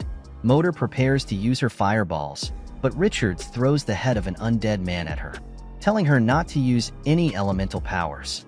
After a struggle, Richards manages to enter the base camp with the others, and the soldiers immediately shut the gates. Richards takes a sigh of relief, and Gunther asks if those undead men are the same ones Hendra the Dracula talked about. Richards confirms that all the civilians of the city have been turned into undead creatures. Hendra updates him that they are now surrounded by the undead. Richards instructs him to count the enemies and ensure no one is missed as they prepare to break out of the situation. He knows they are close to the city walls and that it would be disastrous if the undead got out. Gunther asks about food supplies, and Richards tells her to drop anything that slows them down. He then turns to Hendra and asks about his pet, Checho, while Gunther refuses to let go of a particular object, despite Richards' order. Bedrick shows Richards a glowing object and tells him it's a shimmering amulet that will help him see clearly at night. Richards orders everyone to pack up and leave as soon as possible, but Baust asks if he has brought the stewards with him. Richards says they will discuss that later and warns them about the zombie warriors in armor, saying they are as strong as Blood Knights and have already taken down the stewards' guards. Bedrick asks what the zombie warriors wear, and Richards replies that they wear Stewart Praetorian armor. Bedrick points in a direction and tells Richards he thinks he has found one zombie warrior. Richards looks in that direction and is shaken to his core as fear strikes his heart as he sees a zombie warrior in Praetorian armor running towards them. The zombies are sprinting toward the humans, intent on attacking. Bedrick looks at them and asks if they are indeed zombies and why they are so quick instead of slow. Richard notes that their numbers are not significant, meaning they can take them down. Suddenly, a dragon's roar pierces the air.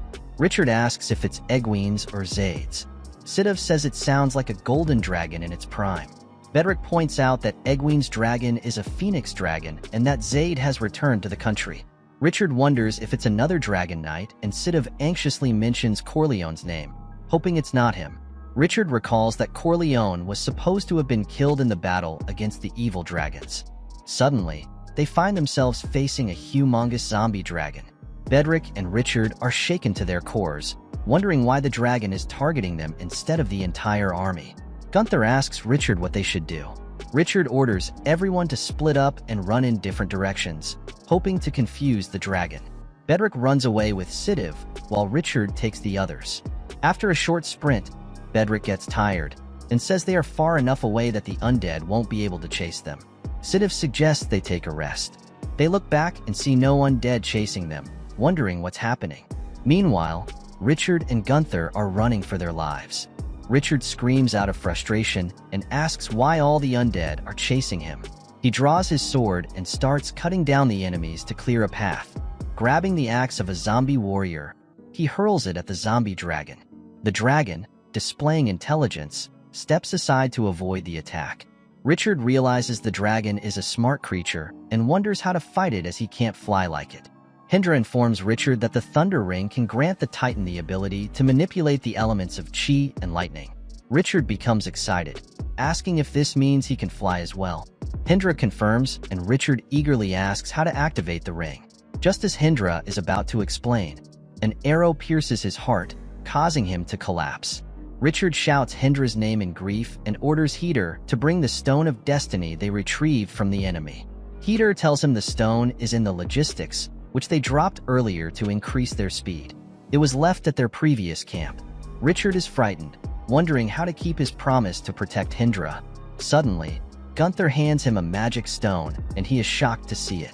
Gunther explains she was hesitant to drop all their supplies as ordered, so she kept a stone with her without telling anyone. Richard gets tears in his eyes and tells Gunther he loves her. He takes the stone from her hand and places it in Hindra's chest. Hindra's eyes snap open, glowing red. Richard asks if he is alright, as he is seemingly quite hopeful.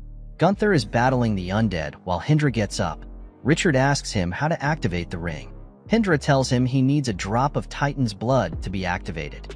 Richard immediately calls Checho over. Checho comes and Richard makes him sit in his lap. He then makes a slight cut on Checho's paw, assuring him it won't hurt, and drops a bit of blood on the ring. At first, nothing happens. Richard asks Checho if he is even a descendant of the Titan. Suddenly, thunder starts rumbling and lightning flashes. Gunther asks Richard what's happening. Richard says he thinks the ring has been activated. Suddenly, Choi-Cho is struck by lightning and starts convulsing. In front of Richard's eyes, Choi-Cho transforms into a huge dragon-like creature, but his friendly character remains unchanged as he licks Richard's face. Richard climbs onto Checho's back and orders him to ascend immediately. Checho spreads his wings and soars into the air with incredible speed. The priestess sees them and wonders if it is a Gohindra gets up. Bedrick tells her it's not a dragon. The woman asks who it is, and Bedrick Sidiv suggests it might be Lord Richard. Meanwhile, Richard approaches comes the zombie dragon, and Richard makes him ride his lap, asking if he supplies makes a cut on Che's pee. He tells for their final confrontation. Drops a bit of weapon at the zombie dragon's ribs at first, nothing causing it to roar in pain. Richard asks. Chacho realizes even the descendant of feel pain because of its sudden power, thunder rumbling and lightning flashes. He launches another app, but the dragon rider dodge. Richard says he thinks the ring has been activated. Another weapon hits the dragon squarely in the chest and starts convulsing. He proceeds to throw a barrage of weapons at the dragon, but the rider asks if Richard wants to die and commands the zombie dragon to launch a powerful attack. Richard, however, dodges. Richard stares directly at his enemy, ready for the next move. Richard asks Checho if he can shoot lightning, and Checho gives a positive signal as thunder crackles around them. Richard tells the zombie dragon rider that it's not over yet. Suddenly, Checho shoots a powerful beam of lightning, striking the zombie dragon in the chest and face. Richard is impressed. He says that Checho hasn't let him down, as he truly is a Titan. He urges Checho to keep attacking and show the enemy their true power. Checho doesn't hold back, launching another volley of lightning that severely damages the zombie dragon. Richard smiles and tells Checho to prepare for one final attack, after which they will celebrate their victory at Gaoshan Fortress. Checho takes a deep breath, ready to unleash another lightning strike. Richard tells him to shoot, but only a small spark comes out, leaving Richard surprised as Checho struggles to breathe. Suddenly, the zombie dragon launches an attack at Richard, but he manages to dodge it. Richard realizes that the zombie dragon's biggest advantage is its inability to feel pain for its acting, as if nothing has happened despite its broken bones. The dragon charges at Richard with great speed, and he wonders if it wants to engage in direct combat. Richard tells Checho to run, believing the dragon won't be able to catch them due to the holes in its wings. They escape at the last second, narrowly avoiding capture. Richard knows he must find a solution quickly. Suddenly, he sees Egwene in front of him, riding his phoenix dragon, and becomes excited. He immediately asks Egwene for help, but Egwene says he can't assist because his dragon, Osiris, is underage and can't defeat the zombie monster. Richard becomes disappointed and calls Egwene a coward. He's quite determined as he stands up, draws his sword and leaps onto the back of the zombie dragon to confront its rider, declaring he won't shy away from a physical fight. Gripping his sword in his right hand for stability, Richard stabs the dragon's back. The undead rider tries to attack, but Richard dodges. They lock eyes for a moment, then Richard swiftly attacks, decapitating the rider. Richard taunts the fallen rider, saying he was too slow, which is why he lost his head. However, the headless body of the undead rider leaps away, leaving Richard shocked and wondering why it isn't dead despite losing its head. Suddenly, Richard loses balance. As the dragon continues flying, he is thrown off, plummeting freely towards the ground. Richard keeps falling from the sky while those on the ground watch helplessly, unable to save him, as they are all engaged in fierce combat. Suddenly, Checho swoops in, catching Richard midair. Meanwhile, Egwene orders his dragon to attack the zombie dragon and then leaps onto the zombie dragon himself to join the battle. Richard instructs Jicho to ascend again, confident he now knows where to strike. After a few moments, Richard returns to the zombie dragon, landing on its back. He finds the headless body of the undead rider and declares that to destroy the rider, he must destroy the dragon since they are one. Richard runs along the dragon's neck, aiming for its head.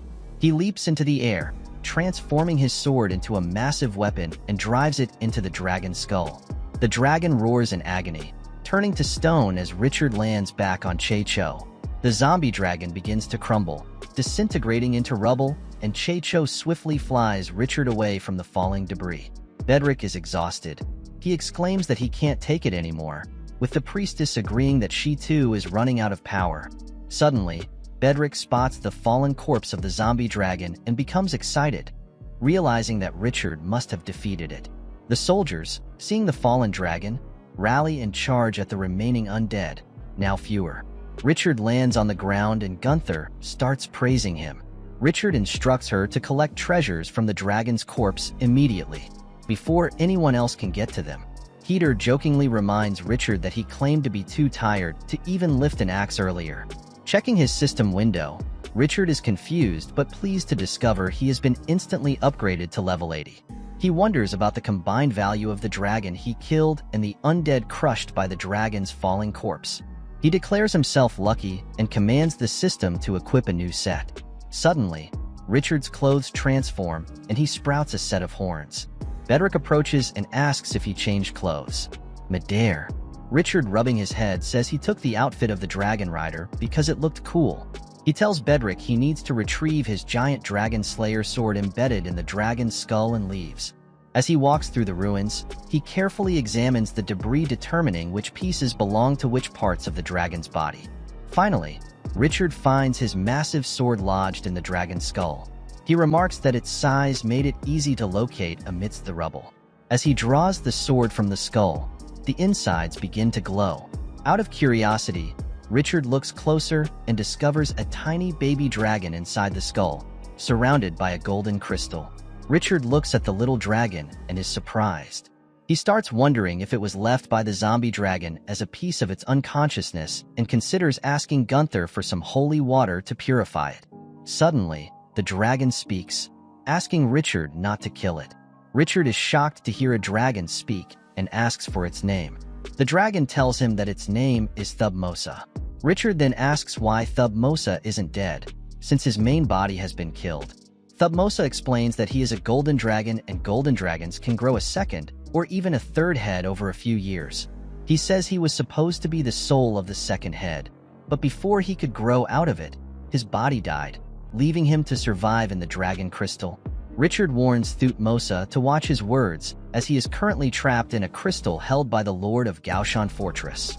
Thutmosa admits this, acknowledging Richard as his current captor. Richard then asks Thutmosa if he can do magic. Thutmosa replies that both magic and the body require a strong soul to support them.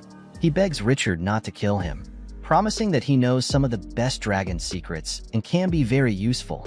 Richard, in a good mood, decides not to kill Thutmosa and gives him a good disguise to prevent others from seeing him. Later, Richard walks through the camp and encounters Egwene, who salutes him with respect, calling him a hero. Richard wonders what Egwene is doing here and tells him that he did well, acknowledging that he would have been dead if not for Egwene. Egwene humbly replies that he is a man who can never be a knight as he ran away from the battle. He then informs Richard that General Pinto has summoned him and is waiting at the temporary headquarters. Egwene shows Richard the camp and Richard enters to find Sidoff sitting with an old, fat man named Pinto. Richard glances around and sees bottles of wine, wondering if the general is here to fight or have fun. Pinto greets Richard, calling him the Dragon Slayer, and remarks on the cooperation between the officers of Pomple and Stewarts against a common enemy. He compliments Richard on his feet and his mount. Richard modestly attributes his success to pure luck, but Pinto inquiries about the piece of golden dragon crystal. Richard realizes that Pinto wants the treasure without putting in any effort. He lies, saying he searched for the dragon crystal but couldn't find it. Pinto becomes angered and accuses Richard of lying and insists there are no zombie dragons without the dragon crystal. He suggests distributing the spoils of war equally among everyone. Richard stays silent for a moment, then tells Pinto he crushed the dragon crystal out of inexperience. Pinto is enraged. He calls Richard a liar and a thief, but Richard laughs and exits the camp without further comment. Outside, Sidiv joins Richard and asks if he's not afraid of Pinto. Richard replies that he fears no one and is confident the king will punish Pinto for his greed. Sidiv agrees, and as they walk together, they find Egwene sitting on a rock. Sidiv remarks that Egwene must be troubled, and Richard asks what kind of trouble. Sidiv explains that Egwene comes from a poor background, despite being a knight's youngest son. Richard is surprised, asking if people raise their background to avoid embarrassment, especially dragon knights. Sidiv confirms, explaining that Egwene's family was once prey for the ogre horde, but were saved by a dragon. Richard is disappointed, commenting on how people now fake their backgrounds. Sidoff agrees, noting that people will call Richard an unpopular youngest son of a noble family rather than a bastard. Richard is shocked and asks if Sidoff knows that much about him. Sidoff admits he researched Richard and Hindra because the war started because of them. Now that both countries are at peace, Sidoff asks about Richard's plans. Richard says he wants to return to Gaoshan Fortress and invites Sidiv to join him. Sidiv, however, says he is currently trapped and can't leave. Richard understands, and Sidiv suggests he get Vera and Bona to accompany him. Later, as Richard steps out of his carriage, he notices everything covered in snow and wonders why it is so cold in November. Heder, trembling with cold, tells Richard they have reached Gaoshan Fortress. Richard, looking at his fortress, is utterly shocked and wonders if he is actually standing in front of the Gaoshan Fortress he owns. Richard returns to his house in Gaoshan Fortress and fails to recognize it at first, finding a well-built dining hall in front of him. He can't believe it's the same place he left some time ago and wonders what he has been doing all this time. Annie arrives with Buckland and explains that they renovated the house behind him because they had plenty of time on their hands. She invites him to sit down and have a meal while they talk. Richard is still in disbelief. He mentions that he left only a couple of months ago. Everyone settles down to the meal, eagerly listening as Richard shares his experiences in exaggerated and florid language. He tells them about tales of the siege of Winterfell, encounters with undead men, battles against dragons, and more. They listen with bated breath and talk all night. During the conversation, Richard reveals he has brought something special, placing a dragon crystal on the table. To everyone's astonishment, a baby dragon emerges and greets them. Annie is shocked to see the dragon can talk, while Buckland is overjoyed, remarking that the dragon's nature seems closer to the undead than a soul. Richard explains that he obtained the dragon from the corpse of an undead dragon. Annie inquires if the dragon can control its former body, but Richard reveals he also brought back the dragon's skeleton. The small dragon admits its soul is too weak to support such a huge body. Richard gets slightly frustrated and asks the dragon if it realizes the effort it took to retrieve the corpse. The dragon gets frightened and suggests it can animate a smaller body. Demonstrating its power, the dragon assembles the bones of a chicken on the table into a complete skeleton within seconds. Annie is shaken by this display and asks Richard if this isn't a good thing. Richard recommends they could use the animated chicken as scouts in battle, and the chicken itself agrees with the idea. However, Richard instructs the chicken's soul to return to the dragon crystal, stating they will discuss the idea later. Richard then mentions there is one more thing he wants to address and calls someone into the room. Hindra enters, causing Annie to gasp, wondering if it's Dracula's sister, while Buckland jokes that it must be Dracula's female version. Richard clarifies that it is Dracula himself, who has been behaving in a very feminine manner ever since his heart was replaced with the Destiny Stone. Dracula explains that he can't endure sunlight as it burns his skin and causes a dull pain, so he only ventures out at night. He notes that his strength and reflexes have improved, though his appetite has diminished and he now fears holy water and sleeps all day.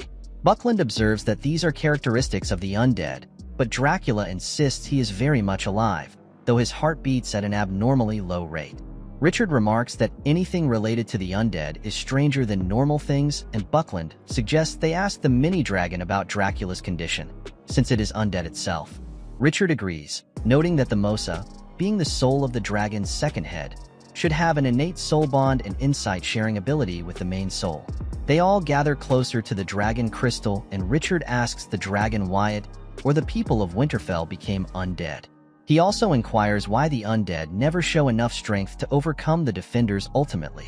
The dragon responds that all three questions have a single answer, that is the Book of the Undead.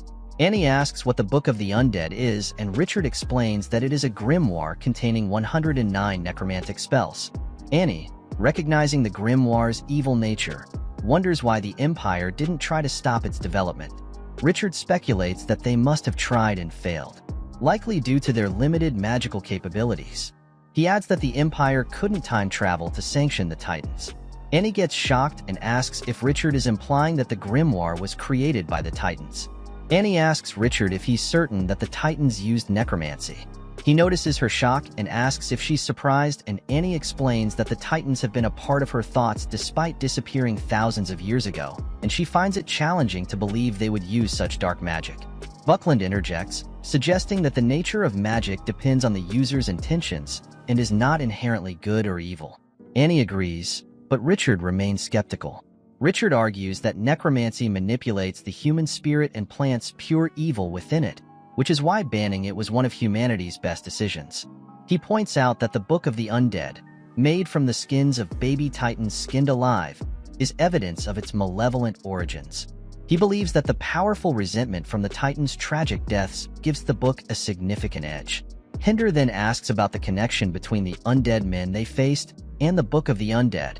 The baby dragon explains that while it usually takes hundreds of years to turn dragon remains into undead, it only took one night for him, recommending the Book of the Undead's involvement. Buckland disagrees, saying she has seen many dragon bones, but the dragon clarifies that only zombie dragons, ghost dragons, and demon dragons are truly undead. He adds that transforming an entire city into undead creatures is beyond human capability and requires the powerful spells found in the Book of the Undead. Buckland mentions that the Book of the Undead was supposedly destroyed long ago by the Church of Holy Light. Richard counters that the Church has often boasted about such feats, suggesting they may not have been successful. Buckland insists that there's no need to worry excessively, but Richard warns that the reappearance of the undead is a serious matter. He informs them that next month, envoys from 3 countries will convene in the holy city of Venice to formulate countermeasures. Hendra asks Richard if he will be Pomple's envoy, surprising Buckland. Richard reveals that King Sagras told him that since the war began with him, it should end with him, making him the best candidate for the job. Buckland finds it suspicious that an empire like Pomple, which supports the ice goddess, would send an envoy to the Holy Church of Light. Richard then shares another plan. He wants to expand his army further. Richard's Gaussian fortress boasts an elite army, thanks to his system, which initially helped a few dozen barbarians, but has now been updated to support a few hundred. He knows that the best way to enhance his system's capabilities is to build a strong reputation. After slaying the dragon, his system's capacity increased rapidly, and he now envisions Gaussian Fortress becoming Gaussian Nation. Buckland asks how much he wants to expand, and Richard responds that he aims for an army of 3,000. Buckland points out that raising such an army requires a population of at least 10,000 and questions how he plans to support so many people. Richard suggests buying food, but Buckland reminds him that food is most expensive in spring. Richard proposes clearing more land and grazing more livestock, but Buckland notes that it will take at least 2 years to start. Richard asks about making money from the arms trade, but Buckland explains that Gaussian Fortress has now become the arbiter of order and has less frequent conflicts. Richard wonders if their strength is a problem, and Buckland advises him to do as much as he can with what he has and not to overextend himself. Heather arrives, informing Richard that she has brought a wagon full of loot and valuable materials from the siege, estimated to be worth 200,000 gold coins. Richard is ecstatic and asks how it's possible. Hendra explains that he received his first share of 50,000 coins for slaying the dragon. Richard inquiries about the remaining 150,000, and the baby dragon explains that the rest comes from his hoard, as nothing was left behind by Lord Richard. Annie then tells Richard that her mother's tribe of prairie elves, numbering 400 strong, wishes to join Goshen Fortress, not for money but for safety. Richard gets excited. He shakes Annie's shoulders and urges her to call the tribe immediately, knowing elves are excellent archers and guerrilla swordsmen. Annie is slightly overwhelmed. She informs Richard that the tribe is stationed 10 miles away from the fortress. Richard decides to personally welcome them, as they are already in his neighborhood. Meanwhile, at the elf tribe's base camp, an elderly female elf sits by the fire with some servants, wondering if the Lord of Gaoshan Fortress, whom Annie mentioned, will accept them. Annie introduces her grandmother Melissa, the matriarch of the elf tribe. Melissa greets Richard warmly, saying she has heard much about him. Richard becomes curious and asks her what has Annie told her about him. Melissa, with a mischievous smile, says Annie describes him as arrogant, overreacting, and a bit too interested in women. Annie gets mortified. She cuts her off, embarrassed by her grandmother's bluntness, and asks why she is saying such things. Richard laughs heartily, then notices a collection of wooden boxes nearby. He asks Melissa if they contain treasures. Melissa, with a twinkle in her eye, tells him that the contents of these boxes are treasures for the elves and asks him to take a closer look. Richard peers inside a box and is shocked to see a nest of hornets. Melissa explains that they are ordinary bees, cherished by the elves for their honey. Annie adds that these are Pagani bees, which do not attack elves but help defend against their enemies. Richard is intrigued. He suggests breeding thousands of them to monopolize the honey business in Pomple. Annie explains that the ancient elves practiced such tactics in their empire, but modern elves lack the skills. She reveals that the queen bee is very picky, consuming nectar from narcissus pollen only, a magical plant with tough growing conditions. As fallen descendants, the elves have lost the ability to cultivate it on a large scale. Richard asks if they have any advanced breeding techniques. Annie shares that the ancient elven priest planned to build a moon well, which would help grow the narcissus pollen, but the moon well has been lost. Meanwhile, Gunther walks through the elf camp with Buckland and Gunther. Gunther comments on the elves' enthusiasm. Buckland responds that the elves cannot afford to be condescending and doubts their archery skills. Gunther asks why, and Buckland explains that strength is essential for archery, as it allows arrows to pierce armor, whereas high accuracy won't help to do so. She observes that the elves are few in number and quite skinny. Gunther asks what they should do, and Buckland advises doing nothing for now. Richard takes Melissa to Goshen Fortress, telling her that the elves are welcome if the young males serve as archers. Melissa insists that the elves seek peace and are not inclined toward war. Richard counters that it would be unrealistic to absolve them of obligations while granting equal rights. In Richard's residence, Melissa explains that the elves are too weak to provide military service, lacking the strength and endurance to meet societal norms.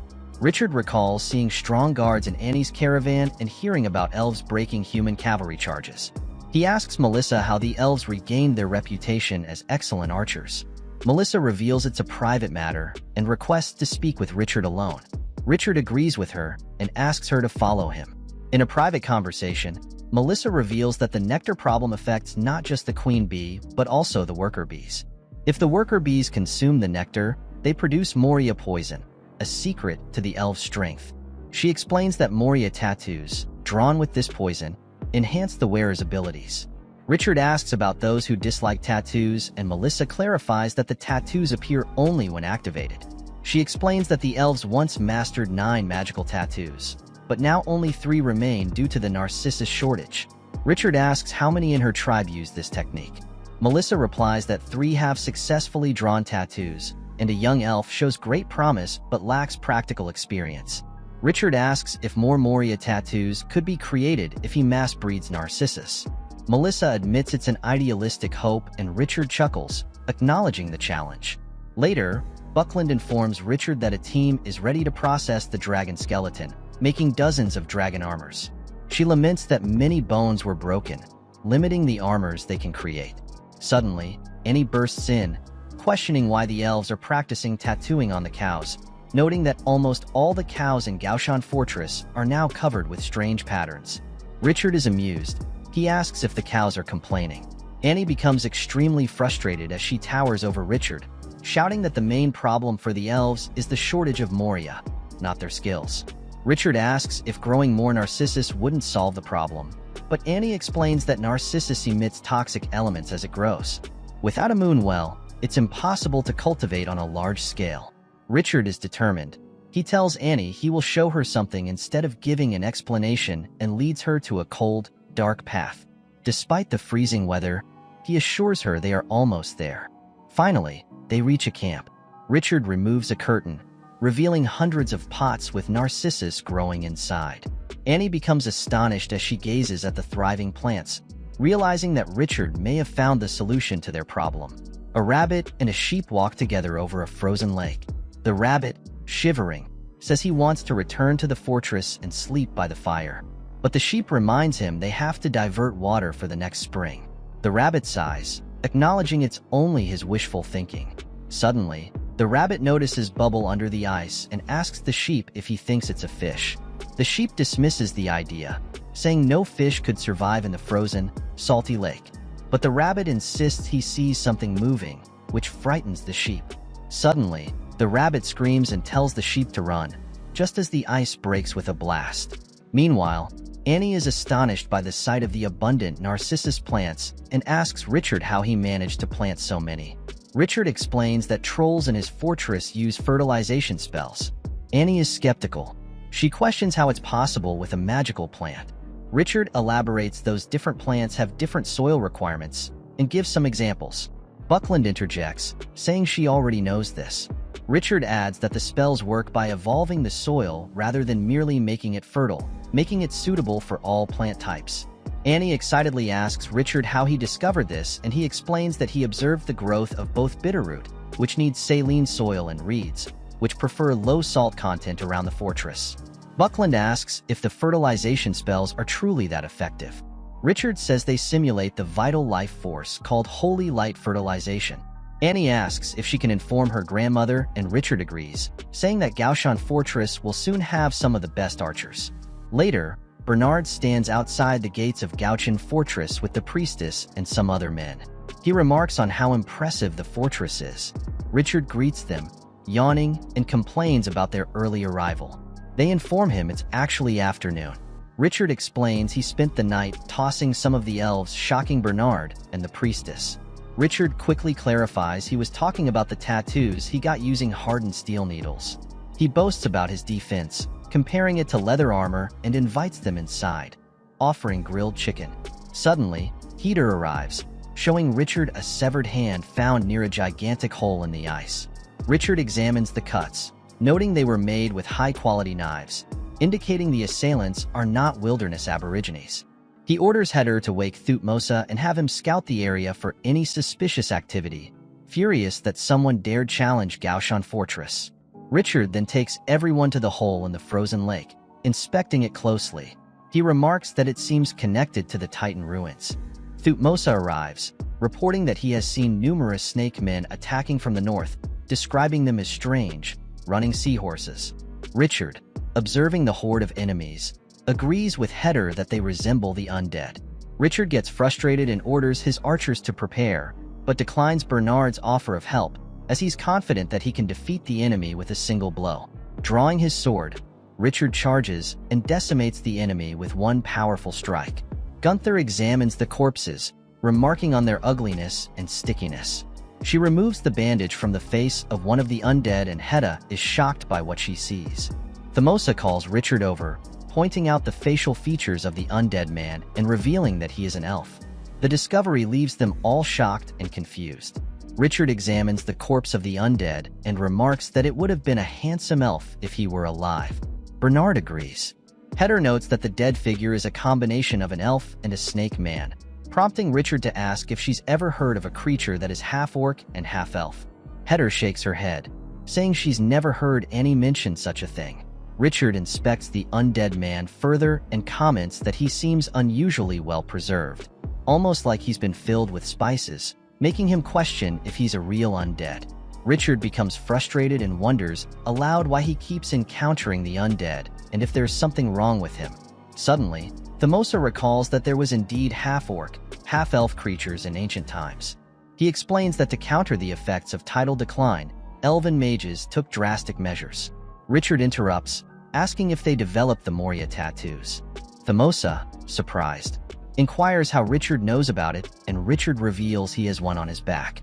Thermosa continues, saying that the elves also tried to alter their bloodline to create a stronger race known as Orc Elves. Richard asks if he's sure such creatures existed, and Thermosa confirms, recounting tales from his ancestors about a tiger elf ranger wielding a war hammer and a mace. Bernard comments that a creature with the strength of an orc and the magic of an elf must have been incredibly powerful. Richard wonders aloud where these beings were when the Night Elven Empire fell. Thutmose explains that noble elves refused to accept the orc elves as true elves due to their mixed blood, leading to their rejection. He adds that, although creating orc elves was a successful experiment, it was halted. By the time the need for them became urgent, it was too late, as hybrids require stabilization through multiple generations of internal reproduction. Richard asks Thutmose how he knows so much despite not having a scholarly background. Thutmose explains that dragons once tried to mate with elves to create dragon elves, but the experiment failed as the offspring inherited negative traits from both sides. The priestess finds this weird, and Bernard questions the wisdom of defying nature's laws. Richard asks Thutmose how he thinks the orc elves became mummies again, but Thutmose has no answer. Richard picks up an enemy weapon and notes that it appears new, indicating they weren't buried for thousands of years. Determined to get to the bottom of this, Richard decides to dig beneath the lake to locate the source of the undead. He orders Heather to have Lobby start digging immediately and to bring Che-Cho, who might have a connection to something important. Luby and his team dig tirelessly for days, fending off numerous undead snake elves with Gunther's help. After 3 days of hard work, Luby finally breaks through the ground beneath the lake and discovers something unexpected. Luby reports back to Richard, who asks to be taken down to see for himself. Luby is baffled by what he saw. He urges Richard to check it out. Armed with a torch, Richard ventures through the tunnel, wondering what mysterious thing could be hidden there. Suddenly, he reaches a dead end and finds a massive portal-like structure in front of him. Richard and his companions are stunned to see a space rift, and Bernard speculates about where it might lead. The priestess, knowing Richard's nature, warns that he might just jump into the rift without thinking. Richard dismisses this, stating he would never risk his or his men's lives recklessly. He turns to his men, ordering them to fetch some ropes. Che-Cho, sitting on Richard's shoulder, eyes the rift with intense curiosity. Suddenly, Che-Cho leaps into the space rift, shocking everyone. Richard, losing his composure, watches in disbelief as Che-Cho disappears into the rift. Everyone is shocked to see Che-Cho go inside the rift. Heather asks Richard what they are supposed to do, and he tells them to wait so he can go in and find Che-Cho. Bernard warns him of the dangers, but Richard insists he will be back in 15 minutes. He enters the rift and crosses into a new world, a verdant forest with towering trees. Unbeknownst to him, Gunther and Heather have also followed. Gunther comments that the trees must be older than her grandmother, and Richard is shocked to see them.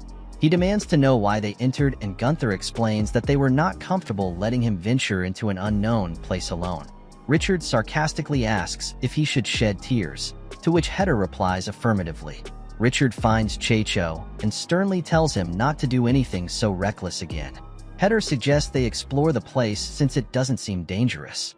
Richard, however, is wary, remarking that a place spawning the undead shouldn't look so beautiful. He decides they should leave, but as he tries to walk back into the rift, he collides with its surface and hurts his head. Heather is shocked, and Richard realizes he can't pass through, wondering if they are trapped. 15 minutes later, Bernard enters the rift with the priestess to assist Richard. After 30 minutes, Libby also enters, declaring he's there as backup. An hour later, Abu arrives with his Stegosaurus, announcing he's there to save Richard. Richard is exasperated to see almost everyone has entered the new world through the rift. Abu tells Bernard he was right, while Bernard says he thought Richard was in trouble. Abu replies he came prepared to die, finding the atmosphere oppressive. The priestess states they might be unable to return, and Moda loses her temper, claiming she warned everyone of the dangers but was threatened into helping Richard, and declares that they are going to die because of Richard now. Annie tries to reassure them, saying her grandmother and Buckland are watching over the Gaoshan fortress. Richard retorts that he doesn't know if they can even return. The priestess comments on the higher elemental density, noting that even simple holy light spells are significantly enhanced. Motor shouts at her, demanding who she is to instruct anyone, but Richard agrees with the priestess, acknowledging he can also feel the higher elemental tides. Suddenly, an arrow is shot at Richard, but he catches and snaps it in half. Hedda is alarmed, but Richard tells her not to worry, as the arrow posed no threat. A figure emerges from the bushes, complimenting Richard's quick reflexes. Richard confronts him, asking why he is sneaking up on them. The stranger, Senadin, retorts that it's Richard who has intruded into his land and remarks on his politeness. They introduce themselves and Senadin asks if all the people with Richard are his. He looks at Heater and calls her a horse girl, prompting her to assert that she is a centaur, not a horse girl.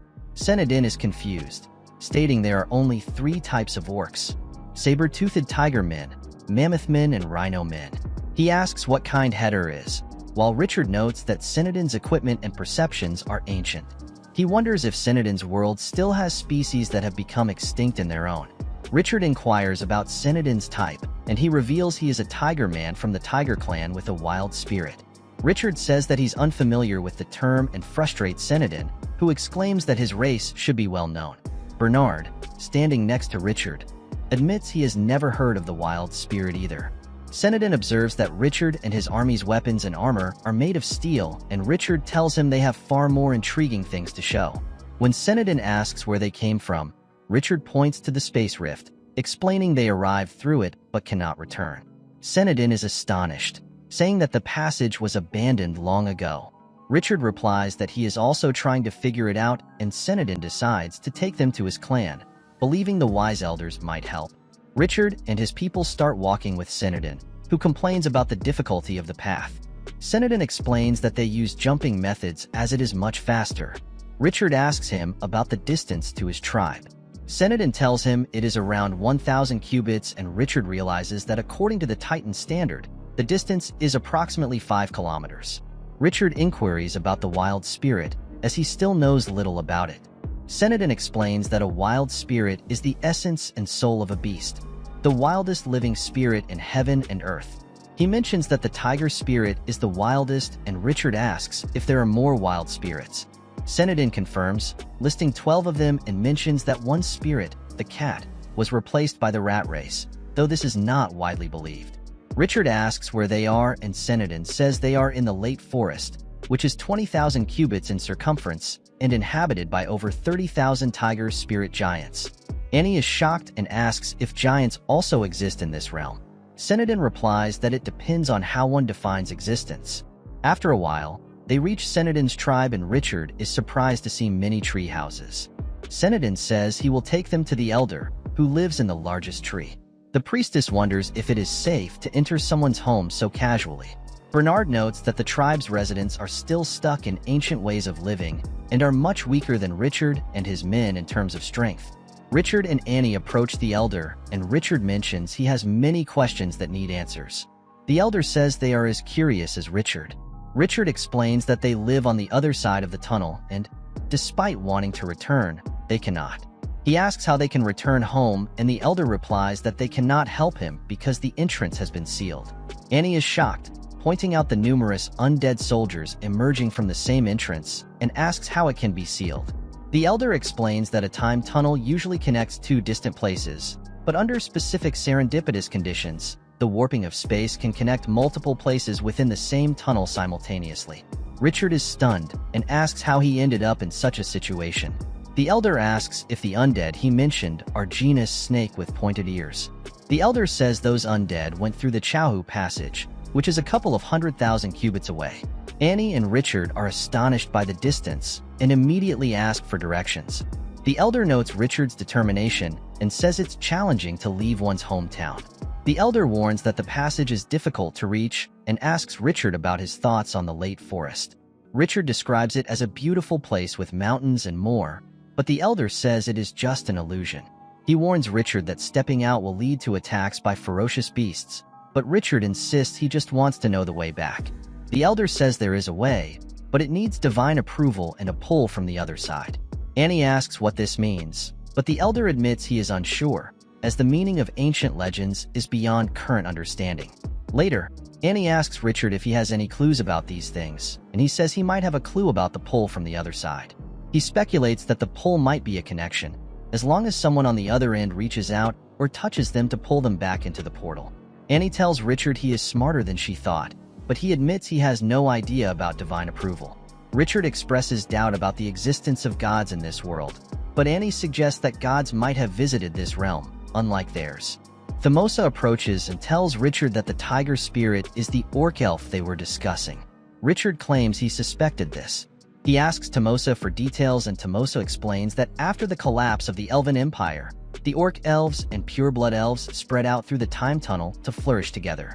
He adds that the god mentioned by the orc elves is likely the last member of the royal elven family. Richard, however, doubts this, questioning how they could venerate someone with the same ears as elves if they consider them gods. He points out that cutting the ear would cause infections among the tribe. Richard proposes that the orc elves likely broke away from the pureblood elves and created a new identity as spirit beasts. Suddenly, a horn blows and Annie wonders what is happening. Senadin rushes to Richard, informing him that demonic monsters have appeared and they must go to the edge of the forest for defense. Richard recalls the elder saying the monsters only attacked outside the forest and asks why they are now attacking the forest. Senadin explains that this is rare but happens during the full moon, when the moon's full phase galvanizes the monster's ferocity to its peak.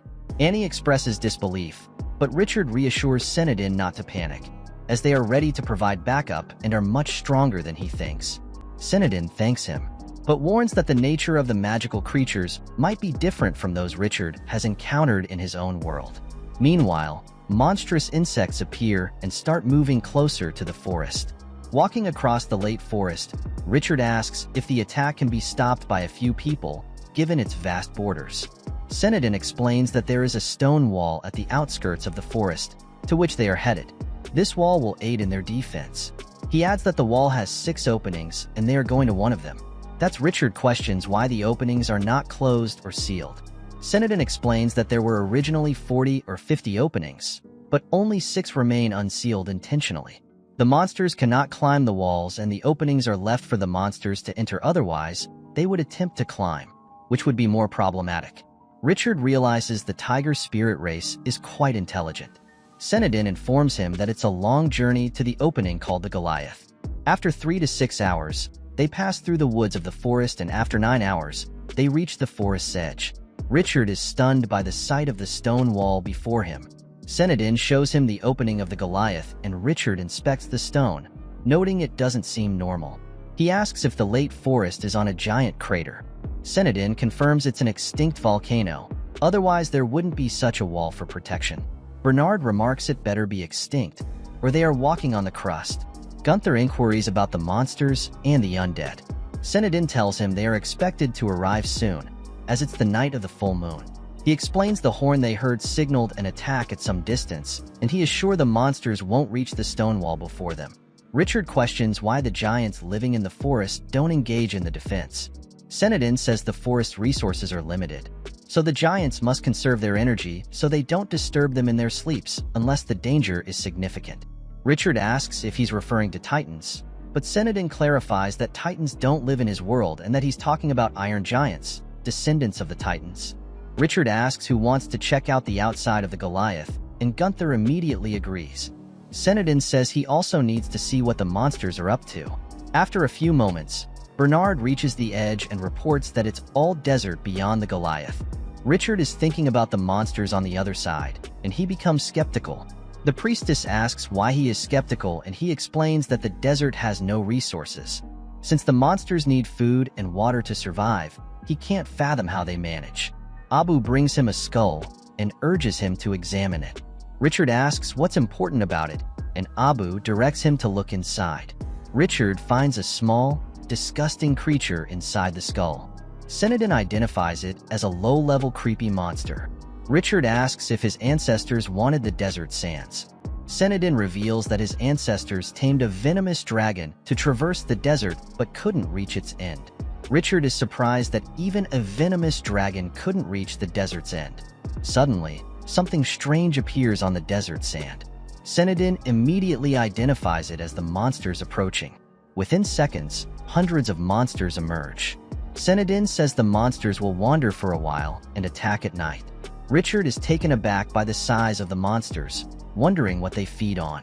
Suddenly, one of the monsters leaps to attack. Senadin is shocked, realizing the monsters are already prepared to attack this time. However, Richard swiftly draws his sword and slices the monster into pieces. Senadin praises his strength. Richard inquires about the type of monster and suggests they investigate what's special about these bug-like creatures. Richard looks at the ugly creatures and remarks that while they might look hideous, their legs resemble those of a crab. Gunther asks if they can eat them, and Senadin tells her that they are indeed very delicious, offering her a taste. The priestess immediately refuses, chastising Senadin for his willingness to eat anything. Senadin notes that the sandworms either don't come at all or come in vast numbers, and this time they've arrived in a huge swarm. He suggests calling for help, but Richard